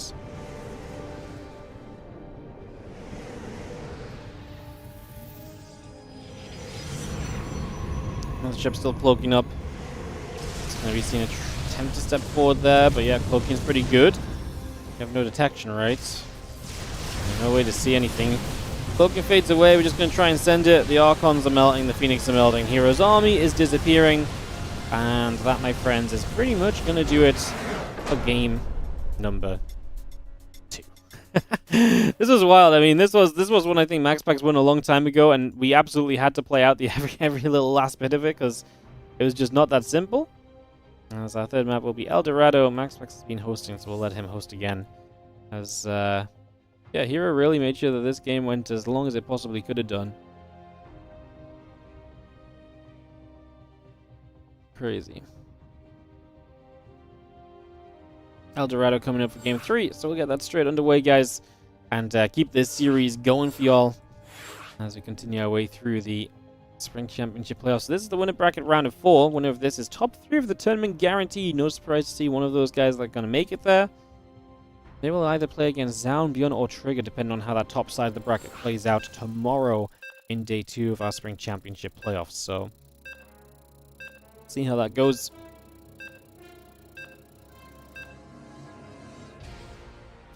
We head into El Dorado, guys. Just a moment.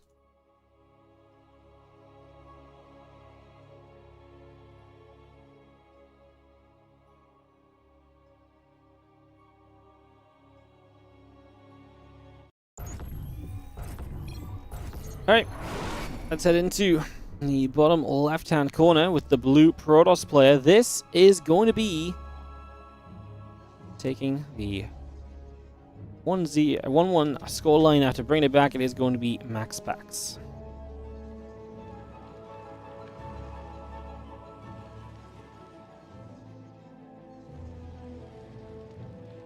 Obviously, Hero sits in the bottom right corner of the map here.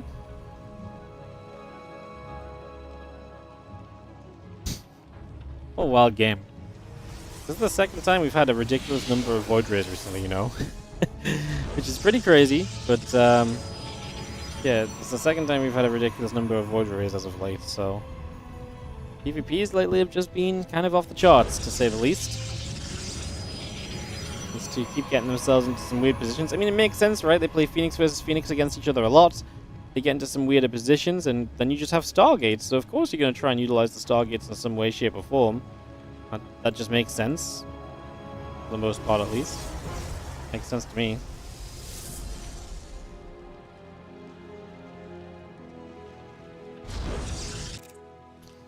Game 3. Probe's gonna go patrolling about for a little bit. Gates coming online.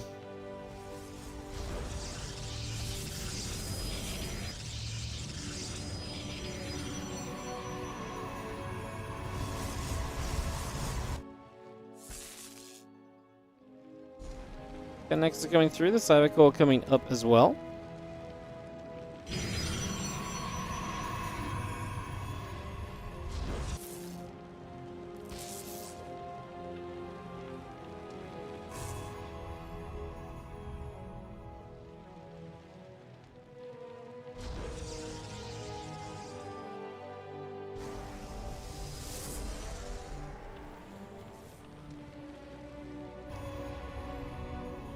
Next is building, Cybercore coming through. It's the Stargate already from Heroes. So Heroes going to go one base Stargate for the moment. Meanwhile, Maxpax gets the Nexus down super fast in this game. And is yet to put his tech structure down. If it is going to be a Stargate, that's still allowable. Obviously, he's not going to be that far behind. But you are going to have that much faster base, so we'll see what Hero does about this now. As he's already been annoying with this pylon and batteries coming up over here, so he wants to apply pressure. This is something which Maxpax used to do a lot. Let's see how well Hero can do with it. What do you think Hero's plan is? Like, I wonder what his overall, like, his main goal is, or what he wants to try and achieve with this sort of a setup here. Like, what does he want to try and get done for himself? I guess a lot of that depends what Stargate unit you build. If you force a lot of it.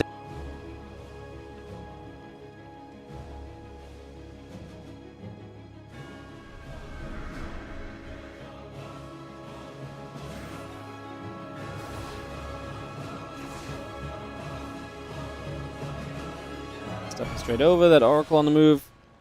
And Depth will continue to come around as well. Oracle just going to gather in the center. Like I say, what are we going to do? Where are we going to go? Gathering up on the natural. Just clean up that battery.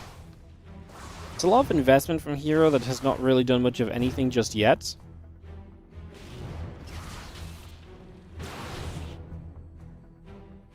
And just to be clear, guys, this is not a mass Void Ray meta. This is just weird games happening from Stargate-based openers mean that building Void Rays is your best port of call. And a lot of the time in those scenarios, if you have to start building Void Rays defensively, it's very difficult to take the time to stop building Void Rays without just dying, you know? So this is not like a mass Void Ray meta by any stretch of the imagination. It's just kind of a natural occurrence from these kind of games, which do not actually happen that lot. As I say, it's a natural occurrence. It makes sense that we get there. It doesn't exactly happen a lot. I mean, mass Void Ray was never... Well, I guess it was a bit of a thing in PvP, but yeah. It's interesting. Hero just... I mean, this opening is just flopping, guys. I mean, his Stargate units have just not done anywhere near as much. His, you know, workers going down to Phoenix right there, so the Phoenix already delivering on the other side.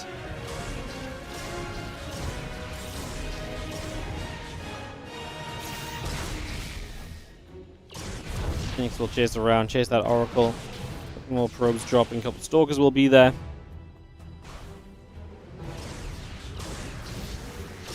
Oracle will fall. So we get a few probes, but Maxpax is still ahead by 6. He's got the control of the Phoenix on the map, going to go into that robo facility again. I mean, Maxpax is going to do very similar to what he did last time around. Quite comfortable with the advantage he's got for himself, and yeah, just start getting that robo facility down so you can get Immortals that will support the Phoenix, and so the Stalkers are not just kind of a guaranteed answer to this kind of a game state. So that's what we head into for the moment. With that, as the Phoenix continue to move around.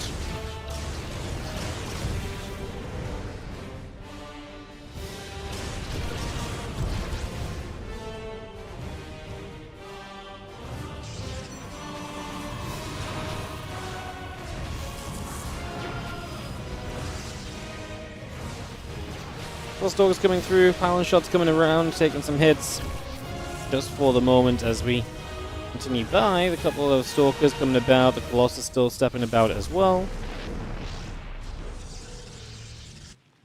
Yeah, next Stalkers continue to come through too, so we'll keep that all going.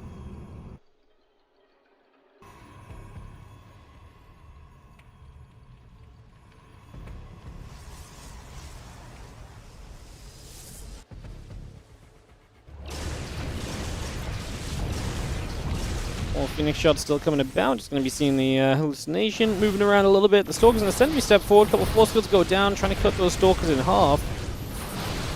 Well, Hero just walks straight into the natural of Maxpax. Going to try for the Immortal. Obviously, a lot of Maxpax's supply out of position because the Phoenix are on the wrong side of the map to defend this currently. So, Hero giving himself an opportunity here at least. The batteries are now drained of energy already. So definitely some steps in good directions. Gateway will be taking some damage as well. We do have a couple of probe adepts on the other side, just getting rid of so many probes. I mean, Hero, we kind of knew was already going to be committed here, so that's just a confirmation now. We get in, he's going to not really have the numbers to one-shot initial units that were on the ground. Another Immortal showing up, and with a probe pull, I think we should just be absolutely fine for this one. Looks as though Hero is going to get pushed away as Maxpax is swinging back in just in just series lately, like I say. Getting back on track and into better and better position again. Very cool. Just actually seeing him actually starting to win some matches against Hero and Clem, and players he's definitely for some reason started to struggle with again recently, even though he is quite competitive with them before. He definitely has had a bit more of a losing record. Now going to take the 2-1 lead here against Hero today. And Maxpax is going to be a map away from moving into the winner bracket finals. So looking to guarantee himself top 3 in the WardiTV Spring Championship this year. Leyline's coming in for our next map, so we'll get that hosted up right away here. We'll get that started, and we are going to be going into our map 4, because it is 2-1. To stop and think for a second. Perfect.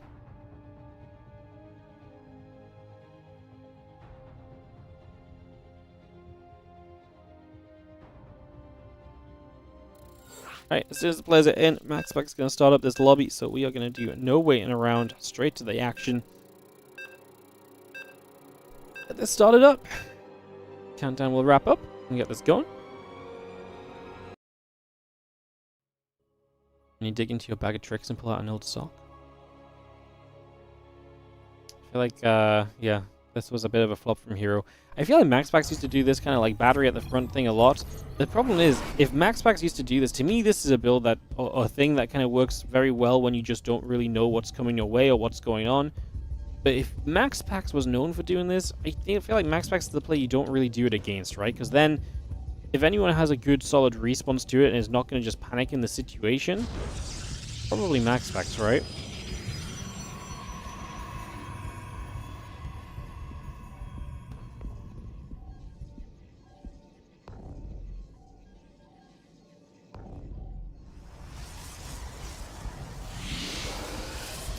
Well, Chrono Boost coming through, and then we set up into this game.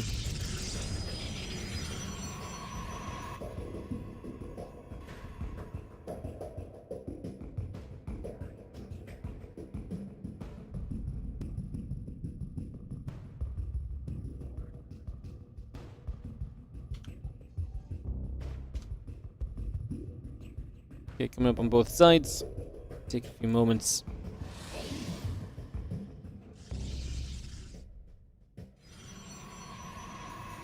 Are we going to see second gateways? Are we going to see a single gate expansion attempt here?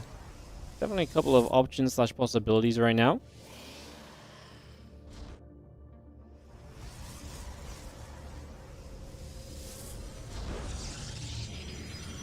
Cybercore coming in from both players. Second gas a little bit later from Hero, so already a little bit of a difference in terms of gas timings. Probes just coming through, poking and prodding.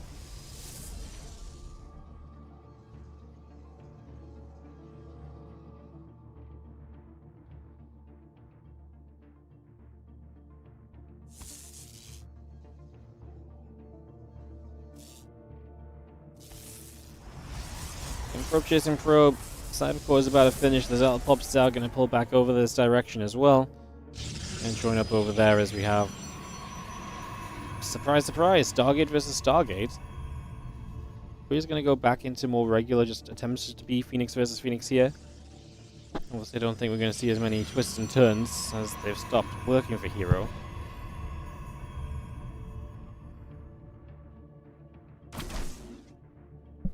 I mean, the first game was cool from him, right? The kind of the aggression with the Stargate versus Stargate, but yeah, kind of flipping away from Stargate and doing other things, that sort of stuff has definitely not gone as well, so definitely a little bit less ideal.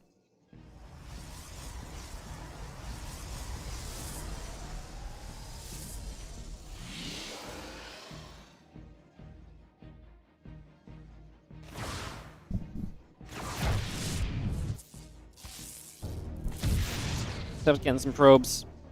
Probes just getting probes. One probe down on both sides. Phoenix producing. And we'll see. I mean, so far it's been Maxpax who built a second Stargate much sooner in these Phoenix versus Phoenix games. Hero was delaying the second Stargate. And obviously in that second game he decided to then cancel the second Stargate and switch straight into Blink.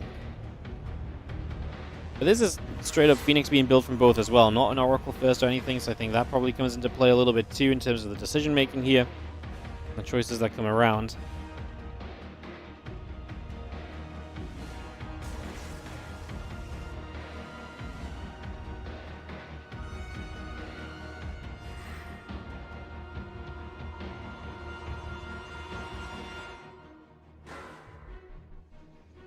Just having our Phoenix still going back and forth for a little bit. Just to have ourselves the, again, second Stargate continuing through 2.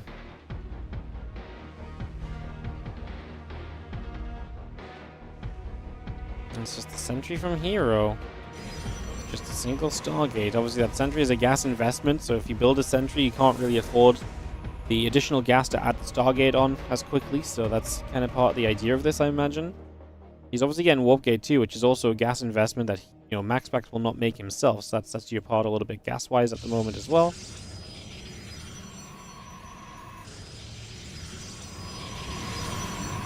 There we go, the extra gate's going down, so we're going to start setting up for this kind of Gateway Phoenix bust.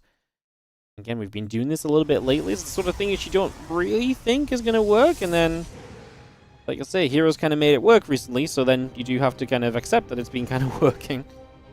So yeah, we'll have a look to see how this gets set up.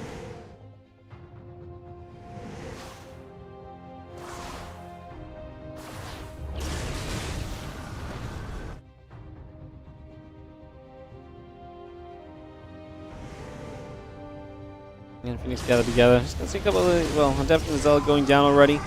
Just gonna pick those off. A couple of gates still coming through. The probes coming online.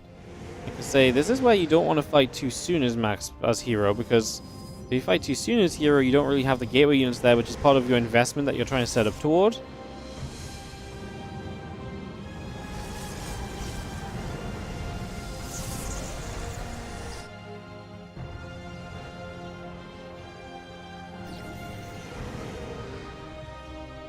Phoenix going to try and get in. Maxpax trying to hold in an open position. Obviously, you do want your gateway units to be here as well as Hero, otherwise this does not go well for you. We are going to have ourselves a 2 to 3 Phoenix advantage from Maxpax. Again, the idea is you just want to try and get those Phoenix to start trading, pop that Guardian Shield up. We start to take this fight. Probes pull immediately, so I think a good understanding there of the need to just be a little bit cautious and to really respect that this can do a lot of work Both probes going down. The Phoenix do start to kind of lose out here on the side. Oh, we actually lifted something there for a moment as Maxpax. I feel like lifting a Stalker is exactly what you want, though, because that's a moment where the Phoenix are not hitting the other Phoenix, so it lets your Phoenix do damage during that time.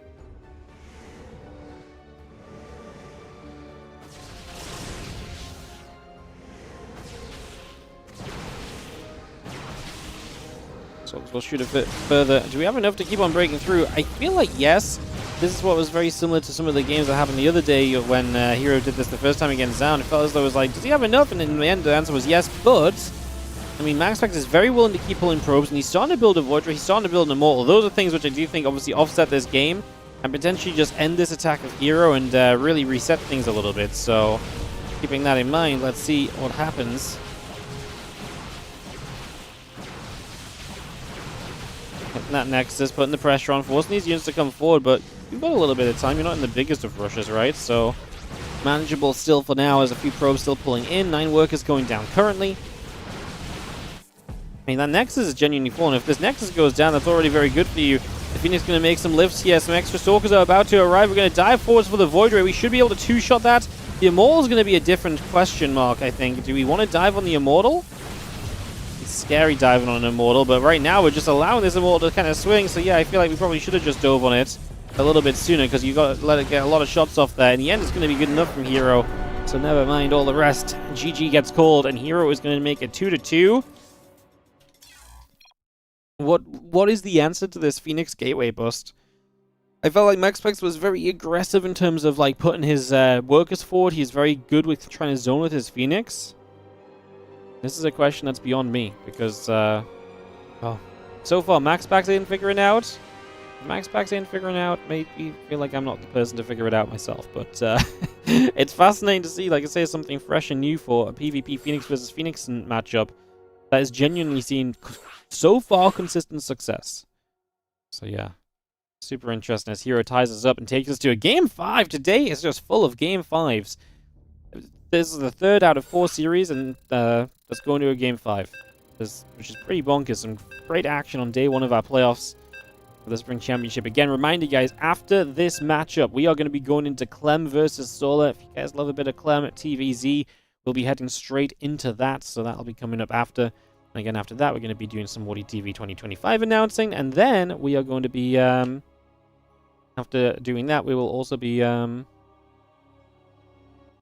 work my brain, doing the Boomer Bash finals. Yes, get there in the end. Jeez. In the top right-hand side, our Blue Protoss player, who ends up being tied up after having match point in his hands. Can he win here in the Game 5?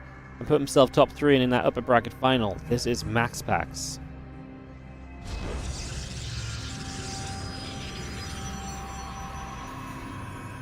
Bottom left, our red Protoss is Hero.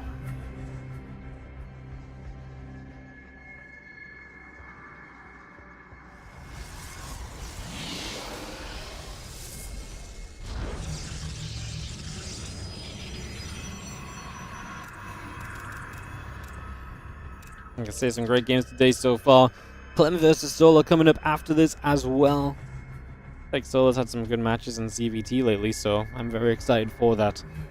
I think that's going to be a lot of fun as well, so yeah, some good stuff we're looking forward to. Super exciting.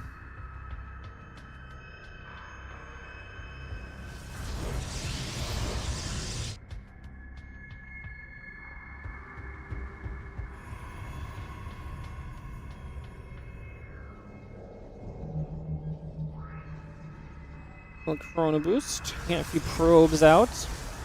Gates coming about. Probes coming online. The Cyber Core coming up as well.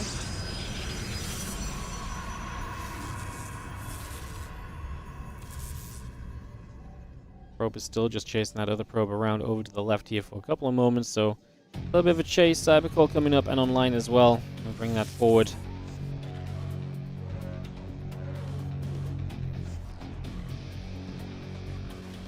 And yeah, Zal coming through, Cybercore's producing. So far, so good.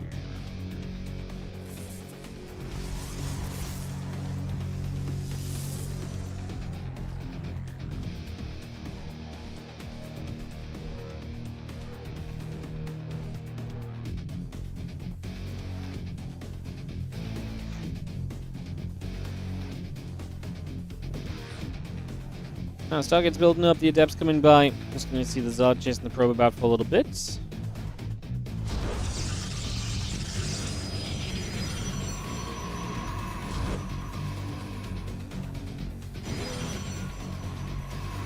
the Stargate coming through, the Nexus building on both sides.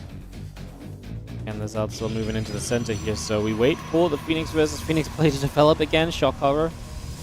What? These guys are going to keep doing the same thing? Because it's the best thing. But like I say, it's been very interesting to see the follow-ups as turn some attention onto the Adept there, trying to even up the damage done. I think we're about a hit ahead on the Zealot right now. But Maxpax will shade his Adept to continue to chase, and we'll get some more shots. Meanwhile, Hero Zealot just decided to go across the map. I'm not sure if that will truly be able to find too much else at the moment.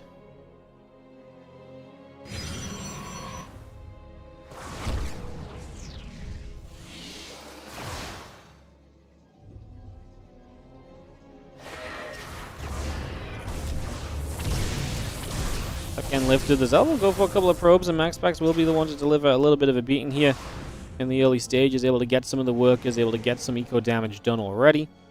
It's a nice little starting point as the Nexus comes back through and finishes up. On the other side, I didn't do too much with this Zealot. That will get lifted up now and taken out and taken away.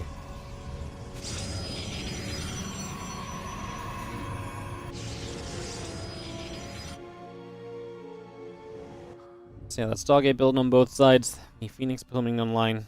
We're going to be seeing 2 Stargates apiece. Once again, Maxpax going for that faster Stargate while Hero goes for the slower one. We've seen that a couple of times at this point as well, so that's not really been too much of a surprise factor just yet.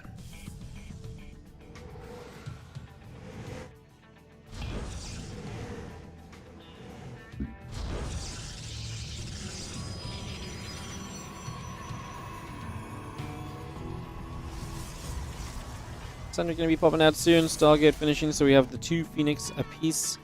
So just single sentry from Hero this time. So kind of what we saw in earlier on as well, where it was that idea of like if I just build a single sentry and pop the Guardian Shield, he actually just overwhelmed and won a Phoenix versus Phoenix fight. So maybe looking to try and get something similar again here. Right now, Maxpax being aggressive on the map. It's 6 to 7 Phoenix, 7 to 7, so pretty even. It's obviously going to tiptoe back and forth based on whose round of production is finishing sooner at each point in time, so still not a big difference between the two right now.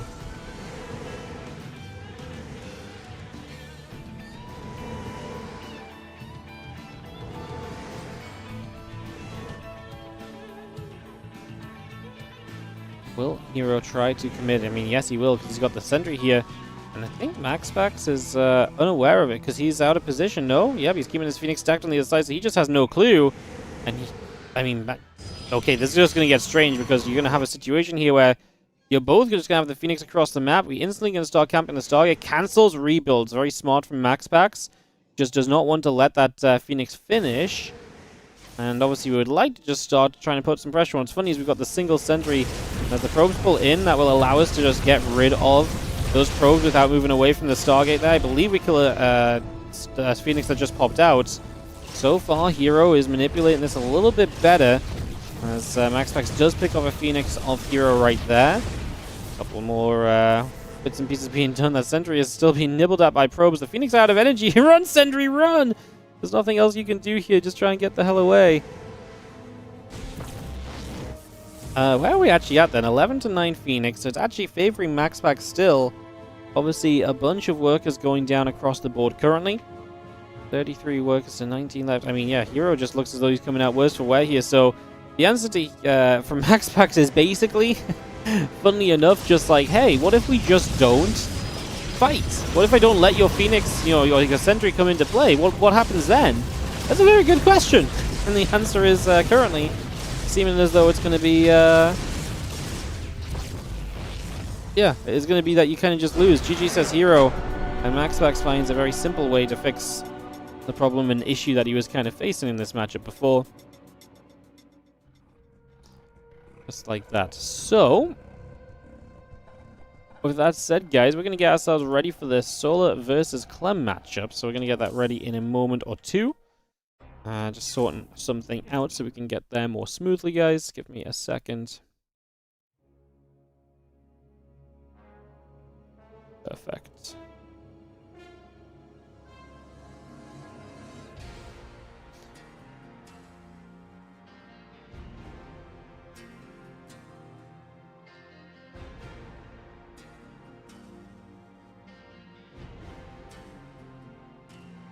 Alright guys, give me a couple moments. I'll get this hosted up. Alright, it's going to be Solar versus Clem coming up next, guys.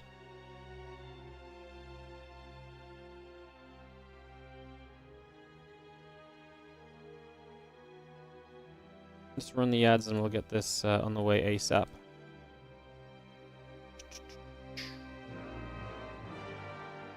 Ah, keep clicking all the wrong things.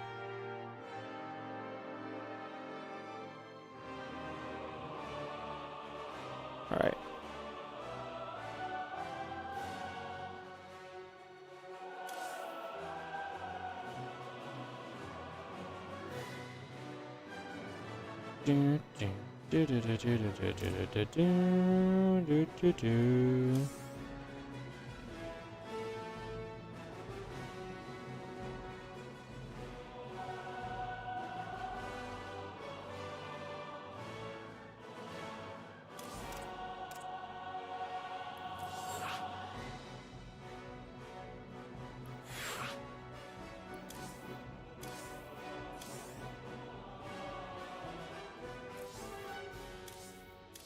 Some invites, guys. We should just take a couple of moments. Nice little singing. Yep, always good to sing the StarCraft theme tune between games. Keeps you in a nice, nice place.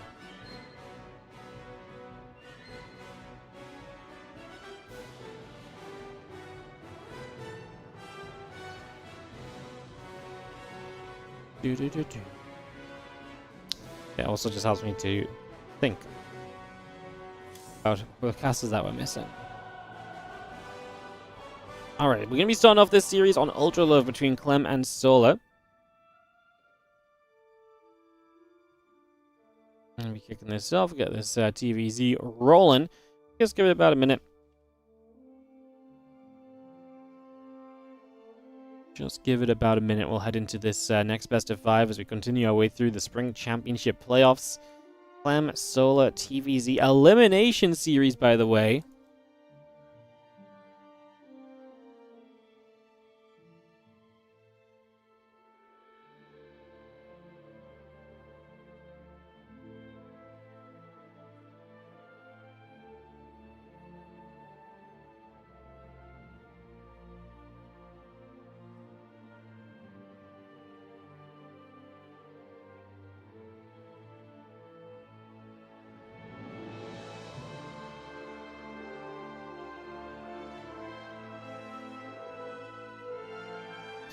Alright, let's take this off, guys. Let's get into Clem versus Solar. Game number 1 from replays. Yes, this is fresh. They are still in their best of 5 as far as I'm aware. So they are. This is fresh. I asked them for game 1 as soon as they finished game 1 so that we could get straight into it, basically, if in case the other best of 5 was quicker than theirs. So as far as I'm aware, they're still playing.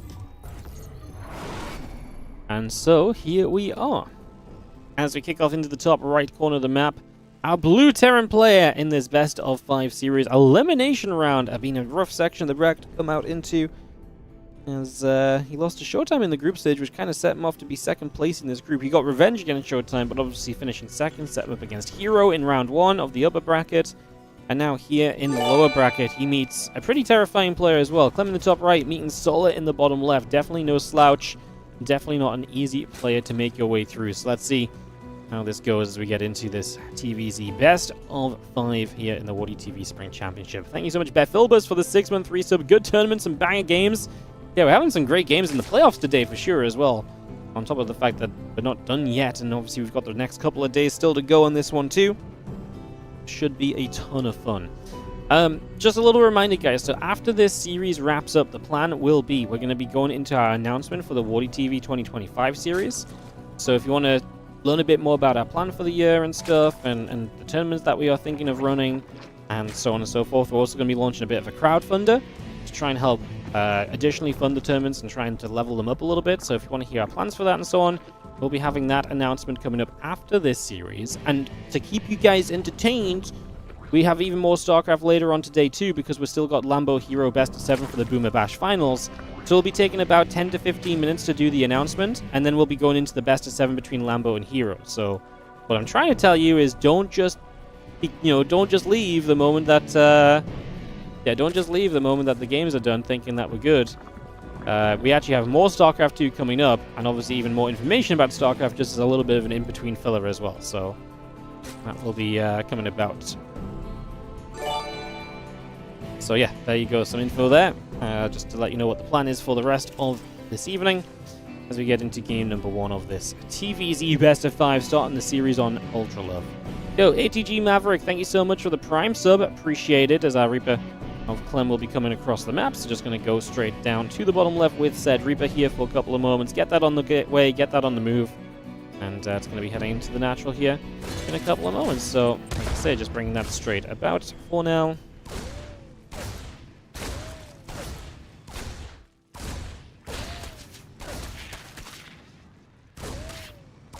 Obviously, the Reaper will start a trade out with a couple of those Zerglings, so a few shots coming about just for the moment. Get started there. Command Center coming up, Reactor in the factory coming up as well. Make it a triple Command Center as the third one drops down into the main base also. So we get that straight through. And the Reaper trying to hop up into the main and then jumping back down to the low ground.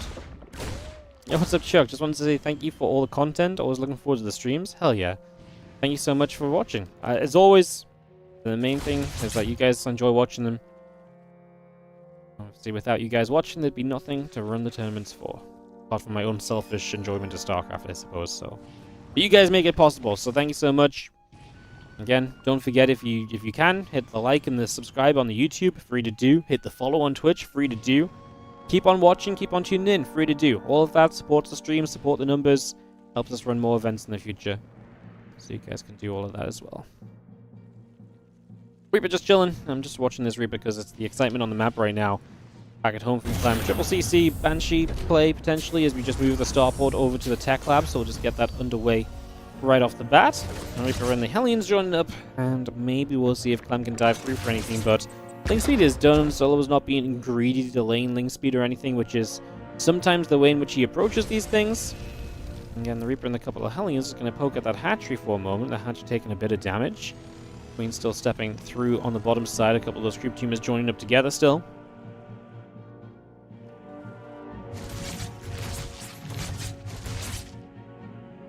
Queen shooting, Rock's taking damage, the Rock Tower taking damage even, so you can potentially knock that down and make that a more difficult push-in.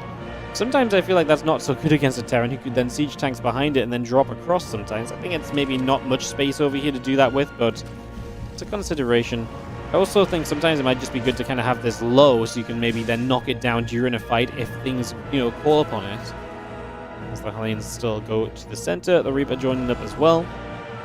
And again, a couple of drones, the Overlord, the Queens, and the Lings continue to come through. The Hellions are still pressing forward as we speak. And they're going to try and threaten toward the third base.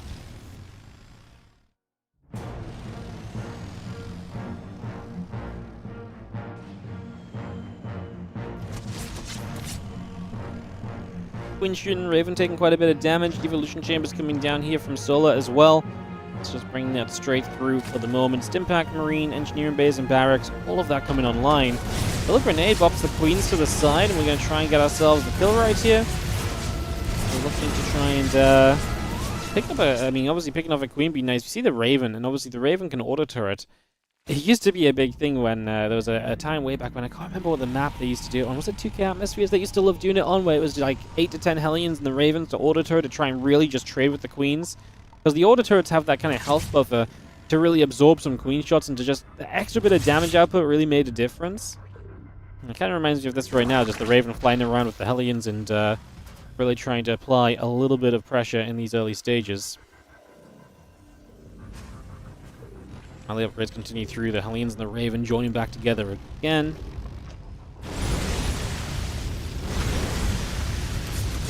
Gonna see a couple of creep teamers taking some damage. The Lings are going to think about coming back across also.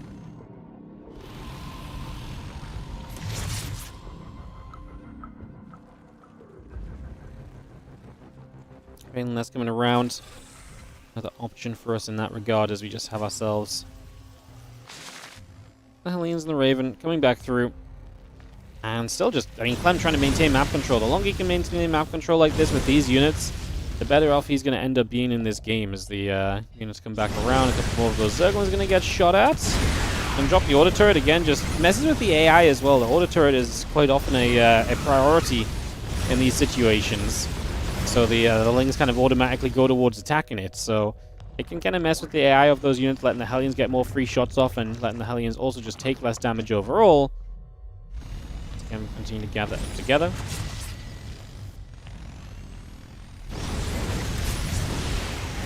Turret here again. Obviously, Raven also provides that detection, so we can keep knocking the group spread back freely. And at the same time, now on the right side, a bit of a larger push from Clem already setting up over in this direction, looking to start threatening down toward the bottom here. Looking to try and make something of this as the Marines come through.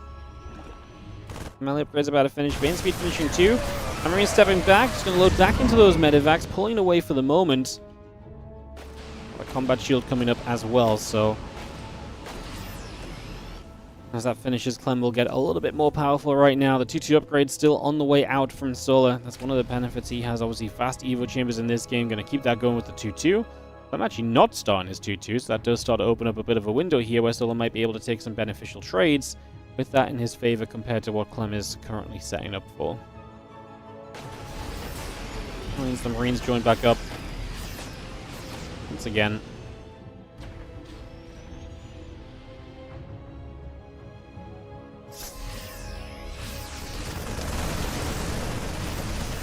Taking some damage, wouldn't mind.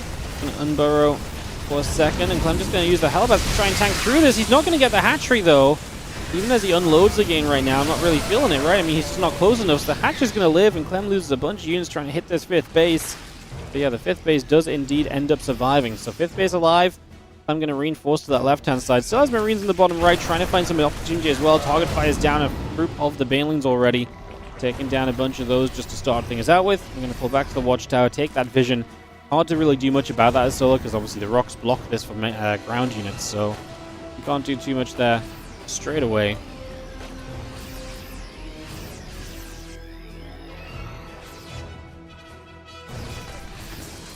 A little bit of a skirmish there as well, apparently, as we go back and forth. A little scan is going to come through, knock down some crew tumors as we go. Upgrades coming up down again. Lings on the way, Hive on the way. Look at Den being added on. The rest of those Marines working their way around the left-hand side currently as the creep tumors continue to drop. The medevacs will load up as well. Just going to relocate themselves, pull back elsewhere. Obviously, in the right side, unable to do too much. But Clem continuing to split push currently. What I will say is that I feel like Clem's not really had Solar on the run. You know what I always, if you watch the stream a lot, you probably hear me talk about it, but I often talk about the idea of how Solar is such a resilient player. And so often, Solar's biggest strength is getting to lurkers, and at that point in the game shifts around. But usually, and I've often said, imagine what would happen if Solar was able to get to lurkers without almost dying every time. And this is one of those games where he's going to get to lurkers without really being in any severe danger. Like, has Clem applied pressure? Yes. Has he denied some creep spread? Yes. But has Solar been clinging on for dear life? No, not in any way, shape, or form, actually. So, I actually look at this and think this is a pretty good opportunity here for Solar to just show us his true strength. I mean, getting to this point as Solar getting lurkers on the way very shortly and not having, like, say, had somewhat of a massive problem kind of arising. Seems pretty huge to me. Bio army still gathering together. Lings and the Banes are going to continue through. A couple of units just going to come crashing straight forward as well.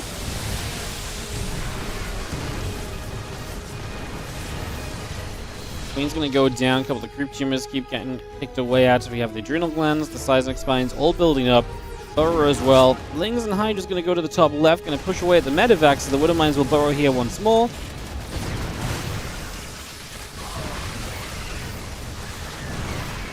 A pretty good trade though for Clem, right? I mean, it feels like the Widow Mines hit quite nicely, but Solar does have the numbers to chase this away. The Hydra's lunging forward as well to try and help out. Clem is going to get Solar to turn around from the chase eventually. Still has the threat of the drop on the left-hand side, continuing to stick around there and threaten. There's the 3-3 upgrades coming up as well.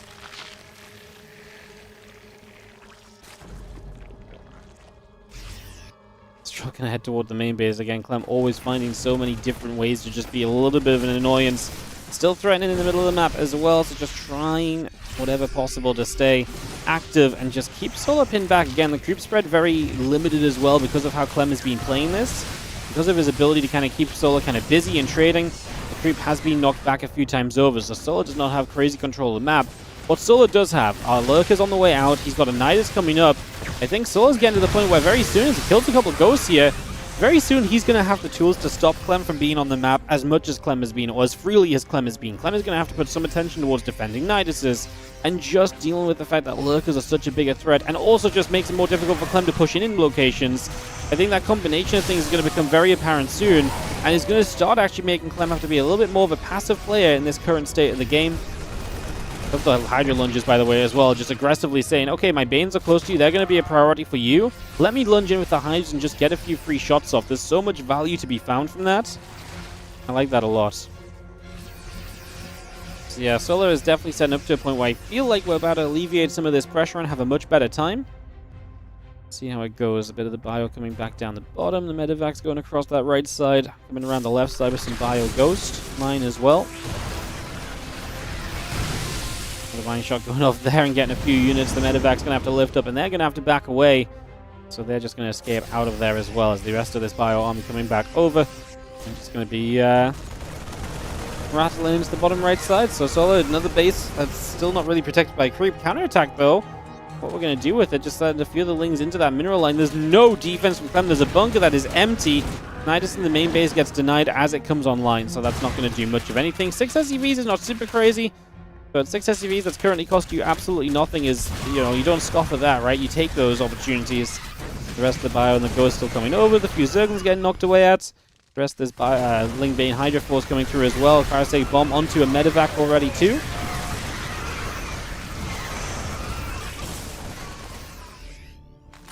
Rest of this army coming back over. +2 missiles, +3 melee.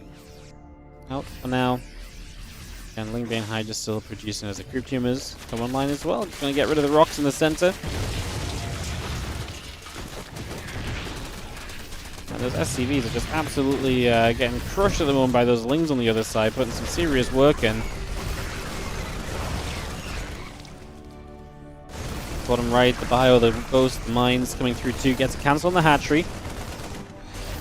So being able to deny that position is definitely a positive so far, as the lings will go down too, and Clem deals with pretty much the harassment of Solo that was currently on the map. So getting that cleanup, feeling good.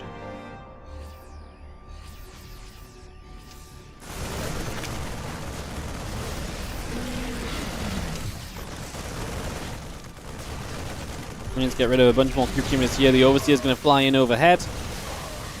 A couple Ghost Snipes going to be coming through too, so just trying to see what they can get as a couple Snipes come down. The Queen's taking shots. The Baneling Hydra coming back the other way, +3 melee coming about right now. Just have ourselves the Fusion Core building up on the Naturals. So that Fusion Core coming through. The army of Clem coming across. And still got the Lingbane Hydra just gathering around, and we're actually going to get ourselves a bit of a jump on this Terran army. Heavily stimmed, by the way, too. Going down the ramp into the Widow Mine's always going to be a little bit of danger there, but Solo pulls away, doesn't lose too much. As we come back up the ramp, I think Solo is going to want to engage again. Now just into the bottom right, so you can shift directions with this army quickly too, is not a bad choice, especially as Clem expands here. That's a position that you may want to attack into a little bit more frequently as Solo. A couple of Banelings able to connect right now as we continue to move up. Hydraling still producing, and the Banes facing through again. How many lurkers are we on? 6? So it's not a crazy amount of lurkers. We haven't lost any either. We just lost the first one now. So yeah, it's not a crazy amount of lurkers, but it doesn't really need to be for how Solo's playing this. He's still playing kind of very Lingbane Hydra heavy. Ooh, super careful there with the Medivacs. Unfortunately, the one that died, I believe, was empty. I'm going to get away before Parasitic Bombs or Abducts come through. Well, actually, maybe the Abducts catch up. That Viper is searching for those Medivacs. Parasitic Bomb, good instant split. No, Clem messes up. He brings it back in. He kills one of his Medivacs as he miss micros. Something you don't hear us saying about Clem every day. As Solo surges forward, he's going to jump onto these bases, and he's going to start making absolute havoc happen. He's going to actually turn onto this planetary as well. There's enough balance to knock down the SCVs here, changing into those few Marines, so it's just this little bit of Marine Ghost trying to come across. This is looking great for Solo as he knocks down this base. The third base just got denied from mining. 20 SCVs killed, and Solo puts himself into a very solid position. The rest of the Ling Hydra pulling down the right side once again. Gonna try and get another orbital setup over on the right there as the +3 missiles, 10 more Hydras, all continue to come through, and we will take a turn. Ling Hydra opening up these rocks on the bottom side, opening up some space to move through for the next few moments.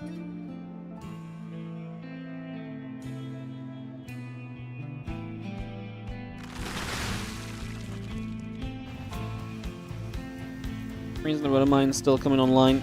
Have ourselves the medevac loading up. Just going to get escaping away. Some cluster missiles going through. Uh-oh, looking to catch those ghosts. Mine goes down. Continue to chase up for the moment. So again, we continue to press through. Those Bane's thinking about maybe hitting the mineral line there, but going to pull back once again towards this orbital. Just basically play the denial. If you don't let Clem have a 5th base, they're probably pretty okay with this. The Liberators there should go down to those Hydras. It's a little bit awkward that underneath the Overseers, they're actually seeing the Liberators surviving. Not the prettiest of fights, I would say, from Solar, considering he's had a lot of good fights in the game. That was not one of his best, and I actually feel like that gives Clem a little bit of breathing room. Because I felt like a fight that I wasn't going to say could end it because there's a lot of ghosts, but you could have knocked down all the libs, and then I feel like you would have done very well, but yeah, a little bit of an awkward one, as we are going to see. The Bio Ghost here still going through, going to get rid of that Nidus network, and just remove the opportunity of anything popping out there, as a few units are going to find the top left base as well, so Clem will find himself the opportunity to knock down this location. This hatchery will be falling. Hatchery goes down, the Lingbane Hydra still gathering up.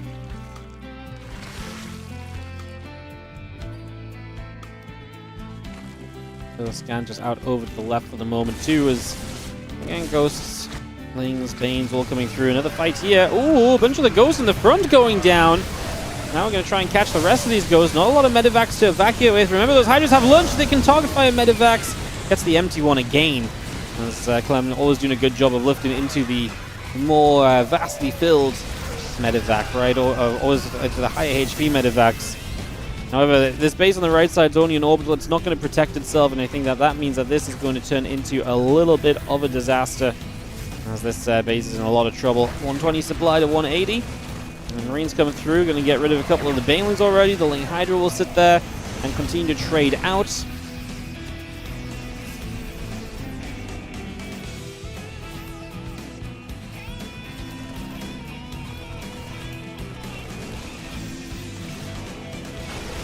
Go pushing the bottom right once more. Liberator from the far side, going to try and also take position here currently. Once again, Soul's just going to start jumping onto this army. Gonna step straight through. The Blinding Cloud coming down, trying to help against it. The Lurkers going to position here defensively. Don't know if Clem really wants to run in there. Clem's only on 110 supply. He does not have too much economy left over. Trying to run in with those few Banelings. The Marines and the Ghosts in the corner, though, are going to make it very difficult to justify running into that. Going to make it a very tough position as Solar. I feel like this shouldn't be as difficult as it is for him at the moment. I feel like he set himself up in a great spot. Can he just put the finishing touches on this game? It's not lost or anything, obviously, but I feel like it's just been a little bit tougher than it should have been. A couple of Ghosts getting some snipes off. We are going to come through, get a Widow Mine. I think honestly, I mean, you look at what Clem's trying to do here. It's a very small amount of units trying to break into a base. Solo's going to be absolutely fine against that. So no issues there just yet as the rest of the bio comes over. Going to grab a couple of drones. I mean, still got to remember, Clem is heavily behind the supply. This Infestor's going to pop up and land the Fungal. He's going to get it just before the Widow Mine gets the Infestor. Gives the Hydras a chance to play catch-up. All of those Ghosts go down.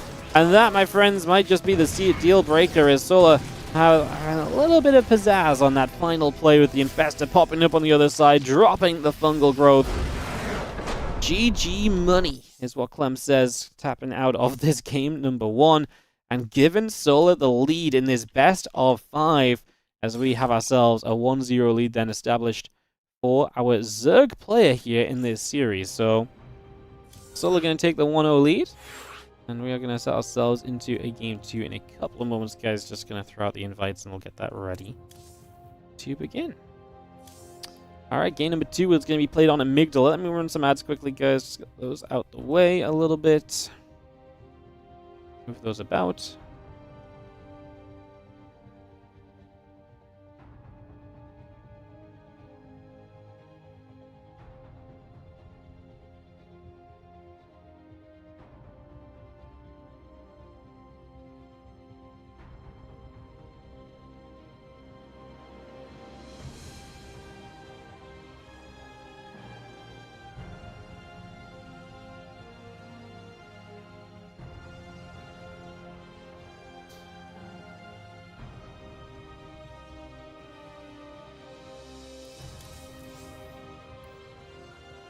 Alright, Just waiting for the ads for a moment or two here, guys, as we get ready to resume through.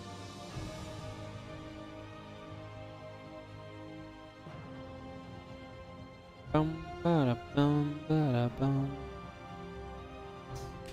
are you doing, guys? How are we feeling? Great game, sir. Solo taking a 1-0 lead in this best of 5 series. It's an elimination match. One of these players is going to fall out in the top 8 of the Spring Championship. Will not move through to Saturday. Will not move through to Sunday. This bracket looking pretty juicy, I'm not going to lie. We already got Maxpax in that upper bracket final. Gonna be cheering on Bjorn a little bit on the. I mean, Bjorn's the only non-Protoss in the winner bracket right now, so I'm gonna be cheering Bjorn on a little bit. Try and keep some non-Protoss in the tournament as long as possible. All right, we're gonna go. 1, 2, 3, 4, 5, 6, 7. 30 seconds.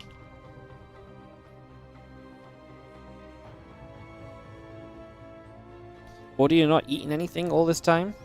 You've only been live like 4.5, 5 hours. You can go 5 hours without eating, you know. Oftentimes when I stream, I either eat just before I cast, or obviously I live with Helen, and oftentimes she makes like food like for lunch or something, so then I just eat between games sometimes. Today I ate before I streamed. I ate like 6 hours ago or something.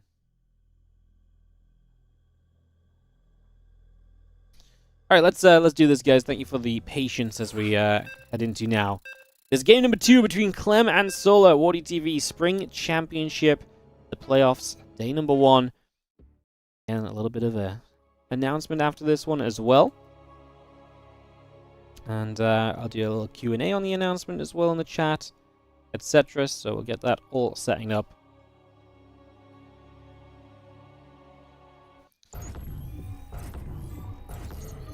Dive into game number 2 of this best of 5 series. Down a game in the bottom left-hand corner. A blue Terran player who has been a little shaky lately, right? You know, when you play at the highest of levels, when you're as good as this guy, you get to be a little bit critical when things are not going 100% perfectly for him. And that's definitely been the case in terms of recent results. Clem has not been 100% dominant. Like, right now when Clem plays series, I'm a little bit like, oh, I feel like he could lose. Whereas a couple of weeks ago, I was even just like, oh, it's Clem. He's always going to win, you know?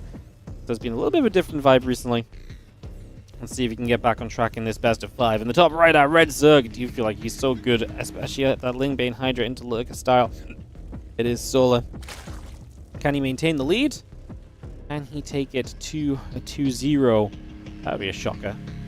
Of course, Clem was up 2-0 in the winner bracket as well. Wouldn't that be a disaster? You were up 2-0 in the winner bracket, you get reverse swept by Hero, and the next thing you know, boom, you're in the lower bracket, and then you're losing to Solar.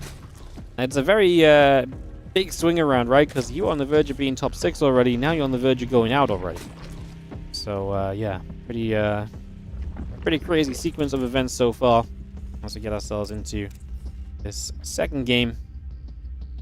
Overlord coming about, getting set up. Clem will always be the GOAT. I feel like a few people might disagree on the Clem is the GOAT statement, I'm not going to lie, but beautiful part of the GOAT, you can just, you can pick your own GOAT, really. Doesn't have to be necessarily true, it's a very personalized opinion thing. I think Clem has not been, I think for a lot of people, Clem would not have been ever truly playing long enough or succeeding for long enough to be at GOAT level, right? Maybe give a lot more years, but the problem with the GOAT conversation is as some StarCraft 2 kind of dies down and, you know, maybe moves more towards a community level, it's going to be very difficult to kind of make plays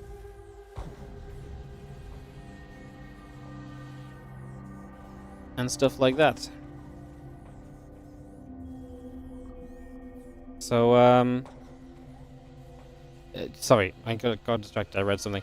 It's very difficult to obviously kind of do big things and to kind of win big tournaments. So how do you ever then start to shift the kind of the current GOATs of the scene in the future, right? That's a good question.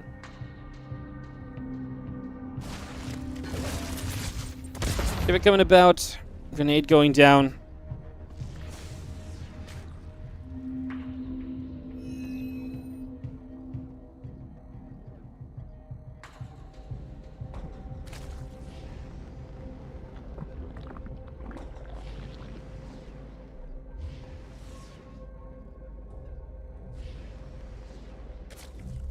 bit back and forth. Reaper just hanging about there. Orbital coming through. Link speed coming up. You get our CC. Oh, hatchery, sorry, ready on this third base as well. Just going to bring that about right here. As the Reaper hops into the main base. And the Ling going to go down already. And Link speed coming up. Starport coming through.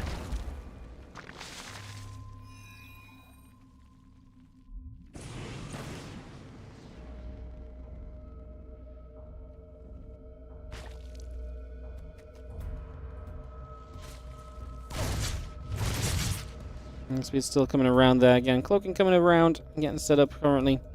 It's going to be seeing the couple of Hellions on the way out as well. So just Hellion Banshee here from Clem. Third CC coming up. Moving a couple Hellions at the front. Solar has that Link speed already. I always check this nowadays just because later Link speeds, Clem is so good at punishing, just running a couple of Hellions by and getting a substantial amount of workers a lot of the time. Lab coming up on the barracks. The Banshee and the Hellions still come through. Hellions and the Reaper coming back over as well.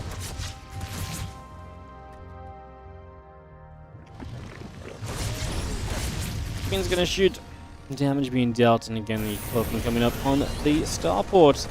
Hellions will step up that left-hand side. The Marines are gonna go after the Overlord.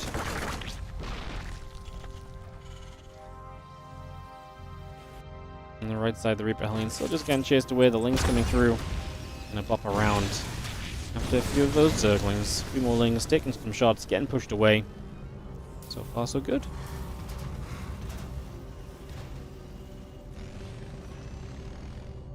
Banshee, Marine, Cloaking. Again, a bit of everything coming through. Our Hellions still joining together as well. The Queen's gathering on in.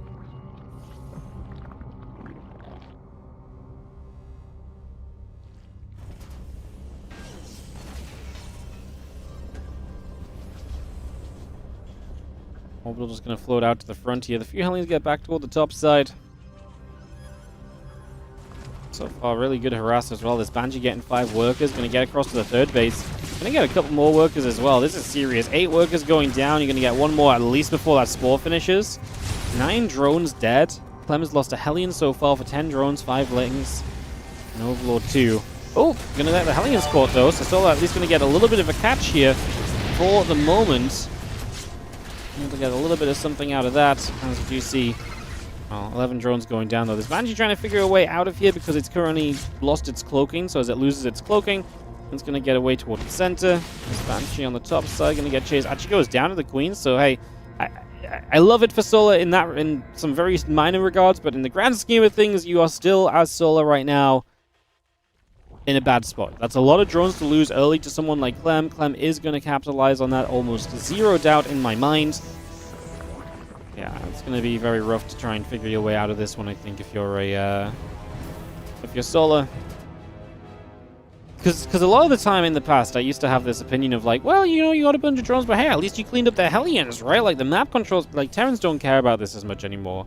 If their Hellions trade for those workers, their follow-up attacks can be so freaking powerful and so freaking good that they will just hit you hard in the face, and that's all they really care about, you know? So, you're like, yeah, great, in a way, you know?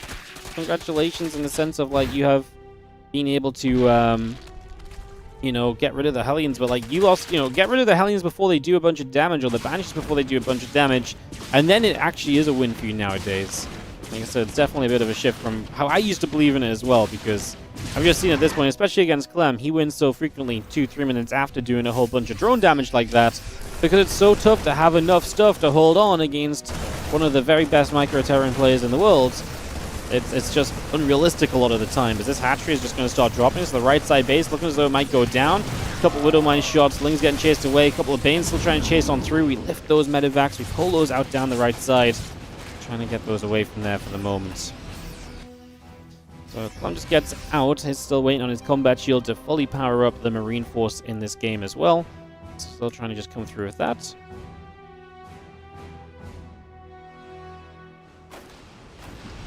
Marines load up, just peel into the side once more. 2-2 upgrades still coming about. The Adrenaline Claws is on the way up as well. And we have ourselves the Command Center and Barracks still coming through on the top left. It's only a few Marines, but they've got that hatchery to half HP, right? And that's something you can just continue to chip away through, potentially.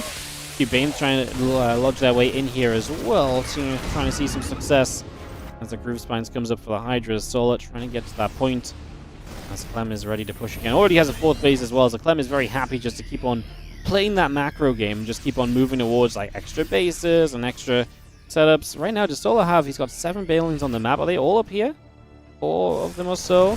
I'm just worried. I think this right side base is going to be in trouble. These Lings are just going to die. These Hydras in trouble. Yeah, 3 of the Banes here, but you can just target fire down 3 Banes. That doesn't even really need to target fire them. There's nothing else supporting it. Okay, so it's just going to leave the game. He has lost kind of half of his army very one-sidedly. Like, he did not have a good enough split, which is super understandable given the situation and state of the game right then. Like I say, you take that sort of damage against Clem at first, and it just becomes so freaking costly to you.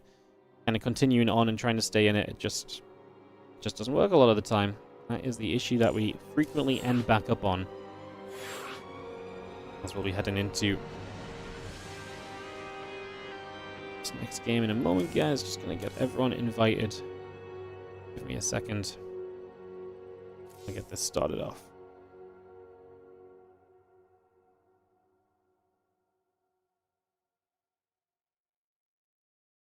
Alright, I'm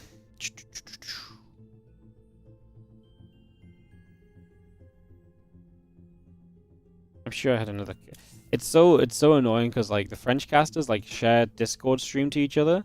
So like sometimes they're all in the game and sometimes they're not. But the way I know that we're okay to go is because I like count how many casters in the lobby. So then I count the casters and there's less than usual. I'm like, oh my god, am I missing someone? No, it's just the French casters on there and they don't intend to join this game. And I'm just like, I don't know what the difference between some guys being AFK versus some guys actually need to be invited still is. They're ruining my entire brain system for sorting out the lobbies. It's not really a big deal, just I had to do a double take because I was doing the count and I was like, it doesn't add up. At least it doesn't add up correctly.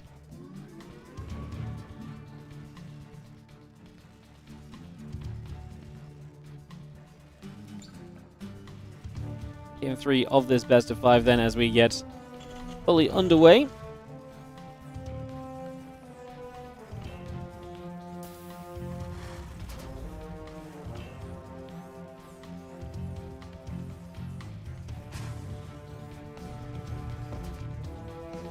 Sandworm for our 3rd map here. So Solo gets that win on the longer game. Clem just does good early game damage for the 2nd game and puts himself in a good position.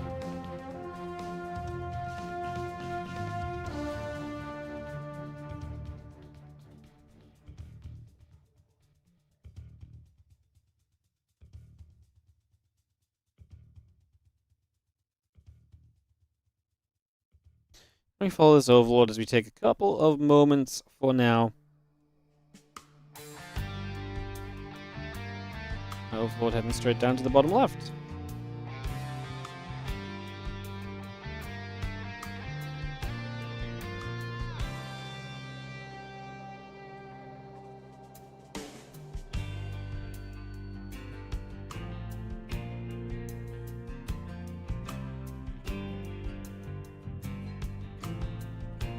Alright, following this Overlord, there is going to be the SCV scout from Clem that we can attach ourselves onto for a moment or two. Heading across this way for the moment.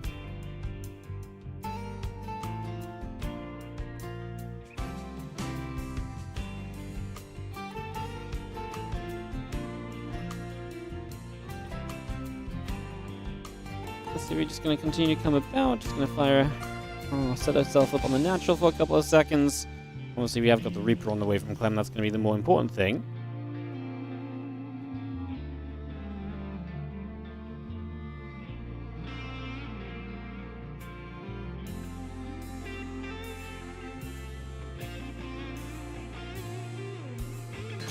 Here we're going to throw down a grenade. Obviously, a drone going to get bopped. A couple Lings coming through. Back the other way for a couple of moments. CC in the factory coming up. Reactor coming online as well. So continue to bring that along for the moment here. As we just have ourselves, again, Hatch Gas, Queen, Overlord, etc. Going through for a few moments. So a little bit of getting set, a little bit of getting settled.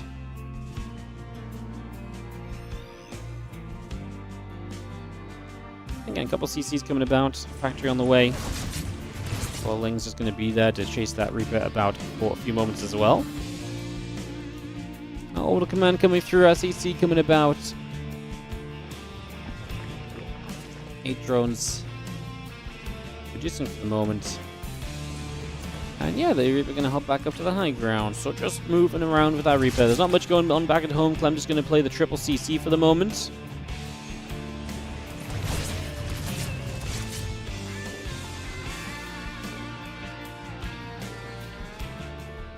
And Roachron is building online. Just going to be having ourselves a few drones and queens coming about.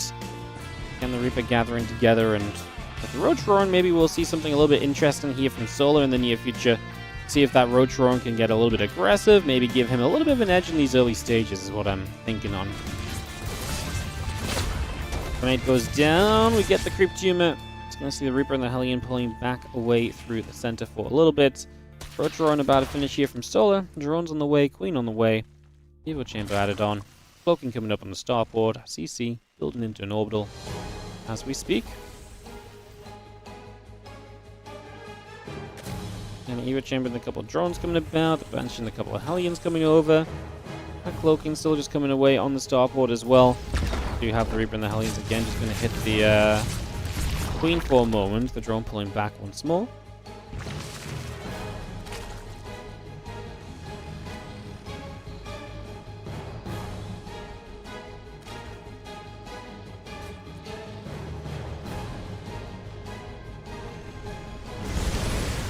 See the Roaches for the first time, but Clem's already moving in toward Banshees, and with the Banshee-based opener, you're obviously going to have a bit more of a natural defense against the Roaches, so that's going to go a long way to helping you out pretty much straight away.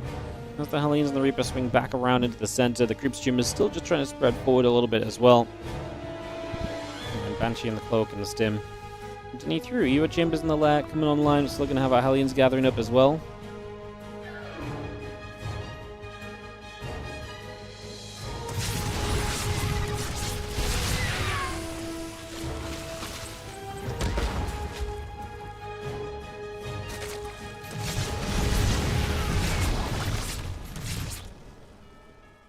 Defense obviously still keeping those Hellions away. You do not want to, especially if you're playing Roaches, the last thing you want to do is give Clem opportunity to deal damage, right? So those Hellions should not be getting into mineral lines. They should not be able to go and do like masses of damage. So you 100% want to keep those back and stop those from getting much else right now. As the 1-1 missile upgrades coming through, the Roach speed building on the Roachron, the Hellions and the Reaper get up to the front, and a couple of Creep Tumors will go down. The Queens will be there to turn the Hellions away.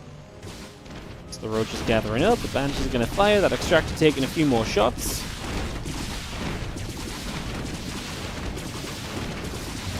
Can we kill it? Can we kill it? Transfusion again? It's not bad for Solo because he's obviously, Clem's just spent a lot of Banshee time just hitting the, hitting an Extractor, which costs you a bit of energy to keep alive, so nothing really killed.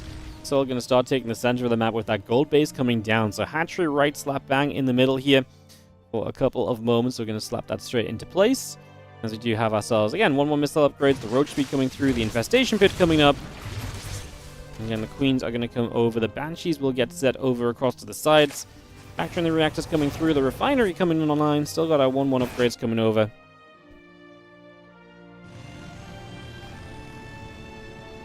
And Marines, upgrades, combat shields continue to come through for the moment as we just have ourselves the upgrades across the board, including that melee upgrade coming about. Infestation Pit going to finish up in the background as we do see more Roach Ravager still settling into the center.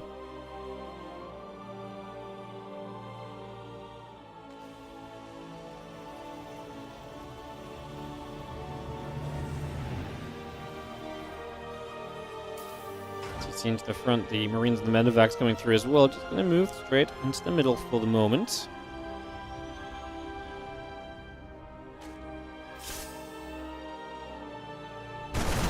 Yeah, I'm going to go down. A couple of changes are going to get grabbed. The Roach Ravager is still in step there, though. They got to cancel on the hatchery. Obviously, this Roach Ravager style is very much so from Solar, just a way to get to the later stages of the game. You can see already now the Baling Nest coming up, the melee upgrade, the Ling speed, the preparation to kind of make a switch. And that switch is going to come in accompaniment with the Hive. So you're going to be able to go into some Hive tech alongside your Ling Bane switch up. Ultras are going to be an option. Even just Vipers can be very nice, especially if you force the Terran into a lot of tanks initially. Vipers being able to Blinding Cloud or abduct tanks through is going to obviously weaken a lot of the defense that Clem is likely going to be playing with.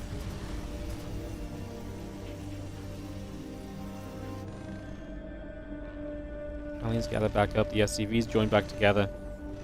Again, Hive will be finishing in a couple of moments over there. So we get that rounded out for the moment. It's just going to unload on the top side, so we do get the drop into the main base, and Solar is not quite in position to deal with it. And right now, the problem is going to be, obviously, this is very Ling heavy, so running Lings into that choke point is not ideal. A Spore Crawl, and that's going to be about it. Clem has to just lift up and get out of there. Now pushing in the center with a larger army, coming through those Dragon Teeth in the center, and obviously can't bring the tanks through there as easily, but can use those as a position to place the tanks and keep them a little bit safer, especially against the roaches surrounding them. Obviously, Ling Bane can still close the distance there too, but it's a good, strong position that Clem sets up into. It's a good, strong position he can play forward from. Those medevacs are going to lift off. They're going to go back towards the top side. A few more Zerglings being bitten away at. And the rest of this Ling Bane, Roach Ravager still thinking of coming through for the moment. 2-2 upgrades coming about. The Drilling Claws coming in. And here we go. The Lings are going to start running forward once again. The Marines are going to stand up here. The Roach is going to go down. More and more damage being done as a couple of Zerglings still getting picked away at the Banshees. Will continue to shoot away at those Queens. The damage still being done, as we are going to see a couple of attacks being brought forward. The Bio going to stand there. And for the moment, still, I think Clem's doing all right with these trades. Widowmines are going to turn around, but they actually get biled down. They do not connect. Good job by Solar getting back away from that. Top left side is just that drop that's not going anywhere. A few roaches nearby. Tell you what, these units are getting kind of low HP as well, so that'll be a factor as well as we continue through. A few more Zerglings, Banelings chasing into those Marines right now. The Medevac going to get shot down as well. Oh, Bane's actually getting a good clump of units right there. That's a much nicer connection.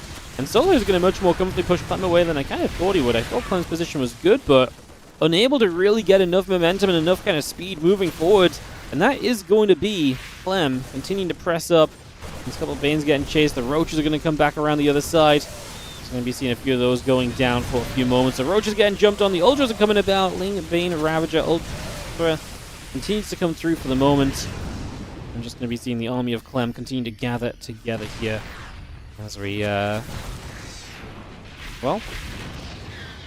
have him just falling back. He's going to start taking his own gold base now. Still obviously already got established on this one out in the center, so already feeling pretty good about this being over here. And Clem going to get his own gold base now ready to mine as well, so both players can play from the gold. Even is even, at least at this point. But obviously with those Ultras coming out, Clem's going to be forced into some high attack. Right now, that high attack seems to be the choice of going Liberators. Also against some Ghosts as well. That's okay, so he has the Ghost Academy. That's what I was looking for when I started off my thought. I actually didn't see the Ghosts, so yeah, obviously the Ghosts are the #1 way to deal with this. A couple of Libs are nice, a bit of harassment, and also they're good at just holding certain positions. Kind of forces a little bit of a different way of kind of dealing with this, as right now the Ultra's already showing up though, and Clem doesn't have his answer ready just yet. And Ultra defensively is going to shut down the drop, so that's not going to go very well. And this third base of Clem is in a ton of trouble, because it's just going to get forced to lift up. He does not have an answer to these Ultras right now. So Clem not quite ready for the Ultras at their first arrival point. So that's really not ideal. And he's actually going to get pushed all the way back into his natural. Banes are going to start coming through the natural. The Ghosts are going to get stuck on the low ground. They are not going to have a chance to snipe too much. One Ultra gets around there. The Medevac evacuation just about comes in as Clem tries to save this situation. Corrosive Biles are knocking down the Liberators, which, yeah, they're doing an okay-ish job. I feel like they could be even better positioning for them.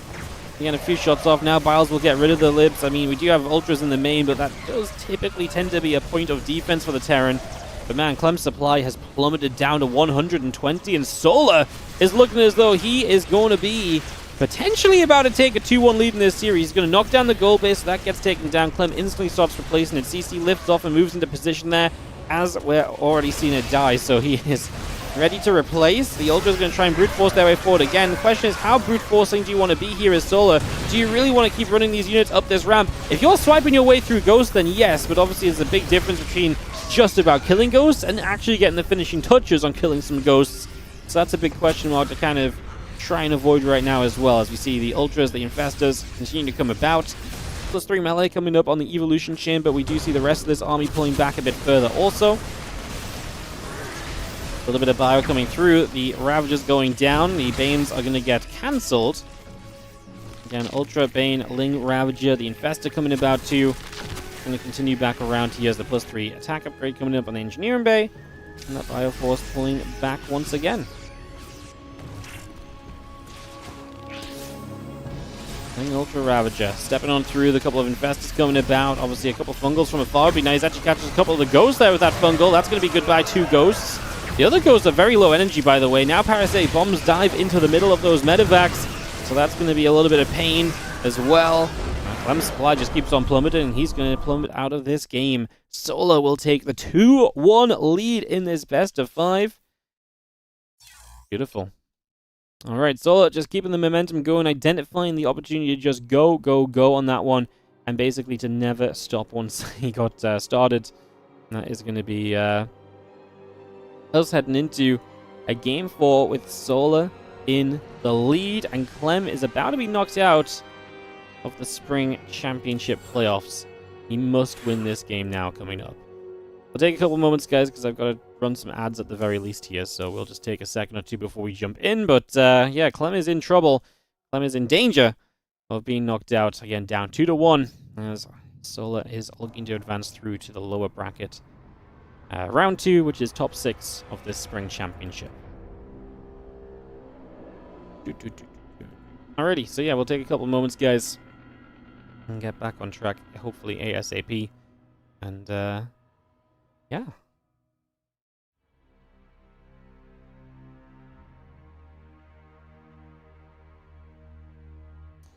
Alright, just a couple moments, like I say, a few seconds here. We'll get this started up into this game number 4. Get this ready to rumble. And that's the WardiTV Spring Championship, guys. Good to see you all. About a minute or so, and we'll get this started off.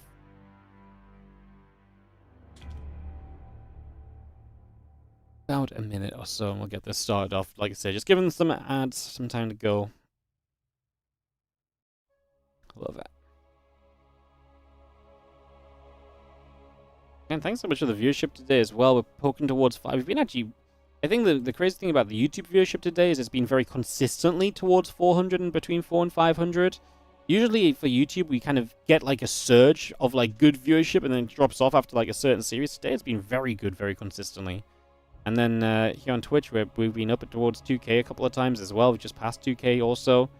Pretty crazy stuff. Again, after this series, guys, we will have the WardiTV 2025 announcement, and we will have Lambo versus Hero Best of 7, the Boomer Bash finals coming up. So both of those are coming through in the very near future. Like I say, when this series wraps up, that is what we're going to have for you all. So we're not done just, if this series ends with this game, we're not done just there. We've got more coming up. So don't just head off straight away. Stick around. Like I say, we'll be doing 10 to 15 minutes of the announcement stuff and then straight into that Lambo versus Hero Best of 7 PVZ. So that's our plan for the day. That's where we're going. Let's go into Frostline as we head into our 4th map of this series. And in the bottom left-hand corner, we are going to be starting off with the blue Zerg player. This is Solar. Top right-hand side, our red Terran from Team Liquid is Clem, as we get into Game 4 of the series. Wardy, what's the best place to reach out about collaborating? Either DM me on Discord. If you're in the WardiTV Discord server, you should just be able to find me on Discord quite easily. You can either DM me on Discord, or you can email me, or you can just Twitch whisper me as well if you want to, and I will get back to you. If you don't know the Wardy email, if you don't know the my Discord, then you can Twitch whisper me. It's probably easiest, and I can tell you them.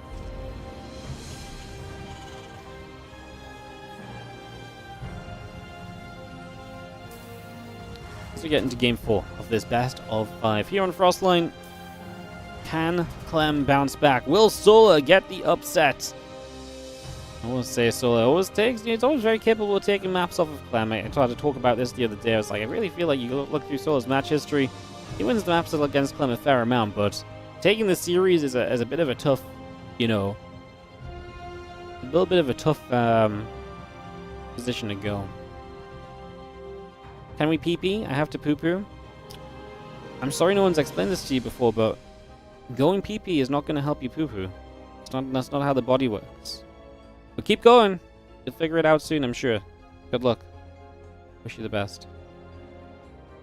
Oh. The things you have to teach people on Twitch. You sign up to be a StarCraft caster, You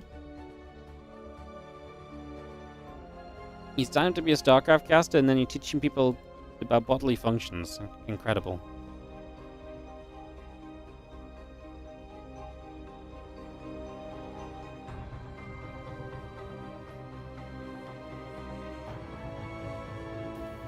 We're coming across. We'll follow this for a little bit of excitement here. The SCV Scout hasn't been up to too much trouble just yet.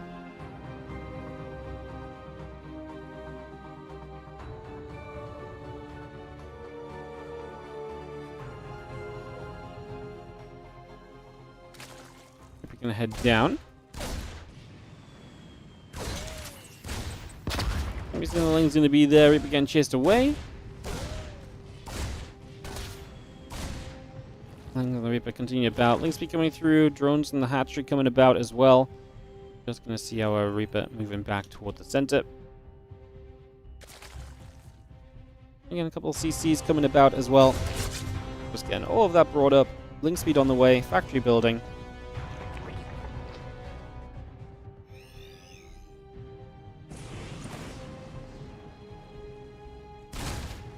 Lings would like to try and get across toward the Reaper there. Going in a step up. The Reaper going to take a few more shots. Link speed still building. Hatchery coming through. And we got the orbital command coming in as we speak. So bringing that orbital up and online. Triple CC again from Clem. No real surprises there just yet.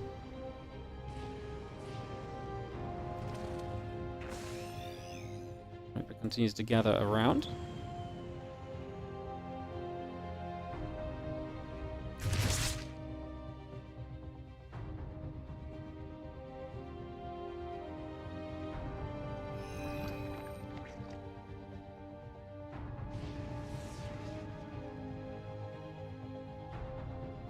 Just turns about. A couple of Hellions are going to step over as well. Last still continuing to come through as we have our Banshee and the Hellions still coming up. The Merino's on the way.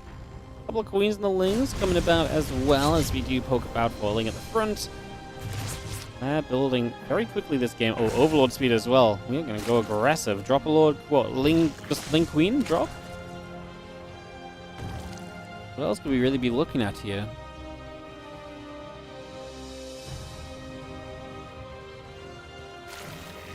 Just a Ling Queen drop attack. We'll see him more, so we're going to have detection against the Banshees. The Overlord speed's halfway done right now, so it's going to be a little delayed on being able to kind of instantly kind of transport the Queens across the map. Not too delayed, though. Should be fairly manageable still.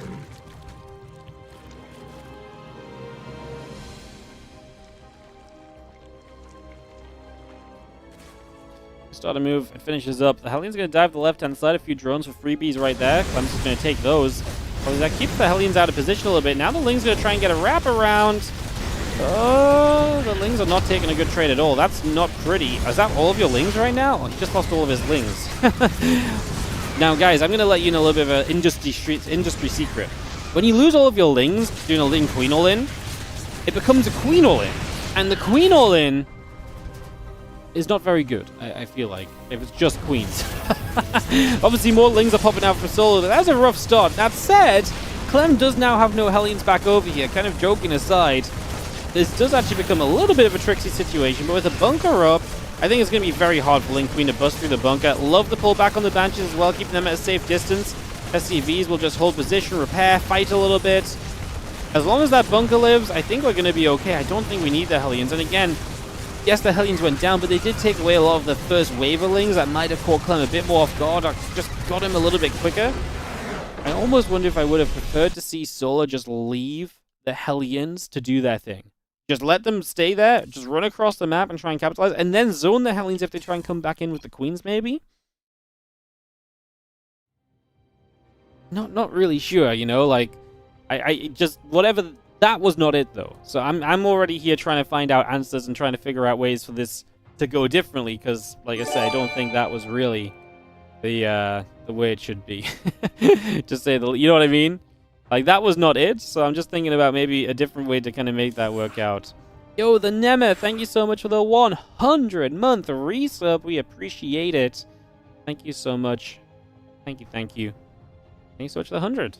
Hell yeah. Century cheers. Beautiful, love it.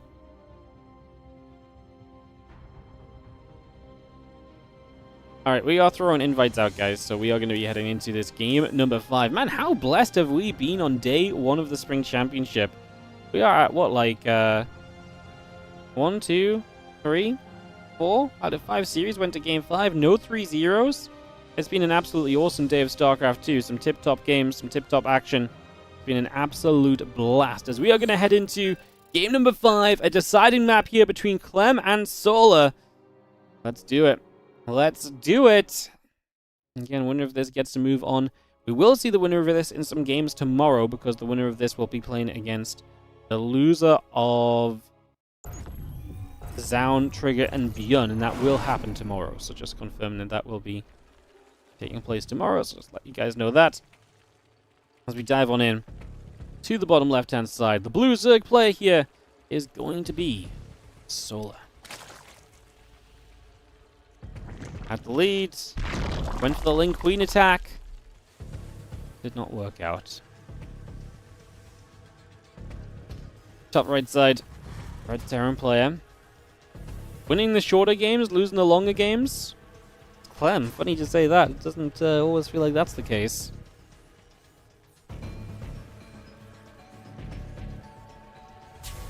For this game replay, this game was played less than an hour ago. We let the 2 final series of the day play at the same time, just so the players could be done a little bit sooner without as much waiting around. So the 2 matches at the end of the day, this and the Maxpax Hero series, played at the same time. So this is being cast from replays, but it was played like less than an hour ago. So yes, it is replays from, like I say, less than 1 hour ago, pretty much. I don't know. It's as live as you can get without it actually being live, pretty much. So I hate saying this replays, because then everyone's like, "Oh, this happened like 3 weeks ago." God, Wardy's always casting replays. It's insane. It's insane because it actually happens as well. It's not even me just being salty and memey. Alright, game number 5, and we have ourselves the SCV scout that Clem's been going for each game. Going to step across right now, heading down to the bottom left-hand side. Same day replay is live to you. Yeah, I mean, everyone has different opinions, though. If it's not live, then a lot of people just don't care, you know? It just turns them off completely.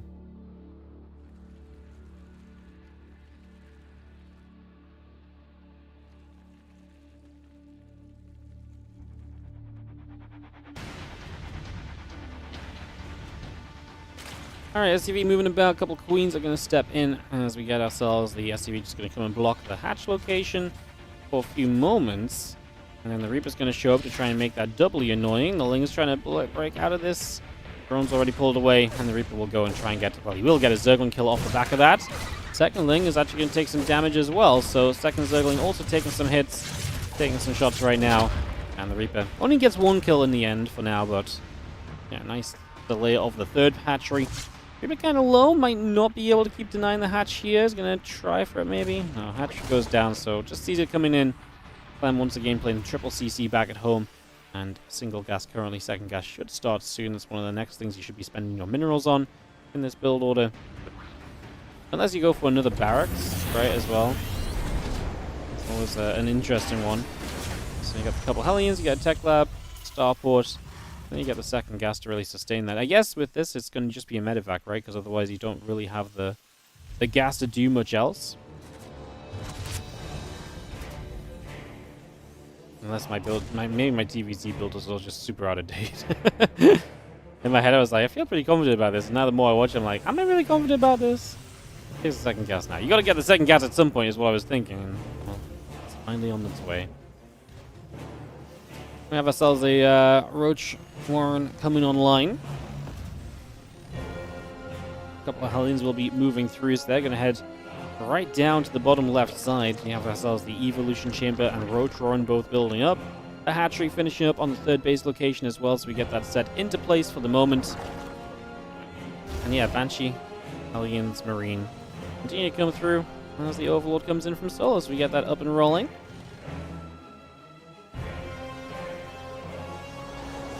Again, Solar going back to this Roach Roaring for this game 5 at the moment. It was fine with the Roaches on Sandworm, so not against it. Well, there's Mile, another one of our TLMC 20 maps. We will be shifting the WardiTV map pool probably fairly soon, guys, to just move away from some of the maps that are unlikely to be in the next ladder map pool based on what we're seeing from the TLMC provisional map pools. So we'll be making a little bit of an adjustment here or there in that regard soon. Not too soon, like I say. We're just going to finish this event up first, and then we'll have a look at what adjustments we might make map pool-wise.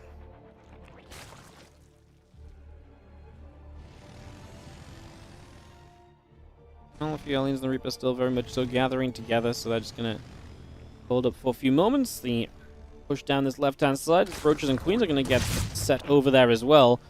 Just going to be in position to push those Hellions and that Reaper away, so that's going to get chased out of there immediately. Overlord is going to be nearby. Still got the Evolution Chambers coming into place. The Roach Run coming down as well. A few Hellions are just going to go pinging away at the Evo Chamber too. The Stimpak and the Marines coming up. Factory going to move over to the Tech Lab. Starport going to go over to the Reactor.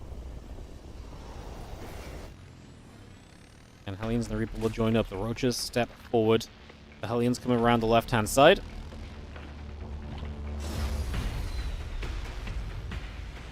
Just very standard stuff. 1-1 upgrade, Stimpak. Just before Hellions, so kind of moves into kind of Marines a little bit sooner. Gets away from that Hellion count being super high or anything. Not going to be as aggressive with those Hellions as he maybe could be because of that as well. So that's definitely a factor also.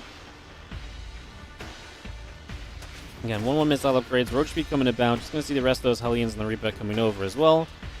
And the Roach is still in a good position. Keep the Hellions at bay for now. Queen's going to come through. The Banshee's taking some damage.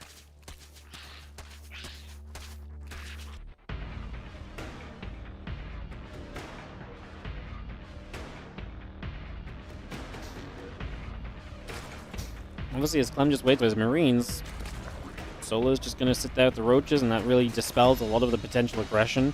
Bane has an Infestation Pit already on the way, so Solo really trying to reach back to what he did back on Sandworm and just kind of get towards that kind of Roach Ravager into the Ling Bane kind of follow-up.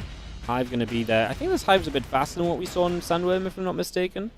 So yeah, I feel like this is a little bit of a faster tech-up from Solo's point of view. As the Reaper and the few Hellions move over to that left-hand side. Again, we've got the 1-1 missile upgrades coming about, the engineering base coming up. Again, armory factory, a couple of reactors come over. And that Marine's going to unload from the medevac. They're going to go for a stim forward as well. The Overlord is going to take a few shots. A couple of creep tumors going down too. And Roaches are in a little bit of trouble, so a few Roaches already falling as well. We continue forward. These Marines are going to go shredding through the Roaches. That's not good for Solo, because now he's not going to have defense here. At the same time, the Hellions are showing up, and they are getting some lined-up drones. The next shot is going to be juicy, and it was. 9 drones now killed. The Marines lift up and back away. The Queens and Roaches are finally cleaning up the Hellions, but that's 12 drones going down. I'm only really giving up the Hellions for that. The Marine count obviously stays very comfortable. And it wasn't just the drones. He also got a bunch of Roaches. So he put a dent into the army of Solo while also putting some good damage onto the economy. These Queens need to be careful. They were about to put down a creep tumor. That was not going to be it. We're going to lose both Queens high on energy. This final game is played on West as well, so Solo has server preference, ping advantage. It's a very minor thing, but sort of thing would you think of when it's like, oh, could you transfuse that? Well, lag is not as much of an excuse. Because like I say, server advantage goes to him. And she's showing up now, and they're just going to sit between bases, finding drones transferring across. The damage keeps on coming in as Clem is just starting to dominate, and you know what happens when Clem plays like this. When he gets damaged like that early, you know that these games are very likely going to start turning out in his favor. 1-2 minutes down the line, he's going to start pushing you with more and more units. You're going to struggle to respond. The Banshees are still just controlling this game, just going between mineral lines, picking and choosing their targets. Needs to be careful there. That Spore is in position. But this is so much damage dealt. The Vipers are out. I mean, I actually worry that Solo is kind of... I mean, does he just die here? He's building an Ultra Cav and he's replacing drones. Bane speed is not done. Vipers don't have a lot of energy. I actually think Solo's in a lot of trouble. This push, after all that damage done, is super scary when you look at the position of this game. Ling Roach Ravager trying to come around. We are going to see a few of those Roaches taking damage. Hatchery taking some shots as well. A couple of Banes coming about from our bottom side. A few of those Corrosive Vials coming down again. A couple of Queens go down. The Overseer, we pull back a little bit further. The Banelings are still chasing through. The Vipers overhead. Again, a couple more Blinding Clouds coming straight into play. Another few Corrosive Vials. It's just not going to be enough.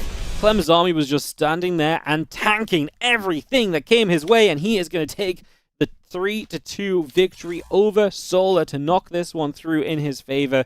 And he is going to go to the second round in the second day of the Spring Championship. Unfortunately, we have to say goodbye to Solar, our only Zerg in the first round, but it was a rough bracket for Solo to draw into. Sometimes the flip of the coin just does not go your way. That was one of them. Guys, we have got Lambo versus Hero best of 7 coming up in the WardiTV Boomer Bash Grand Finals. That's going to be coming up next. We're going to be switching over to that as AI Scream. Thank you so much for the Prime sub. I'm just going to run a couple minutes of ads to get those out of the way. Just before we go into the Boomer Bash playoffs, we will be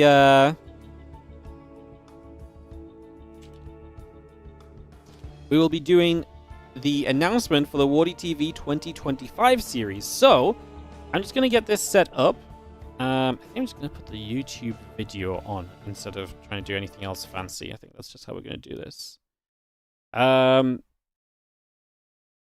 I'm just going to play you guys this video, okay? How do I get there? Like this.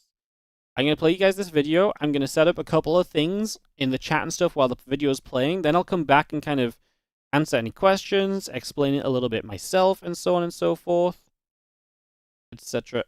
Hey guys, don't start yet, Wardy. Don't start yet. All right. So I'll put the video on. I'll let the video play. This is not just to be clear, not to get hopes up. This is not some super sick trailer. This is just me explaining it. I just would rather play this than trying to do it live because this is a good summary of what the WardiTV 2025 series is, what we're doing, what we're going for. I'll drop some links in the chat when they're needed, and when we're done with the video, I'll come back, I'll be live, I'm going to be here, I will answer a few questions, and then we're going to get into that Boomer Bash Grand Final between Lambo and Hero. Okay? Does that sound good? So yes, we've got Lambo versus Hero best of 7 coming up, and we've got the this WardiTV 2025 series announcement coming in a few. So again, just a little bit of a pre-statement is that this is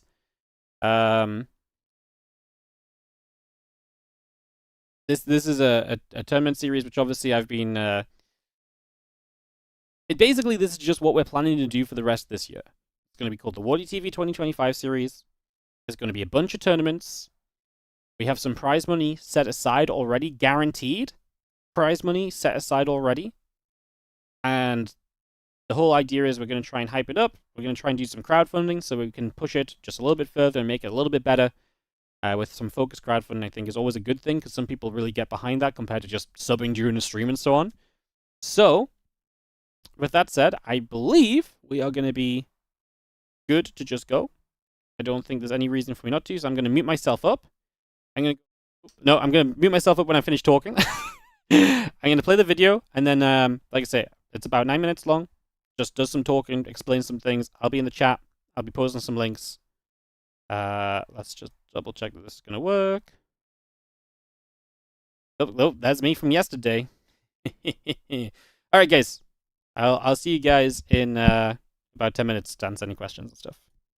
Hey guys, it's Wardy here, and I am super excited to be bringing you the announcement of the WardiTV 2025 series, the series of events that we're going to be running this year under the name of WardiTV, believe it or not. It's going to be very similar to how we've done WardiTV series in the past, where we have a sequence of events that leads into the end of year championship. Typically, we call that WardiTV 2020, whichever year it is. So this will be WardiTV 2025 this year.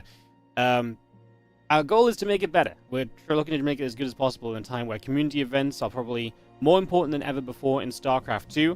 And for that, we need your help, hence the crowdfunding, which is what this video is for, to help you guys know that this Indiegogo page is where you can support the WardiTV 2025 series. 100% of donations will be going directly into prize pools of WardiTV tournaments, and that includes any transaction fees. So if you pledge $100, $100 will be added to a prize pool of a WardiTV tournament as part of the 2025 series. Now, instead of crowdfunding for specific tournaments, we're going to be crowdfunding for the entire series overall. And what is that series going to consist of? Well, let's tell you. The following major tournaments are what we are guaranteeing from the start, with a base prize pool of combined $25,000. That is set in stone. These events will happen whether the crowdfunding happens or not, unless there is a serious amount of StarCraft 2 events that pop up, which then make us change our schedule and mean we can't fit as many of these events in. The reason that we waited for all this time until putting these events into place is because I had to figure out what the general idea of what was going to happen in StarCraft 2 this year was going to be. Now that we know that, I'm confident that these events can happen, which will be the WardiTV Summer Championship 2025, following up from the Spring Championship we've just had. We're going to be bringing the WardiTV European League back for 2025 season. The Korean Royale makes its return for Season 4, the all-Korean event, which has been one of the favorites, I think, amongst the community in recent times. We're going to be trying out a new format in the WardiTV Fall Frenzy coming this fall, which is going to be a weekend-only tournament, something we've been going to be talking about in a second or two. And also then we're going to culminate it all in the WardiTV 2025 Championship at the end of the year, which will be starting at a baseline prize pool of $10,000, and that is set to rise with crowdfunding. As mentioned, the crowdfunding will be going across all of those tournaments. Our general goal is to shift all of the prize pools up that little bit to make them that little bit juicier, to pay out our players a little bit more, and to increase the power of each and every one of those events. One of the things I really want to do is really elevate this series. I want to look to try and make some different formats. Recently in the Spring Championship, we just had a Group Stage 1 leading into a Group Stage 2 that allows us to have a lot more competitive games before introducing some of the strongest players in the online scene right now, and I thought that was a great success. My goal is to keep it fresh while focusing on high-level 1v1 action. That's what we do the best. We're not looking to make funky formats.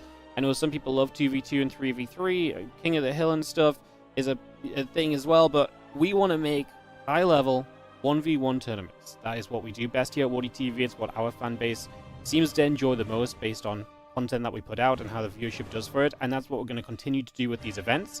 But we are going to aim to make each of them a little bit individual. You know, the European League and Korean Royale focus on different regions and will be over a little bit of a longer period of time, allowing for bigger group stages and a lot more players to be involved, where the Summer Championship is going to probably be similar to the Spring Championship, because I actually really thought that format popped off recently.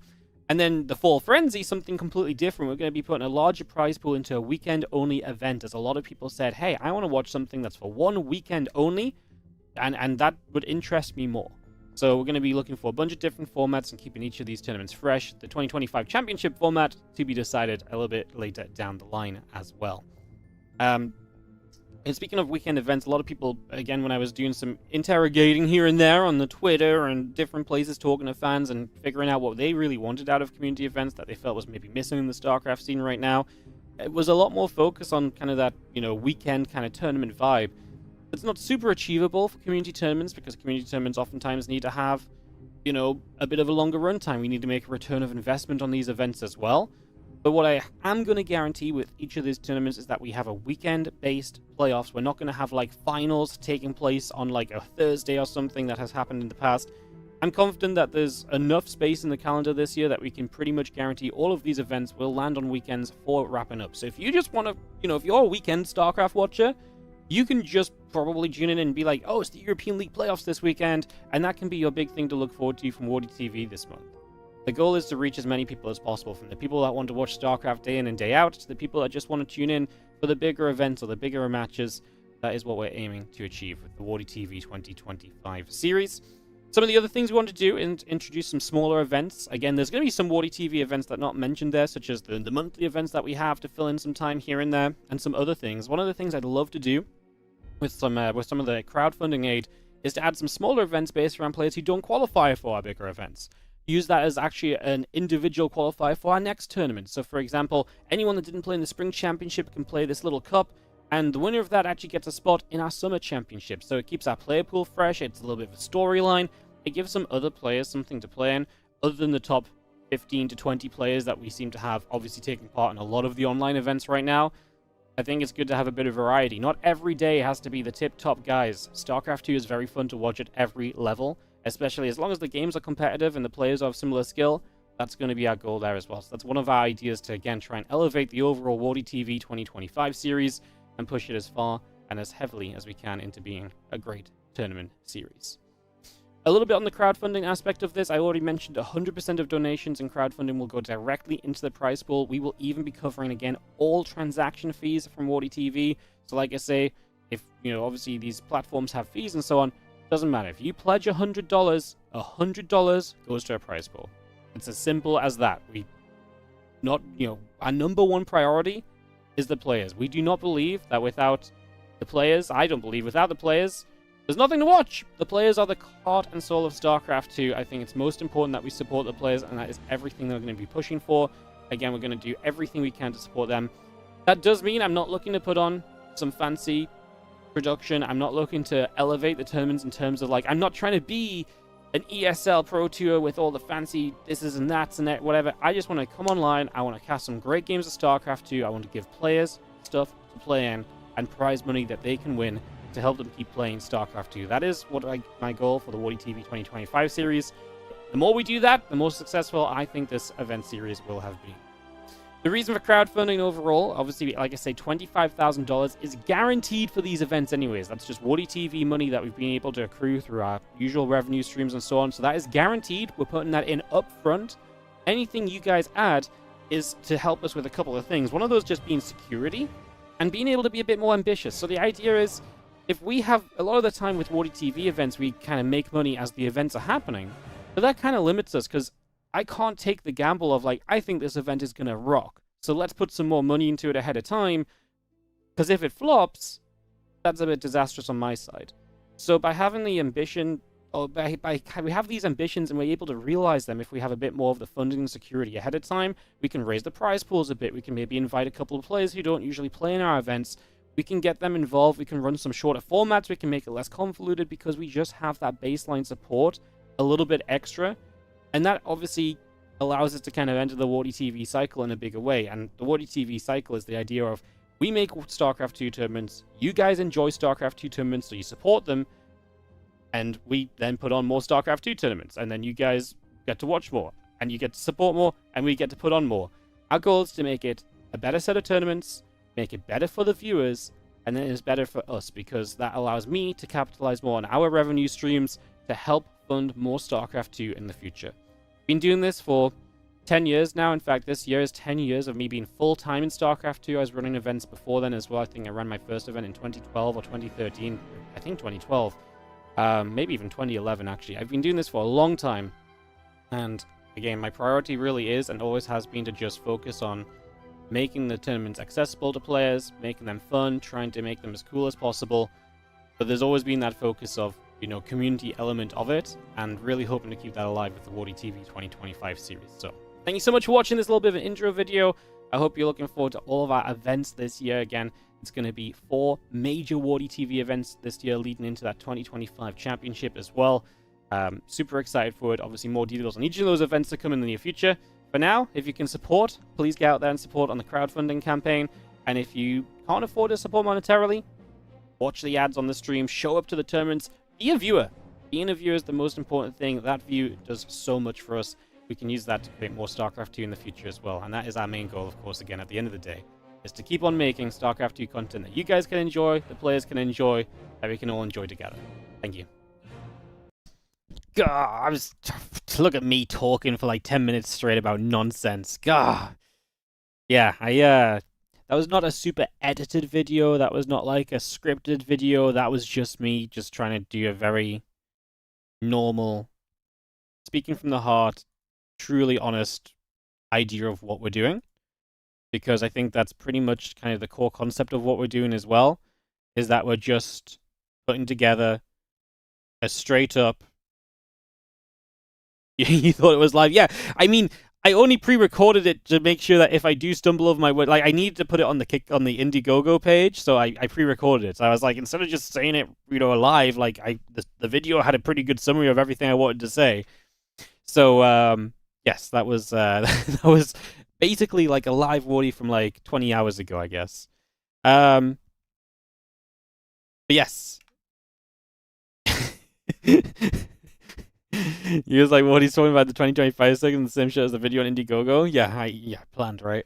No, that is the video on Indiegogo. So yes, guys. If anyone's got any questions or anything, super happy to answer. I put the donation link over on the YouTube in the chat, and I put it in the Twitch a couple times. Is it on YouTube? No. Right now, it's just on Indiegogo. I'll be getting a TL thread up later today, and I'll be getting a TL thread up later today. And I'll be getting the YouTube will have a video on YouTube very soon. It will basically, I don't want to put it to upload while we're still live on YouTube, because sometimes that messes with the algorithm. So when the YouTube stream ends today, I'll be putting that video that you just watched there live. So if you want to watch it again, but right now it's already on the Indiegogo. It's just not like public on YouTube. So you'll be able to watch that again. It's all written on the Indiegogo as well, pretty much. Like if you read through the Indiegogo page, it talks a lot about kind of pretty much everything that's discussed there, which is the idea of, again, TLDR, there's going to be $25,000 of prize money guaranteed. That is already set aside. That is already going to happen. This is not like we have nothing and we need you guys to support to make something. This is we have a set of tournaments that we want to make happen. We have prize money for them. And we want to give you guys the opportunity to make those even better. Because like I say, a lot of the time, focused crowdfunding kind of movements do a whole lot better than just me being on stream and saying, hey, look, guys, don't forget to sub today. I was like, people will support in different ways, right? So it's really trying to hit a bit of a, not necessarily different audience, but it's just a different way for you guys to support ahead of time and for the year, you know. So yeah. If anyone's got any questions, feel free to ask away. Otherwise, what we're going to be doing is heading into the WardiTV Boomer Bash.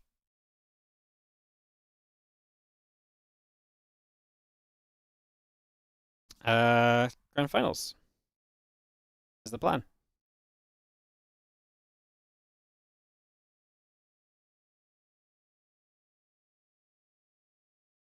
My tweet didn't work. Yeah. Why is everything so never working? Yeah. 1 second, guys. Let me fix my tweet. I was like not gonna tweet, and then I was like, no, you know what? I will tweet. I see. It's because actually no. I don't know why it didn't work. Actually, it should work. Hang on, guys. Let me log back into Twitter. Ay. Oh, hang on. I don't even know where that donation is. Yo, Christoph, let me get to that in a second. Let me just fix this tweet for some reason that's broken. Typical. It literally worked like 10 minutes ago. Am I crazy?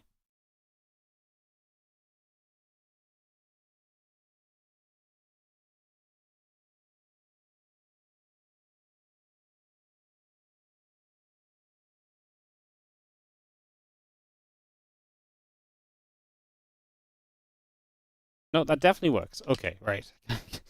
1 second, guys. Let me just redo this. Nothing ever goes simply, does it? Yeah. Okay, I need to paste things in different places. Hang on. Oh, the feeling when you try to tweet 3 times and it just doesn't work. Now this tweet's going to be terrible. I swear down. It's just never going to work anymore. Right. Link. Okay. Enter. Picture. Logo. Post. Does that work? Yes. It works now. It just moved. That was all. Okay, for some reason it moved. It works now. Oh god, things are never easy, like I say. Yo, Christoph, it was on the YouTube, it was on the super chat. Sorry, I didn't even see. I just saw it over here. I wasn't even looking over at YouTube. Yeah, let's do this with the €50 donation. Thank you so much. Yeah, if you guys do not want to go through the Indiegogo page as well, and you just want to support through normal donations and stuff, that's also super viable. That's super possible. That's super fine as well.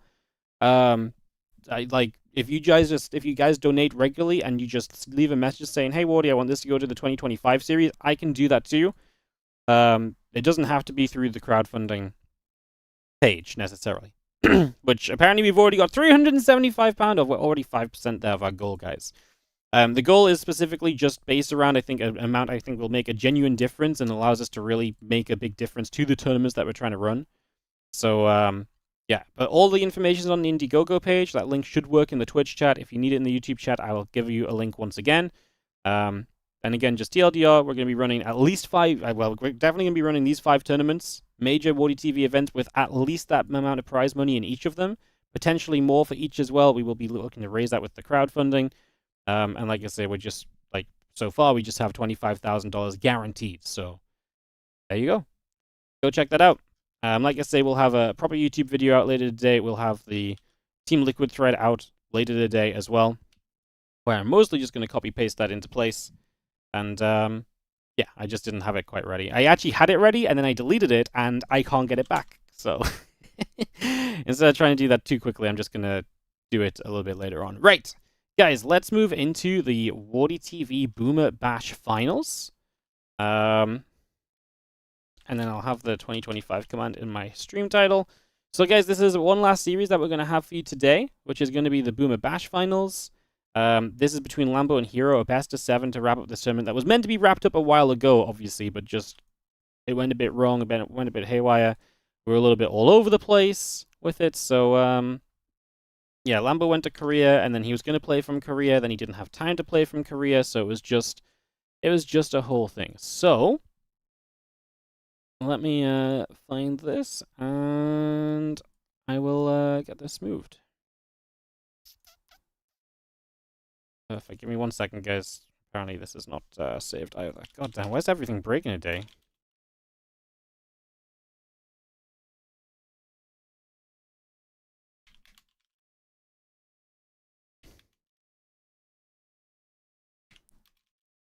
Alright. Let's get this hosted up. I can't believe I've had to do my tweet like 5 times. Jeez. That's what happens when you try and use Twitter. I think it's because I don't ever log into Twitter. I used to use TweetDeck and then they removed that, so now it's just like I can't actually access Twitter on my PC easily because actual Twitter just sucks. Ay. Crazy. Crazy. Alright guys, let's get this ready to go. Thank you so much again, Christoph, the 50 euros on the YouTube. Thank you so much if you're one of the first people supporting on the Indiegogo page as well. Like I say, we're already beyond £400, which it has to be in pounds because I'm British, believe it or not, but that is something along the lines of $600. So we're already $600 in, and we literally just played a 10-minute video about it. So yes. Wardy, is Brood War an option or no? No, I'm not into Brood War. I run StarCraft 2 events. That's just me through and through. So yeah. You bring some players out of retirement. I wish I had that sort of power, you know. I wish I had that sort of power. You glad we have you? I'm glad we have me too. Alright guys, just before we go into this, Helen wanted me to show you this incredible cookie, which she bought me when she was out today. She thought it was stream worthy because it's so magnificent. Now, I don't know how to actually get it out of the box properly. I'm very scared of dropping it. Apparently, this is a pretty magnificent cookie, I'm not going to lie. Are you guys ready for this? Nope, that's not the thing I was looking for. I was looking for the... Nope. Where's my camera screen gone? There we go. This one. Isn't that just like a magnificent cookie? Holy goodness. Doesn't that just look crazy? Yeah, that's mental, no? Holy, yeah, that's what I thought. I thought the box was impressive. Look at the box. It's in like some fancy ass like full-on contraption. Like, I don't think 90% of people know how to open that. Isn't that crazy? Oh, don't look at their logo. We're not giving them free advertising. We paid for this. Is that a hatchery? It does kind of look like a hatchery, doesn't it? All right.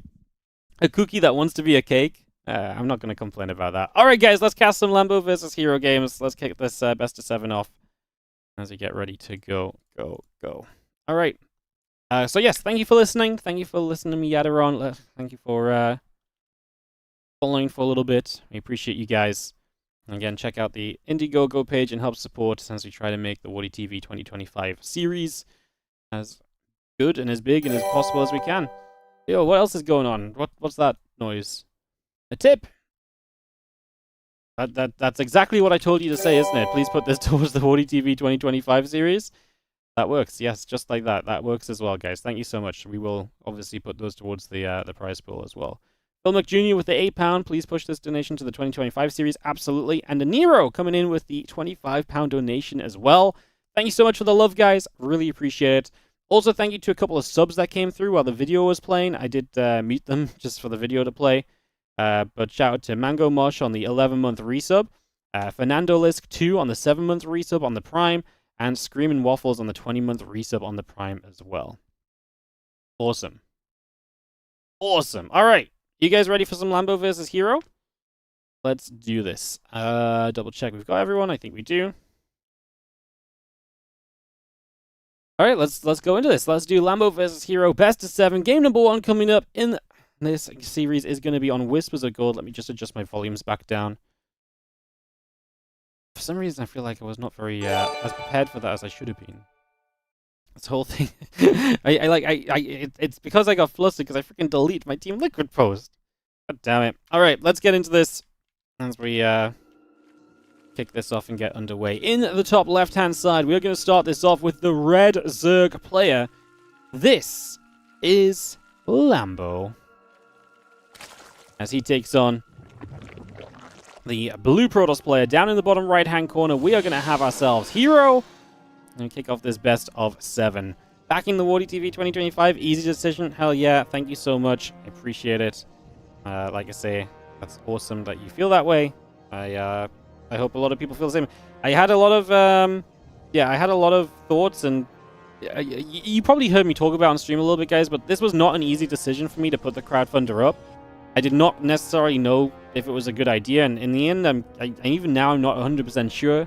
I was actually very unsure about whether to do it or not, and in the end I decided why not give it a go, and if people want to support it they can.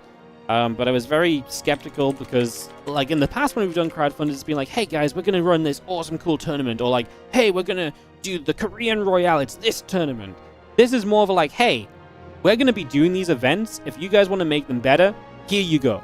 And I feel like that's like a very scary thing to like believe people are actually gonna get behind, I suppose. Like, I wouldn't have been surprised if this completely flopped. So, yeah, a little bit scary on my side. Hoping it doesn't completely flop. Hopefully it was worth the effort. There are also, by the way, on the Indiegogo some perks and things, so you can get yourself secured replay packs for the year. You can get yourself behind-the-scenes Discord access. That'll be coming soon once the Indiegogo wraps up and stuff. So if you want to kind of have, like, updates on the 2025 season, there's just a few little things, like, I don't have a lot to give away. I already put a lot of time into organizing. I don't have all the time in the world to create really super cool backer incentives. But there are some incentives on there if that sways you as well that you might want to check out and so on. So, alright, let's do this. Let's go for this as we have ourselves game number 1 of this best of 7 coming on through here between Lambo and Hero. Enough about that stinking 2025 series announcement. That already took 20 minutes away from this series. Let's get to it. We'll check in on that in a little bit, guys. We'll have to see how well we're doing on day 1 as we get this going. Put a command in the stream title for people coming in. It is already there. Should I move it to the front? It's already at the back. People usually click it anyways. You guys can also just spam it if you want. It's !2025. You can spam it and tell people to support. It feels much more generic when you guys sell out for me, you know? It feels much more generic for you guys to be like, give the streamer money, than the streamer to be like, give the streamer money. At least I feel like it does. Well, that's easier on my side, I guess. So yes, guys, this is the grand finals of the WardiTV Boomer Bash. First thing I've got to say about the Boomer Bash, first of all, is thank you so much to Great Entertainment. Great Entertainment are the sponsors of the Boomer Bash. They sent us the full $3,000 prize pool for this one and said, hey, let's do this. The Boomer Bash, a 28 years of age or older only tournament, so no Clem, no Maxpax, no Zao, no Skillers, quite a few players that couldn't take part. And Lambo coming through, beat Solar in the semi-finals, beat Showtime in the round of 8. The Showtime series in the round of 8 was really good. That was a while ago now, so if you don't remember, I don't blame you, but you should remember if you watched it, because it was a really good best of 5. So yes, this tournament has been obviously a little bit delayed just with the finals, but again, the whole thing is happening thanks to Great Entertainment. I'm just going to put their link in the Twitch chat right now, so you guys can go and give some... Oh, someone already did. Scorpion is so good. He's so much better than you. Just a top tier 10 out of 10 viewer. So that is in the chat if you want to go check them out there. Games company, they just love StarCraft, they love RTS. They want to support some RTS tournaments, and hence here they are with the Boomer Bash. This was obviously a really fun event that we had full group stages for and everything, playoffs, and like I said, just the finals was put off for a little while. So we'll be wrapping this up here today. As the Oracle comes through, a couple of the lanes are going to keep on moving around. And we're just going to see the couple of adepts stepping over as well. And as we take a few moments to get ourselves underway. Nexus pylon, the assimilator is all coming up. As we have ourselves the Oracle in the back, going to try and drop a stasis ward down into play as well. So again, we get that started, we get that going. One drone getting caught already in the stasis as the Forge and the Twilight Council continue through also. So we continue to bring that around early on.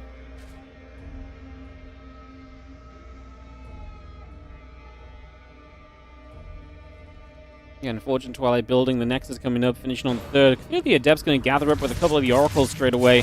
They obviously wanted to try and get some of the early damage here as the Lings and Queens together will try and play the defense. I actually think Lambo's defense is looking pretty alright, isn't it? Just Queens together, the Adepts do not seemingly find themselves into a position to do much just yet, so able to do pretty well for themselves there, as the Adepts will go shading. Blink and +1 continue to come through. We continue to chrono boost that Blink right now, as the Lings will continue over, and we look for a little bit of a wraparound. Some of those Adepts taking damage. Just going to see those all dropping. The Oracle's going to fly through toward the main base as well. Again, 3 drones going down currently. Yeah, this is okay. I mean, at least we're going to get the cleanup as Lambo. The Stasis Ward's going to catch 1 drone. Lambo dealing with that pretty nicely too, just for the moment. As again, the +1 and Blink both on the way here currently from Heroes. So +1 and Blink coming out. Forge and the Twilight Council being put to work. Extra gateways coming through. And we should have ourselves the Hydra Den. And just everything else kind of ticking along here over the next little while. So a lot of just regular stuff continue to come about right now. As we have ourselves, again, the extra gates coming over. Hydra Den coming up. Overlord's building. Extractors coming online. And those Oracles of Hero are going to get behind the back of the Natural. So they're going to come around here and look to try and grab a few of these drones. Again, the Stasis Ward going to come into place. A few of the drones get pulled away. 1 drone just going to get caught in that Stasis. As we now see another Stasis just going to catch and another drone getting caught already. 6 Hydras, 12 Lings. The gateways, the Blink and the +1 all continue to build up here. The Oracles will be making their way around into the main base as well, as the Stasis is going to come in straight away. I'm just going to be seeing that drone pull is going to cancel up that Oracle Stasis Ward as well. Orbital Facility in the +1 coming through, a few Stalkers coming about, and our Oracles of Hero get back around into the center of the map once again. So pulling back around, again, the Revelation going down, going to hit a little bit of that Ling Hydra. Keeping an eye on things is one of the main things that Hero wants to do here. See the Oracles turning back over, the Stalkers are still pressing. I mean, this is where Lambo is going to get really tested. Can you deal with the Blink pressure? Can you deal with these first pushes? This really is where PvZ games can be made or broken. Just right away, you know? As a few of those Lings start to go down. The Hydras are going to come about as well. Still got the +1 missiles, mystical augments. Again, everything building there. The Lings get around the back. And the Oracles are going to peel back over as our Stalkers continue to kite away. Another Revelation just dropping in, just keeping an eye. At any point, you want to know where those Zerg units are, how many there are, know whether you're able to take a fight or not, or where you want to position the Stalkers to as well. Right now, down over here, the Stalkers feel like they can jump on this hatchery. 4th base goes down. Stasis Ward slows you a little bit, but you are looking for a bit of a catch. Now, the Blink is going to be off cooldown in a second. That gets you out of the surround. And so in the end here, Lambo is just going to be down his 4th base. And that is going to be a little bit of a painful gloss, as Hero is able to strike strongly in the early stages. And already kind of putting this first game on Whispers of Gold a little bit into his favor. Lambo is going to try and basically play the survival game, which is if I can live up to Lurkers, maybe I have a chance. Lurkers are a good unit. Maybe it gives me a little bit of a better opportunity. Right now, the Ling Hydra is doing its best, but this is not the kind of army from Lambo that's going to get aggressive anytime soon. It doesn't have that kind of power to it. So he really is just going to try and survive, get the Lurkers, and hope that the Lurkers may be able to let him kind of turn this game around a little bit, right? So we'll see what the goal will be there. Yo, Jangbi, thank you so much for the Prime sub. Appreciate you priming up the channel. Thank you so very much for supporting. As always, they go a long way. And a big part of the reason why we have the $25,000 to guarantee for the WardiTV 2025 series already. Because as always, that money didn't just grow on a tree. Still haven't found the money tree, guys. I've tried planting money. I've tried telling it it'll grow. You know, it's for StarCraft. It doesn't quite work still, believe it or not. Oracle, Stasis Ward, Stalkers continue through. We see the Lings coming in from the other side. The Hydra's coming about. Ling Hydra continue to come around. Here's another Stasis going to go off. The Lings are going to continue to come around. The Hydra's still chasing. The Stalker's getting brought back right now. As you just see the units coming through. Again, the Slice Expands coming about. The Extended Thermal Lance and the Armor Upgrade coming about also. And Colossus comes over here as we blink forward again. A few more Zerglings getting picked away at here. See ourselves a little bit of a push continuing through. Hero is going to arrive on this base with the Colossus in tow. Lurker's on the way, but not ready yet. Can Lambo buy himself a bit more time? He's going to get an attack from the right side as well. Obviously no creep there because of all the pressure this game, which kind of takes away from maybe some of the power of being able to close the distance, but we will grab the Colossus. That's something at least, and now Lurkers are out, and Lambo is going to have Hero push back here on Whispers of Gold for the moment. Well, Hydroling Lurker pulls back, couple Vipers on the way through, Temple Archives coming with Stargates and a Fleet Beacon, so Hero's going to say, okay, you're holding on, you're getting Lurkers out, I'm going to respect that. He's going to tech up, he's going to get those Stargates and that Fleet Beacon work and get into the later stages. That's going to be his plan for the moment as the Hydras gather. The Lurkers are going to actually hit pretty hard here, the Stalker's taking a lot of shots. Oracles continue to come through. Colossus from the bottom side, we do see the Zealots on the top getting into that mineral line. A few drones still going down. I just get in there, the Oracle falling, the Colossus getting chased. A few more Zealots showing up from that right-hand side as well. Just going to be seeing the Lurkers burrow in once more, and these Zealots are still getting taken down, getting knocked away at for the moment. So just continue to play cleanup there as we do have ourselves a little bit of defense made by Lambo. And Hero is kind of hitting some brick walls right now. He is kind of hitting his head against his Lambo defense. And honestly, it is not going very well or very far for him, so not going ideally right now. As we just have our Lurkers still setting up. Stalkers and Oracles continue to come around. Another Stasis is going to come into place. Lurkers coming about. Ling Hydra coming through. Plus 2 missile coming up as, again, the Lurkers and the Hydras are going to push their way through the set of rocks. Open up this space in the center. On the right-hand side, Hydras are poised to maybe try and strike as a few more Lurkers will burrow again. Stalkers gather. Fates coming through, the Observer and the Tempest all coming in. And the army continue to step on up right now as the Stasis Ward will capture. Or fire. I say capture, we'll just kind of fire, nothing too wild. Hydras and the Lurkers still on the right side, the Colossus is going to be there.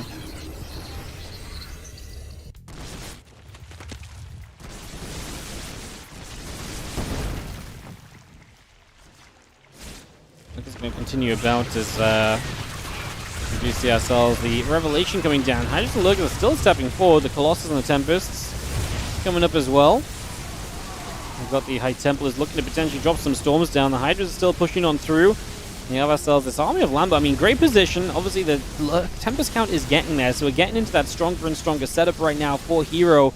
A setup where I do genuinely believe we should be able to kind of play a pretty good bit of defense from, but let's see, because obviously still got to get those Tempests to get rid of the Lurkers. Right now, the Lurkers putting a lot of pressure on, and the 4th base of Hero is going to go down, so the 4th base falls already. And now, Hero starts to push this back. Lambo will have to retreat away, a couple Lurkers going down. But yeah, we got rid of the 4th. The problem is retreating is not a guarantee.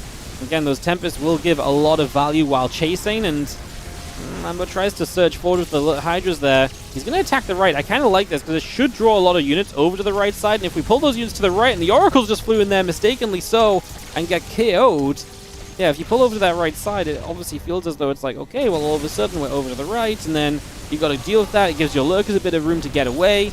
And that obviously goes a long way to helping you out as well. As we continue to play the chasing game, the Lurkers going down one at a time. A couple more Lurkers taking some shots currently. Now they get borrowed up, but hey, okay, I was going to say, this is the issue with losing the Oracles, is your detection is not a guarantee anymore. Your Revelations aren't available. We do have an Observer, so you have some detection. And I think this Hero chase down has just been a bit too much for Lambo. It was a good shove from Lambo, knocks Hero down to the 4th base, but I think Hero's army is just actually very well set up to really deal with Lurkers at the moment. That was not good. That was just a lag spike. I have no idea what that was. A little bit weird as the storm drops down. A couple of Hydras getting caught in that. Parasite Bomb's going to drop down onto the Tempest as well. 14 more Hydras. The +3 missiles coming over. Lambo just doesn't have enough. GG, and Hero is going to take the opening game here in this best of 7. As Lambo gets kind of a chance, gets an opportunity, just couldn't quite grasp it hard enough, right? Yeah, GG's. Yo, thank you again, Jangby, for the Prime sub, and I didn't mention the other ones because the game was heating up a little bit and I wanted to give some proper love to the 5 gifted subs from Idle SCV. They are going out to T-Tax, Fox McLeod 3, Atrion Sotnikov, Rip 1030, and McWoofington. Thank you so much for the gifted subs. As always, appreciate all of the support, appreciate the love. We're genuinely kind of working towards 800 subs right now, which is amazing. I've been saying a lot lately, 700 is our goal, because if we can stay around 700, that's very comfortable for us. Anything above 700 really goes such a long way towards allowing us towards just being able to, you know, basically have a bit of buffer room for 700, and again, keep the consistency of tournaments going as well. So thank you so much for continuing to sub, support, and everything else, guys. Really do appreciate it. Thank you, thank you, thank you. Alrighty, let's head on over to game number 2, which is going to be on ley lines. So we're going to get that set up here right away, get this started up, and we'll kick this off. So ley lines here for game number 2 of this best of 7. Hero does open the series with a win, but I mean, it was close. You know, I do feel as though Lambo had a good opportunity there. Did not feel like that was a push which was aimless or anything, you know.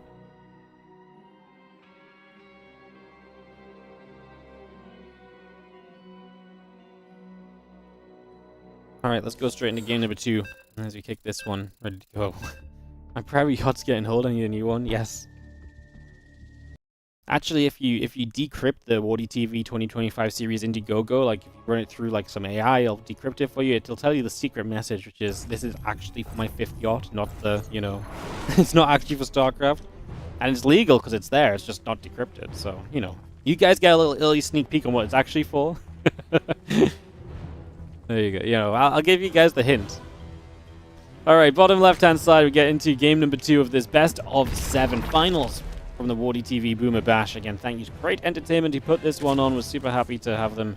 I mean, they're just awesome guy. Reaches out, wants to just put money into StarCraft. He ran a bunch of the 2v2 and 3, funded a lot of the 2v2 and 3v3 events last year that we ran, and helped us fund the WardiTV 2023 championship as well, I believe.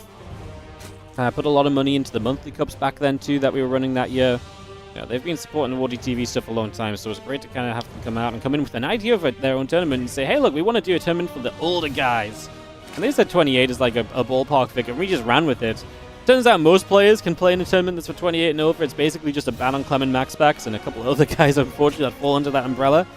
But, yeah, it's been a fun one. It was actually a pretty fun event to watch, and we had some great games in this one. It's funny because I'm pretty sure I'm about to start uploading these games on YouTube because my YouTube channel is about a month behind right now in terms of dedicated uploads. We've had a lot of great games lately. We've been streaming a lot, so there's just a lot of good games, and I only upload 1 series a day, right? So we're about a month behind, and so I'm about to upload all of these. So I'm going to get a refresher very soon of just how awesome all these games were, because I'm going to get to kind of see them all and be like, oh yeah, that was a great series. I'm going to put that one on the YouTube and stuff, so yeah, some fun there. Alright, Overlord coming through. We are going to see our Gateway and a Cybercore as a hero. Just for a Wall-Off.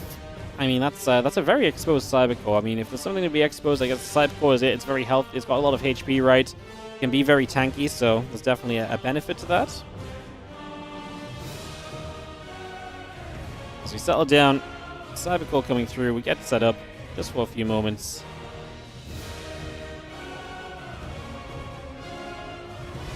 Yeah, Nexus coming around. And a couple Lings just going to go after the probe for the moment. So probe just going to get chased. Stargate coming through.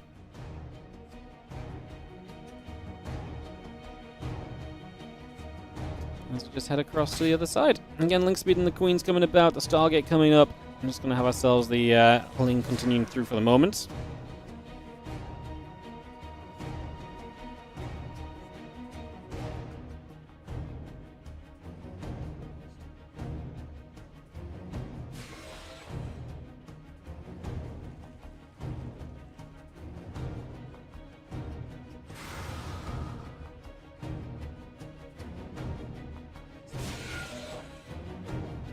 And Devil will shade through, and obviously a Voidray on the way up is, I say obviously because it's in the production tab, not because it's actually an obvious choice. Voidray is not really one of the go-to choices at all, really. So something a little bit different from Hero. And, yeah, the Voidray usually leads into something like Glaives a lot of the time, because the Voidray will get rid of any nearby Overlords. So Scouting is going to be a much more kind of limited resource for Lambo in this game. That obviously allows you to open up a lot more opportunity in terms of what we can do potentially. Overlord coming back, the Adept moving through. All Queens, the drones, the hatch, all coming about as the Voidray will come in and pick off that Overlord. So, Overlord goes down. Queen's coming around.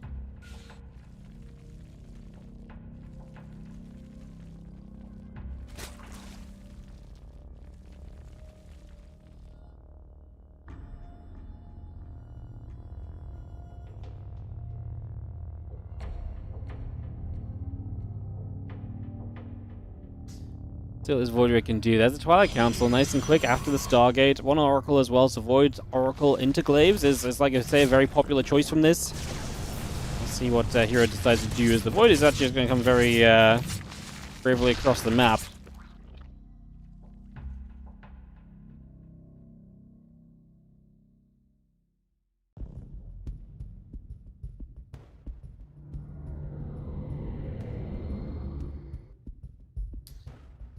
Yeah, that Void coming around, just going to see ourselves the bit of a move about. The Oracle coming around as well. Stays going to come down.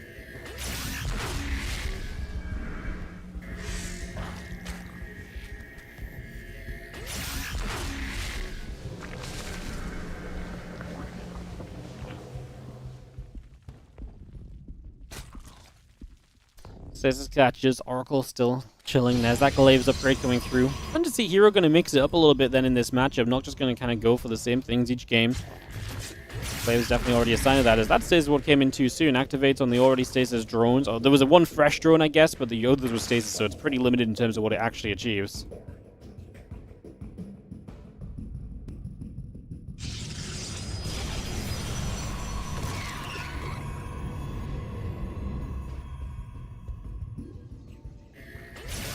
Upgrade coming down, the Oracle going to drop the Stasis Ward into play, the few drones coming over, just going to jump back into that Extractor, and the +1 attack upgrade coming through on the Forge.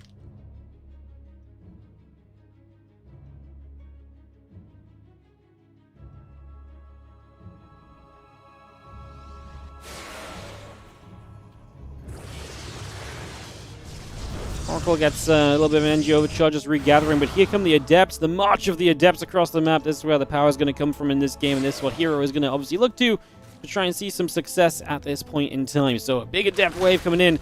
Now, interesting enough, this is Ling Bane from Lambo. Oh no! The Adepts actually commit to the Shades. The Banes are going to get pretty decent connections, and as the Adepts try to split from the Banes, the Lings get a full wraparound with +1 melee, and Lambo is going to destroy the Adept attack. Because this is an Adept, kind of a later Adept attack, it's pretty huge that Lambo can defend this with Ling Bane.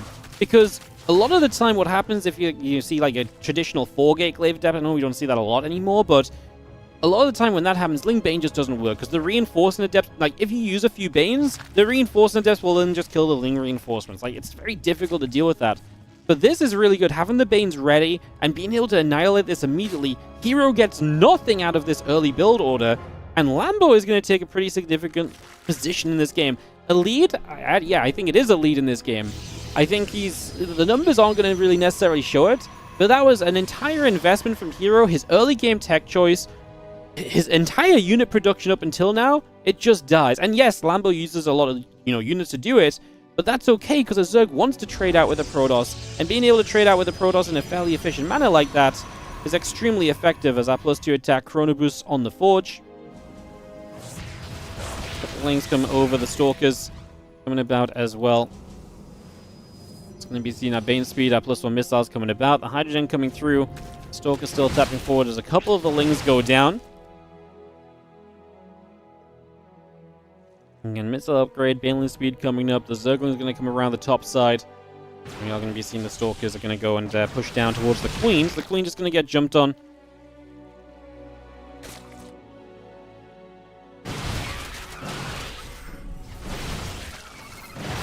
He's looking for their wraparound. The Stalker's already on blink cooldown as well, so this is not pretty at all. Oh my god, Lambo is absolutely dominating Hero in this game. Number 2, these Stalkers blinked and trapped once again. Oh my goodness, the second time we're going to see an entire Protoss army just getting wiped out. And now we just go attack the 3rd base, while the 4th base will be the first priority, right? Cancel that up, and then... I mean, the Oracle and the Void Ray are putting in some work right now, because there's nothing that really shoots up in return, but... I mean... you're going to cancel the 4th base. Can we run towards the 3rd? A few High Templars are warping in. Storm's on the way, but if you can force those to become Archons, that would be great. Charge isn't ready, so we've got a bunch of slow Zealots that are going to linger around. I mean, for the moment we turn around, a couple of Queens showing up to actually help against the air units, and with more Banelings, this is going to be a challenge. Storm is still a few seconds away. I mean, what, like 15, 20 seconds? That's a significant amount of time away right now. Let's just see how Ling is going to get a grab on that Cybernetics core. Stasis Ward coming through, the Zealots are coming back over. A few Banes continue to morph on in as we see the Sentry coming about. The Lings are going to step in once again there. Another Sentry getting picked off. The Zealots getting grabbed as well. Ling Bane continuing through as the Banes are going to turn around. Zealots getting picked away at. Sling's going to head into the main base and aim for the mineral line as we continue to go. Hydras and Banes will continue to push. The Storm dropping down. Hydra's taking damage. The Archons are going to start morphing in. Another Oracle getting beaten up. I mean, Banes are going to hit this mineral line. There's no units left here from Hero at all. Lambo is going to bounce back, and with ferocity as well. Like, this was a super convincing game. He shut down Hero on every level. The Adept phase, the follow-up Stalker phase. I mean, those were the only 2 levels because Hero didn't survive any more than that. But, yeah, GG's. Fantastic stuff. What a fantastic defense from Lambo. And just capitalizing as well, you know, showing like he was like, okay, time for me to go, you know? So time for me to go, was not hanging around. GG's. All right, we are going to head ourselves into the game 3 of this series, guys. Killer's Mile coming up. We're going to get right into this one without any delay. Going to get this kick started. And we'll kick this off.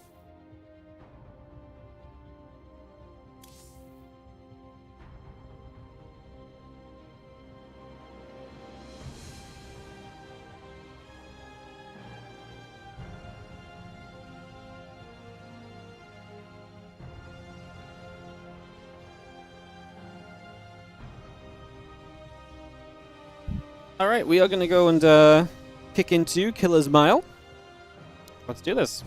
We can just go, guys. Beautiful stuff. Let's get this on the way. Let's get this started off. And let's see what is going to happen.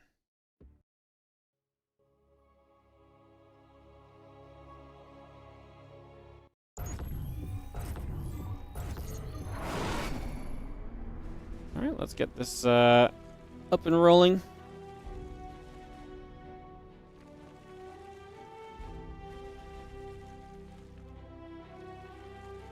And let's kick off into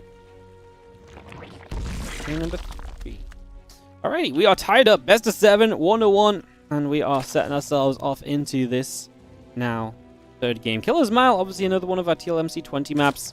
As I've really enjoyed having these maps in the map pool. This and then the Spring Championship playoffs this weekend might be the last time we see some of these maps in my map pool for the foreseeable future at least. But I really feel like we have enjoyed all the maps that we added in. It definitely makes me feel very confident about kind of switching some maps up in the future as well in case the map pool doesn't get updated like super regularly or something. Although I'm not as worried about that anymore because TLMC are taking over the map pool updates, so I genuinely feel like that's in very good hands. Just, yeah. It's been kind of cool though. I think the best part is that these maps didn't just get vetoed all the time, right? Like, these maps genuinely got played a good amount. People actually went in and picked them. They did not just veto them into, you know, non-existence. It's actually really cool to see from an event organizer point of view, because like my point of view is like, if you run a tournament with maps that aren't in the ladder map pool, they're just gonna get vetoed. Who wants to play on non-ladder maps, right? Who wants to play on those?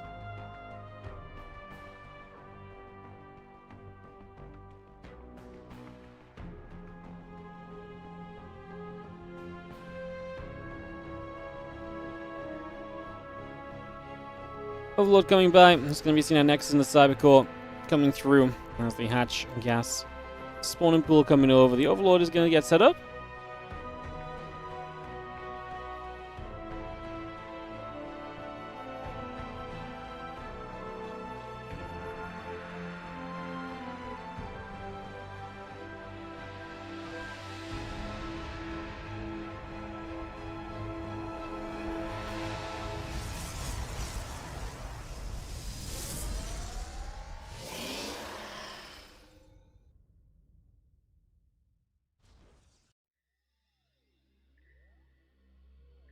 Let's be building. The Nexus coming through, the Stargate coming up, and that main base. The probe of Hero continues to come across the map, and again, the link speed and the couple queens continue to come around for the moment. So we get that all set up, we get this underway, and take a few moments here to get established at the start of this one. So yeah, here in Lambo, coming straight through. Just going to have ourselves the link speed, the warp gate, the Stargate, all continue to build up at the moment. Have ourselves the couple of probes continuing out, and the Adept of Hero will continue across towards that bottom side. So just going to come straight over for now.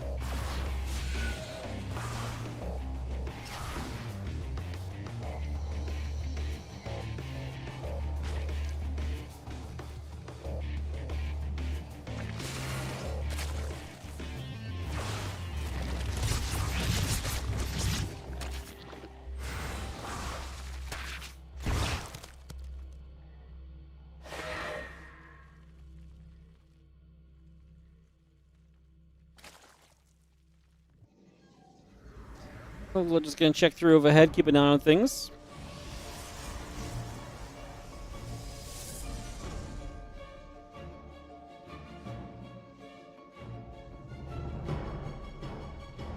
We're still hanging about. The Oracle coming down the bottom left-hand side. Hero just going to go moving through. Is that Oracle going to get towards the natural here already? A few drones coming up, a couple lings on the way. The Queen building. Warp gate coming through as well as the probe heads into the natural. And the Zerglings go across to the upper right-hand side just for the next couple of moments. Queen's going to fire. The Oracle going to go down. It's actually really nice, but we're losing 5 drones, so does Hero think that this is worth it? 5 drones, a fair amount of lost mining time. I was going to say, I felt like we're going to get 6 or 7 drones, but a good little pull away from Lambo at the end. It's always sad to lose the Oracle, but Hero's still going to have 2 on the map, and getting 5 drones so early is going to be a significant impact on the economy of Lambo, most importantly. So there's definitely going to be a fairly significant impact there. That should add up a little. Definitely should be fairly noteworthy. As the Twilight Forge and Nexus continue to come around for the moment. Oracle activating, 2 drones going down.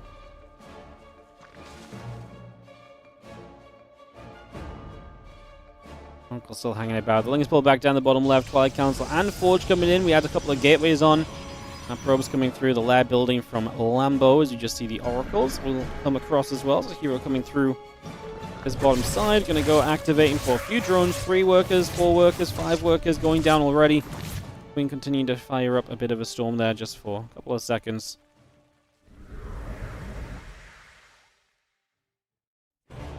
This is brutal. 12 workers now dead in a 5-minute game. This is the sort of game where Zerg struggles to stabilize. This is where, I mean, actually, Hero's going into the charge follow-up. It might actually just kill him. They might just kill Lambo, right? 7 gateways, charge lots. Like, it's going to be tough because Lambo's got to replace a lot of drones. And as he's replacing a lot of drones, that's just time where he's not building up army that's going to help him prep for this. And he's not got the money to build the army to help him prep for that too. So I think genuinely fair to say that this has been a little bit of a disastrous start through here for Lambo. And like I say, let's see if he can pull off a miracle. The thing is, he doesn't even have anything that necessarily is going to have some super, like, oh my god, here we go, this is my magic answer to the Zealots. I'm thinking of the Baneling Nest, which has just now started. Like, if you have Banelings, then maybe you get some magical connections. Maybe you make the trade good enough for you. Ling Hydra? I struggle to see any way in which Ling Hydra is going to be like an army composition that can go up against charge lots right now. Because for Ling Hydra to beat this, you need numbers. And the entire thing that you don't have as Lambo is numbers because of how the game started, right? So, yeah. that's kind of my issue with this at the moment, and I think that's going to be the problem kind of just throughout this now as we get to this next step. I mean, let's see what these ults can do as they come across. First Hydra's on the way, just really... I mean, the Banes start morphing, so maybe this isn't as doomed as I thought.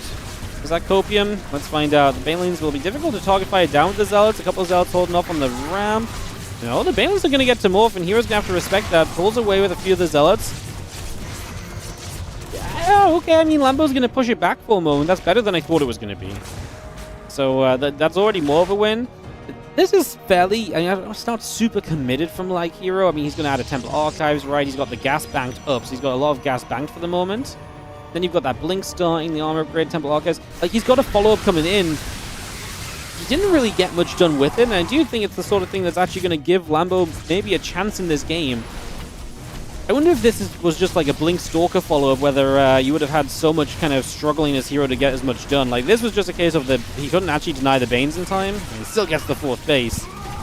Hero has basically no army on the map, though, so what if Lambo just sends it?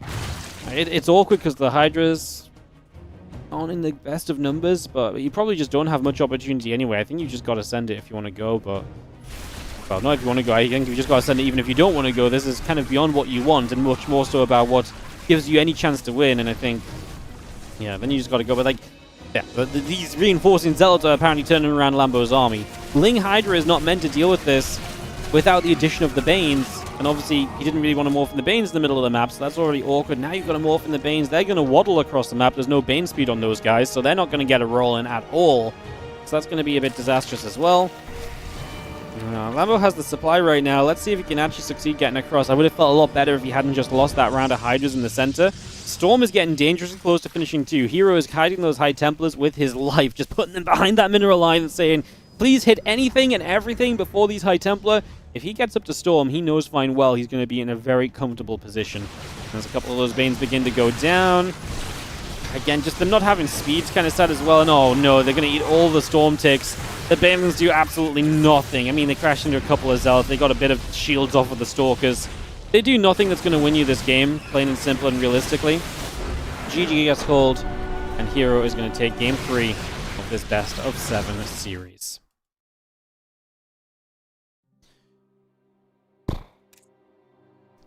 Fun game.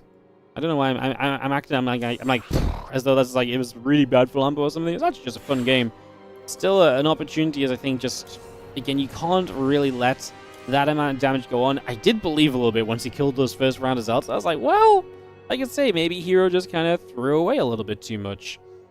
What is the Boomer Bash? The Boomer Bash is a tournament that was for 28 years of age or older players. So players who are 28 or older, basically. It's just a 1v1 tournament. This is the finals. It was played a little while ago. We were just a little bit delayed doing the finals because Lambo had to travel. But yeah, it was just for older players only. Most players are actually older in this day and age, believe it or not, which is a bit awkward. So yeah. Anyways, let's get into Ultra Love as we have this next game coming up and online. In the top right side, our red Zerg is going to be Lambo. Well, down a game in this series. I mean, it is a case of if he can just fix the damage being taken early. That's easier said than done.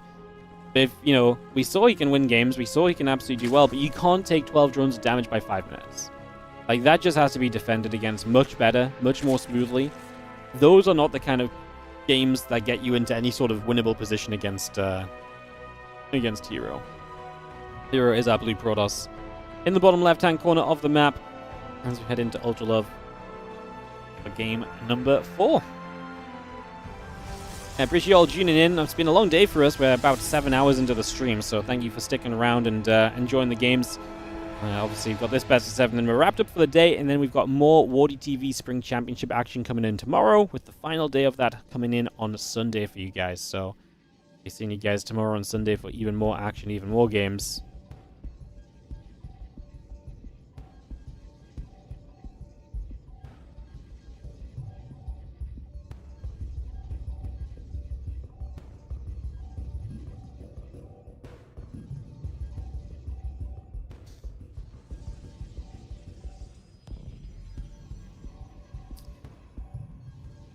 Alright, well, we have ourselves an Overlord coming about. This one already coming across the map. Here we're going to play the No Scout this game, so it's going to be that little bit greedier. Keep his probe from going across the map for as long as possible. Means you don't block the hatchery on the natural. But yeah, you have a little bit more income for a few moments' time.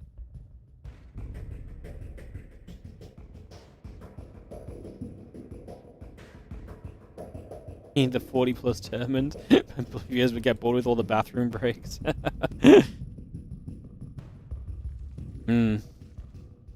It would be funny to, like, it's obviously a weird one. It's like, you kind of want to still put on, like, a good tournament, right? And something that's fun to watch. But then, if you limit it to, like, too high an age, it's like retired players aren't going to come back and play one tournament, you know?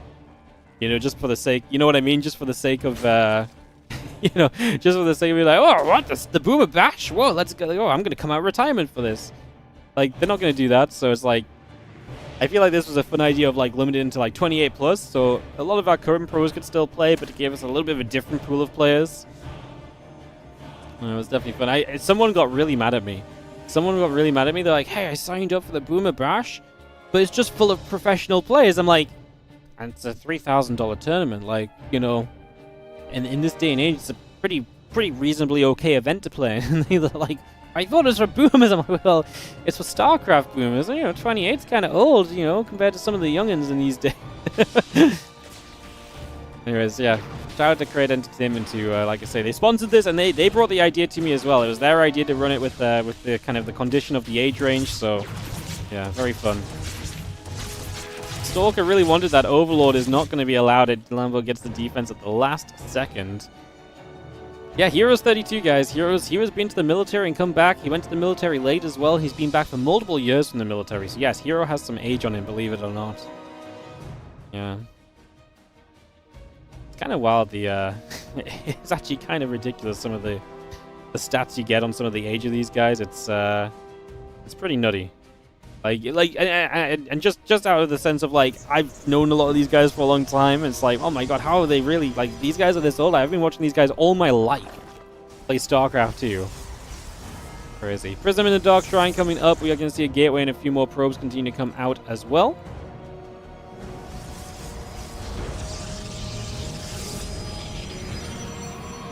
See the Rotron coming through. That Dark Shrine about to finish. So a bit of a different build from Hero. Going to get that Archon drop on the go. So you play DTs into the Archon drop.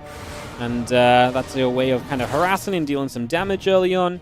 The Adepts and the Prism continue to go across to the other side. So they're going to go straight over to the upper right. A couple of Lings are going to set up. The Queens are going to be there. We have the Evolution Chamber coming through as well, as the Queens are going to continue to ping away at the Adepts. And now the DTs are going to run in. Yeah, Lambo had no detection on the third, so the third base will die. Now, this is going to sound really stupid, but we've seen this happen many a time where the third base dies and the Zerg still bounces back in the game. Once upon a time, they told me that it's because this build is so bad, killing the third base just isn't enough. And he's actually going to try and get the DTs here. If you get rid of some of the DTs, that'd be great. He gets rid of one, because he's zoned the Prism out very nicely. Funnily, though, we're actually going to go and warp in more DTs to the main. But there's a Spore here as well, so this defense continues to be good for Lambo, outside of the fact he just didn't have detection on his third place in the first place. So, but like I say, sometimes this goes better than you expect it would from this kind of a position. So let's see. There's a few Lings are going to patrol about. A couple of Adepts and the Stalker are going to come through as well. And charging the Immortal coming over. Immortal Corona boosting out the Robo facility. Keep on bringing that in.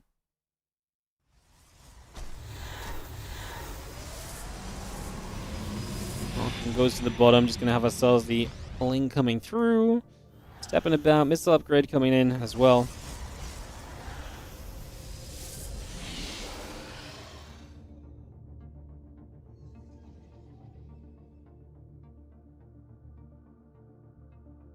And a few more Overlords in production. A missile upgrade coming about. Let me get this going. This was played yesterday, guys.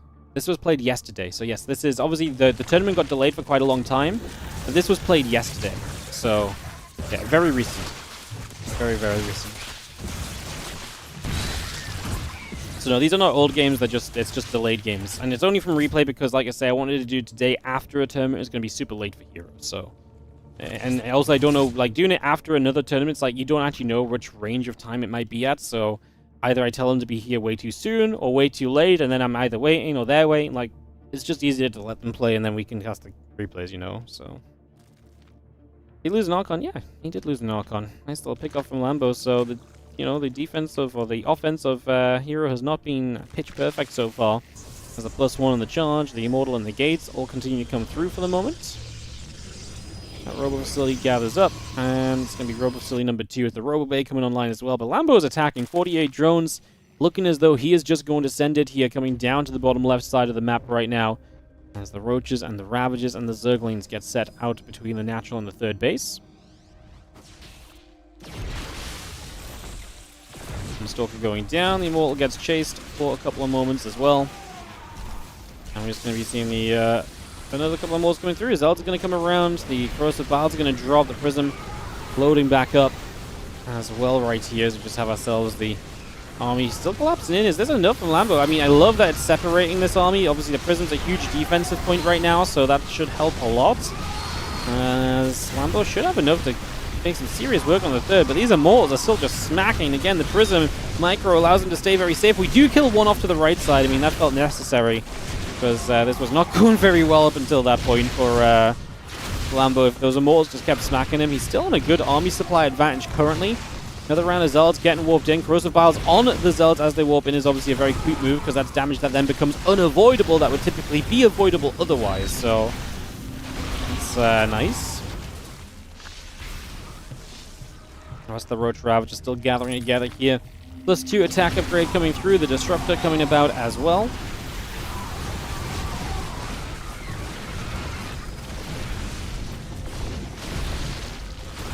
Immortals just going to continue to step around. The Roach Ravager still getting chased away for a few moments, so again, a couple of moments of getting some work done.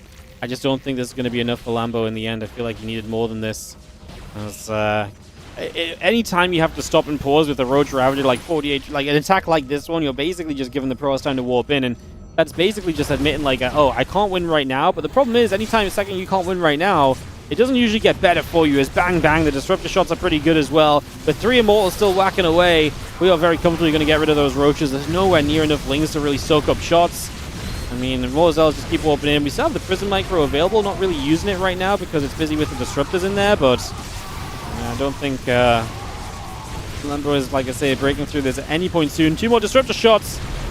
Going to go off towards the Queens and Ravagers. These Roaches going to be in trouble as well. Prism will continue to micro, continue to pull back as best we can. Battery gets overcharged, brought back into play. Another Queen going down. Still seeing 2 more Stalkers coming up also here currently. As we do have our +2 attack disruptors building as well. And again, a few more Stalkers coming in. That disruptor shot is good onto the Ravagers. Nicely done. Again, a few more kills. GG gets called. I mean, disruptors just continue to be disgusting. They were very good throughout this. Not really much else to say. Like I mentioned, guys, this one was kind of decided a couple moments ago. This was not some epic ending. I mean, any point where there's disruptors out and there's still Immortals as well, it always feels as though it's like, right, well, you kind of like, it's not even like you're just hoping on the disruptors. Like, you're actually getting to use the disruptors as just like a genuine like help rather than a complete reliance on them. It's actually pretty sick too. That's like actually really nice for you. So, GG's. All right, we're gonna head into this game number 5. We'll just give it a minute or so for some ads to play through, guys, and then we'll go into game 5 and see if Lambo can take another map or if Hero's gonna just waltz his way to victory. Pretty fun series though so far, honestly. Been a pretty fun series so far. Again, thank you for your patience as well when it comes to this event, guys, because I know it's been a little while coming. I know it's been a little while kind of getting this one set up and everything. So yeah, it's taking a little while. I really appreciate you. Thank you so much. Just want to again shout out to the WardiTV 2025 series Indiegogo. We already have £525 raised. To Americanize that, that's about $700 raised in the first, I want to say about the first hour or so since we announced this. So thank you so much for your support there. There's actually just 10 people. There's been a couple bigger donations coming through already. So thank you so much for that. If you do want to keep on supporting that, that is obviously !2025 in the Twitch chat. Did Lambo make it to the finals? Yes, this is the finals that we're playing right now. He beats Showtime in the round of 8 and Solar in the round of 4. The versus Showtime series was sick as well. Like, it was really good. Because Solar, he also played well, but ZVZ's sometimes just less impressive than ZVP. But he played really well against Showtime. It was really sick. Really, really, really sick. I enjoyed that a lot.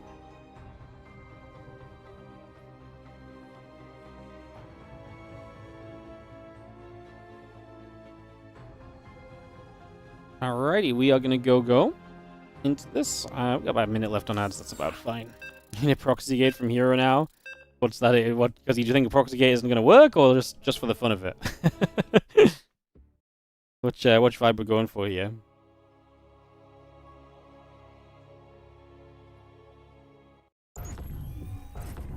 All right, let's go into Frostline, as it's suddenly just a must-win situation for our red Zerg player in the top right corner. This is Lambo.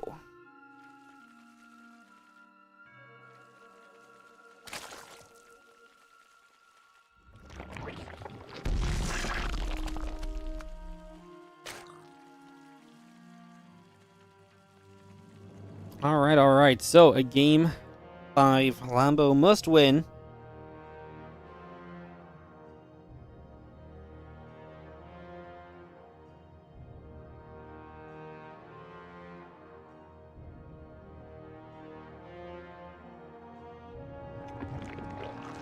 Probe coming about, the Overlord coming through, the hatch and the gateway coming up as well. The probe continues to come over. Let's get settled down for a couple of moments as we obviously have this probe blocking and then getting through.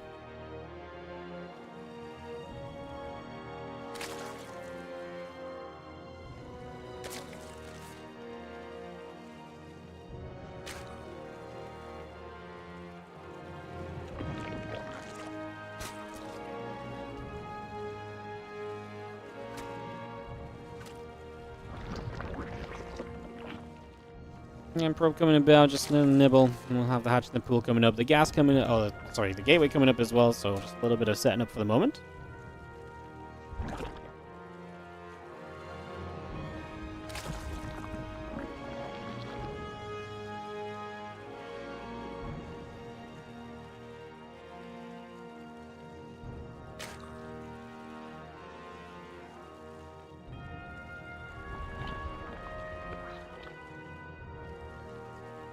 We're just nibbling. Hatchery coming down the right side. Cybercore coming up. Pool coming in. And the Overlord of Lambo gonna finally get some spotting at the front, but there's not really much to spot, to be fair, right? Just a little bit of a peek around. A little bit of a look to see what's going on.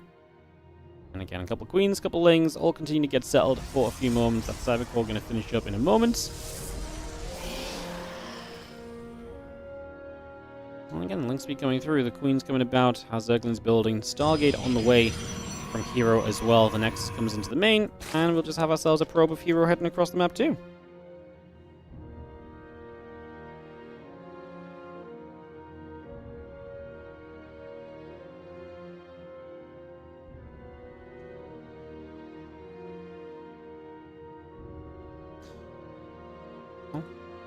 Probe getting chased by a couple of lings, but more importantly, the Adepts coming across the map. We'll see if this can try and deal some early damage. Definitely expecting some possibilities there as the Adept shades right through toward the natural hatchery and set to build.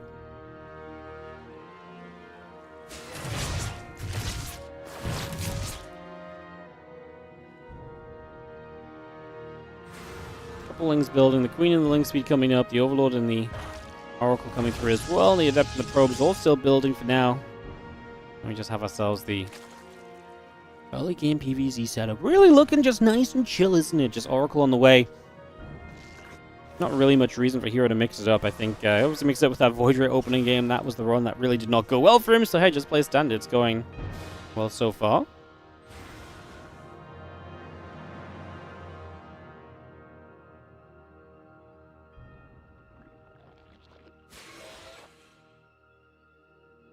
And I'm just going to shade straight by.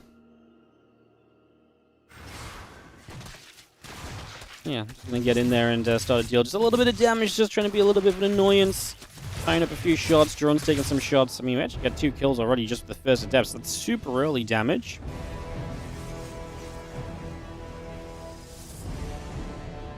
Oracle flying through.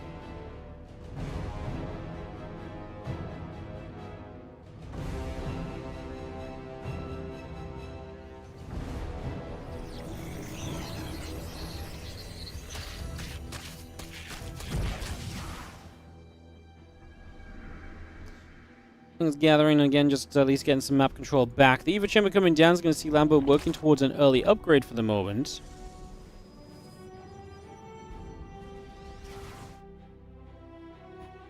And Link stepping around, a couple of Adepts coming through.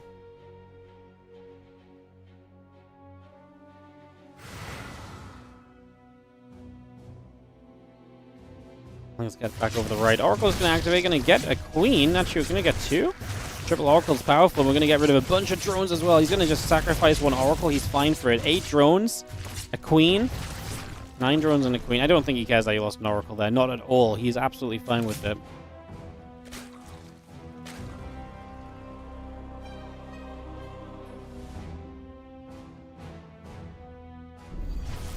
Oracle's just going to come back over, getting a drone that was off to the side as well. Well, like I say, it's not a great early game, right? It's not the kind of the early game that we're looking for, to say the least right now, as we just have ourselves those few lings. They're going to continue to show up.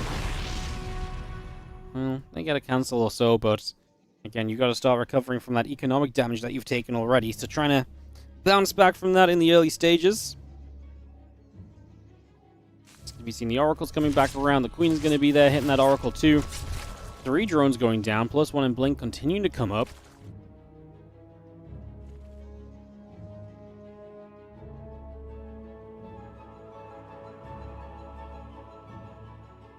Zerglings gather. The Oracle's going to get back to the center. Still got those extra gates coming through. The cannon building. Probes on the way. Lyra's halfway done as well as the melee upgrade. Building on the Evolution Chamber. The Oracle's still flapping about. And the Ling's going to head down toward the bottom left side as well.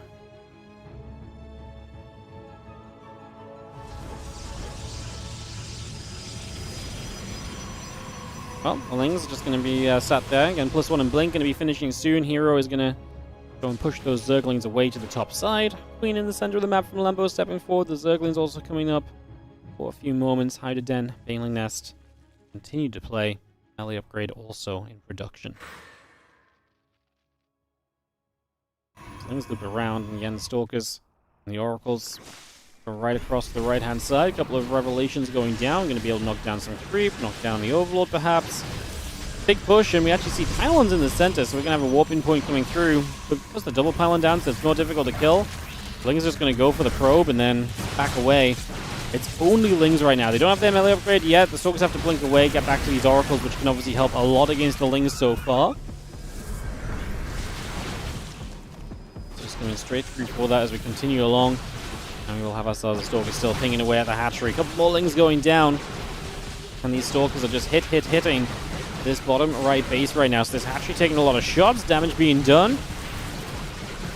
Doesn't feel good for Lambo, does it? Who is trying to now build some Hydras. My current concern is the fact that some Hydras might pop out this hatchery and die on their way up.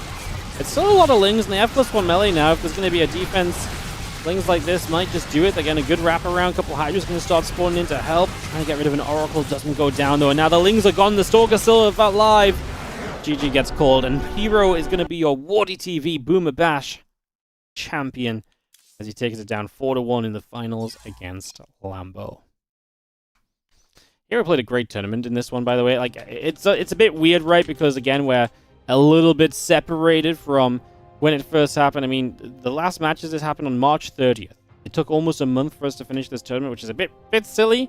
Lambo just had to go away, and then he came back, and then just took another few days once he got back. He was gone for like 2.5 weeks already, so it was just a whole thing. But yeah, Hero had a great run in this tournament. I mean, he went 3-0 in his group against Solocure and Ryong. He beat Kelazar in the round of age 3-0.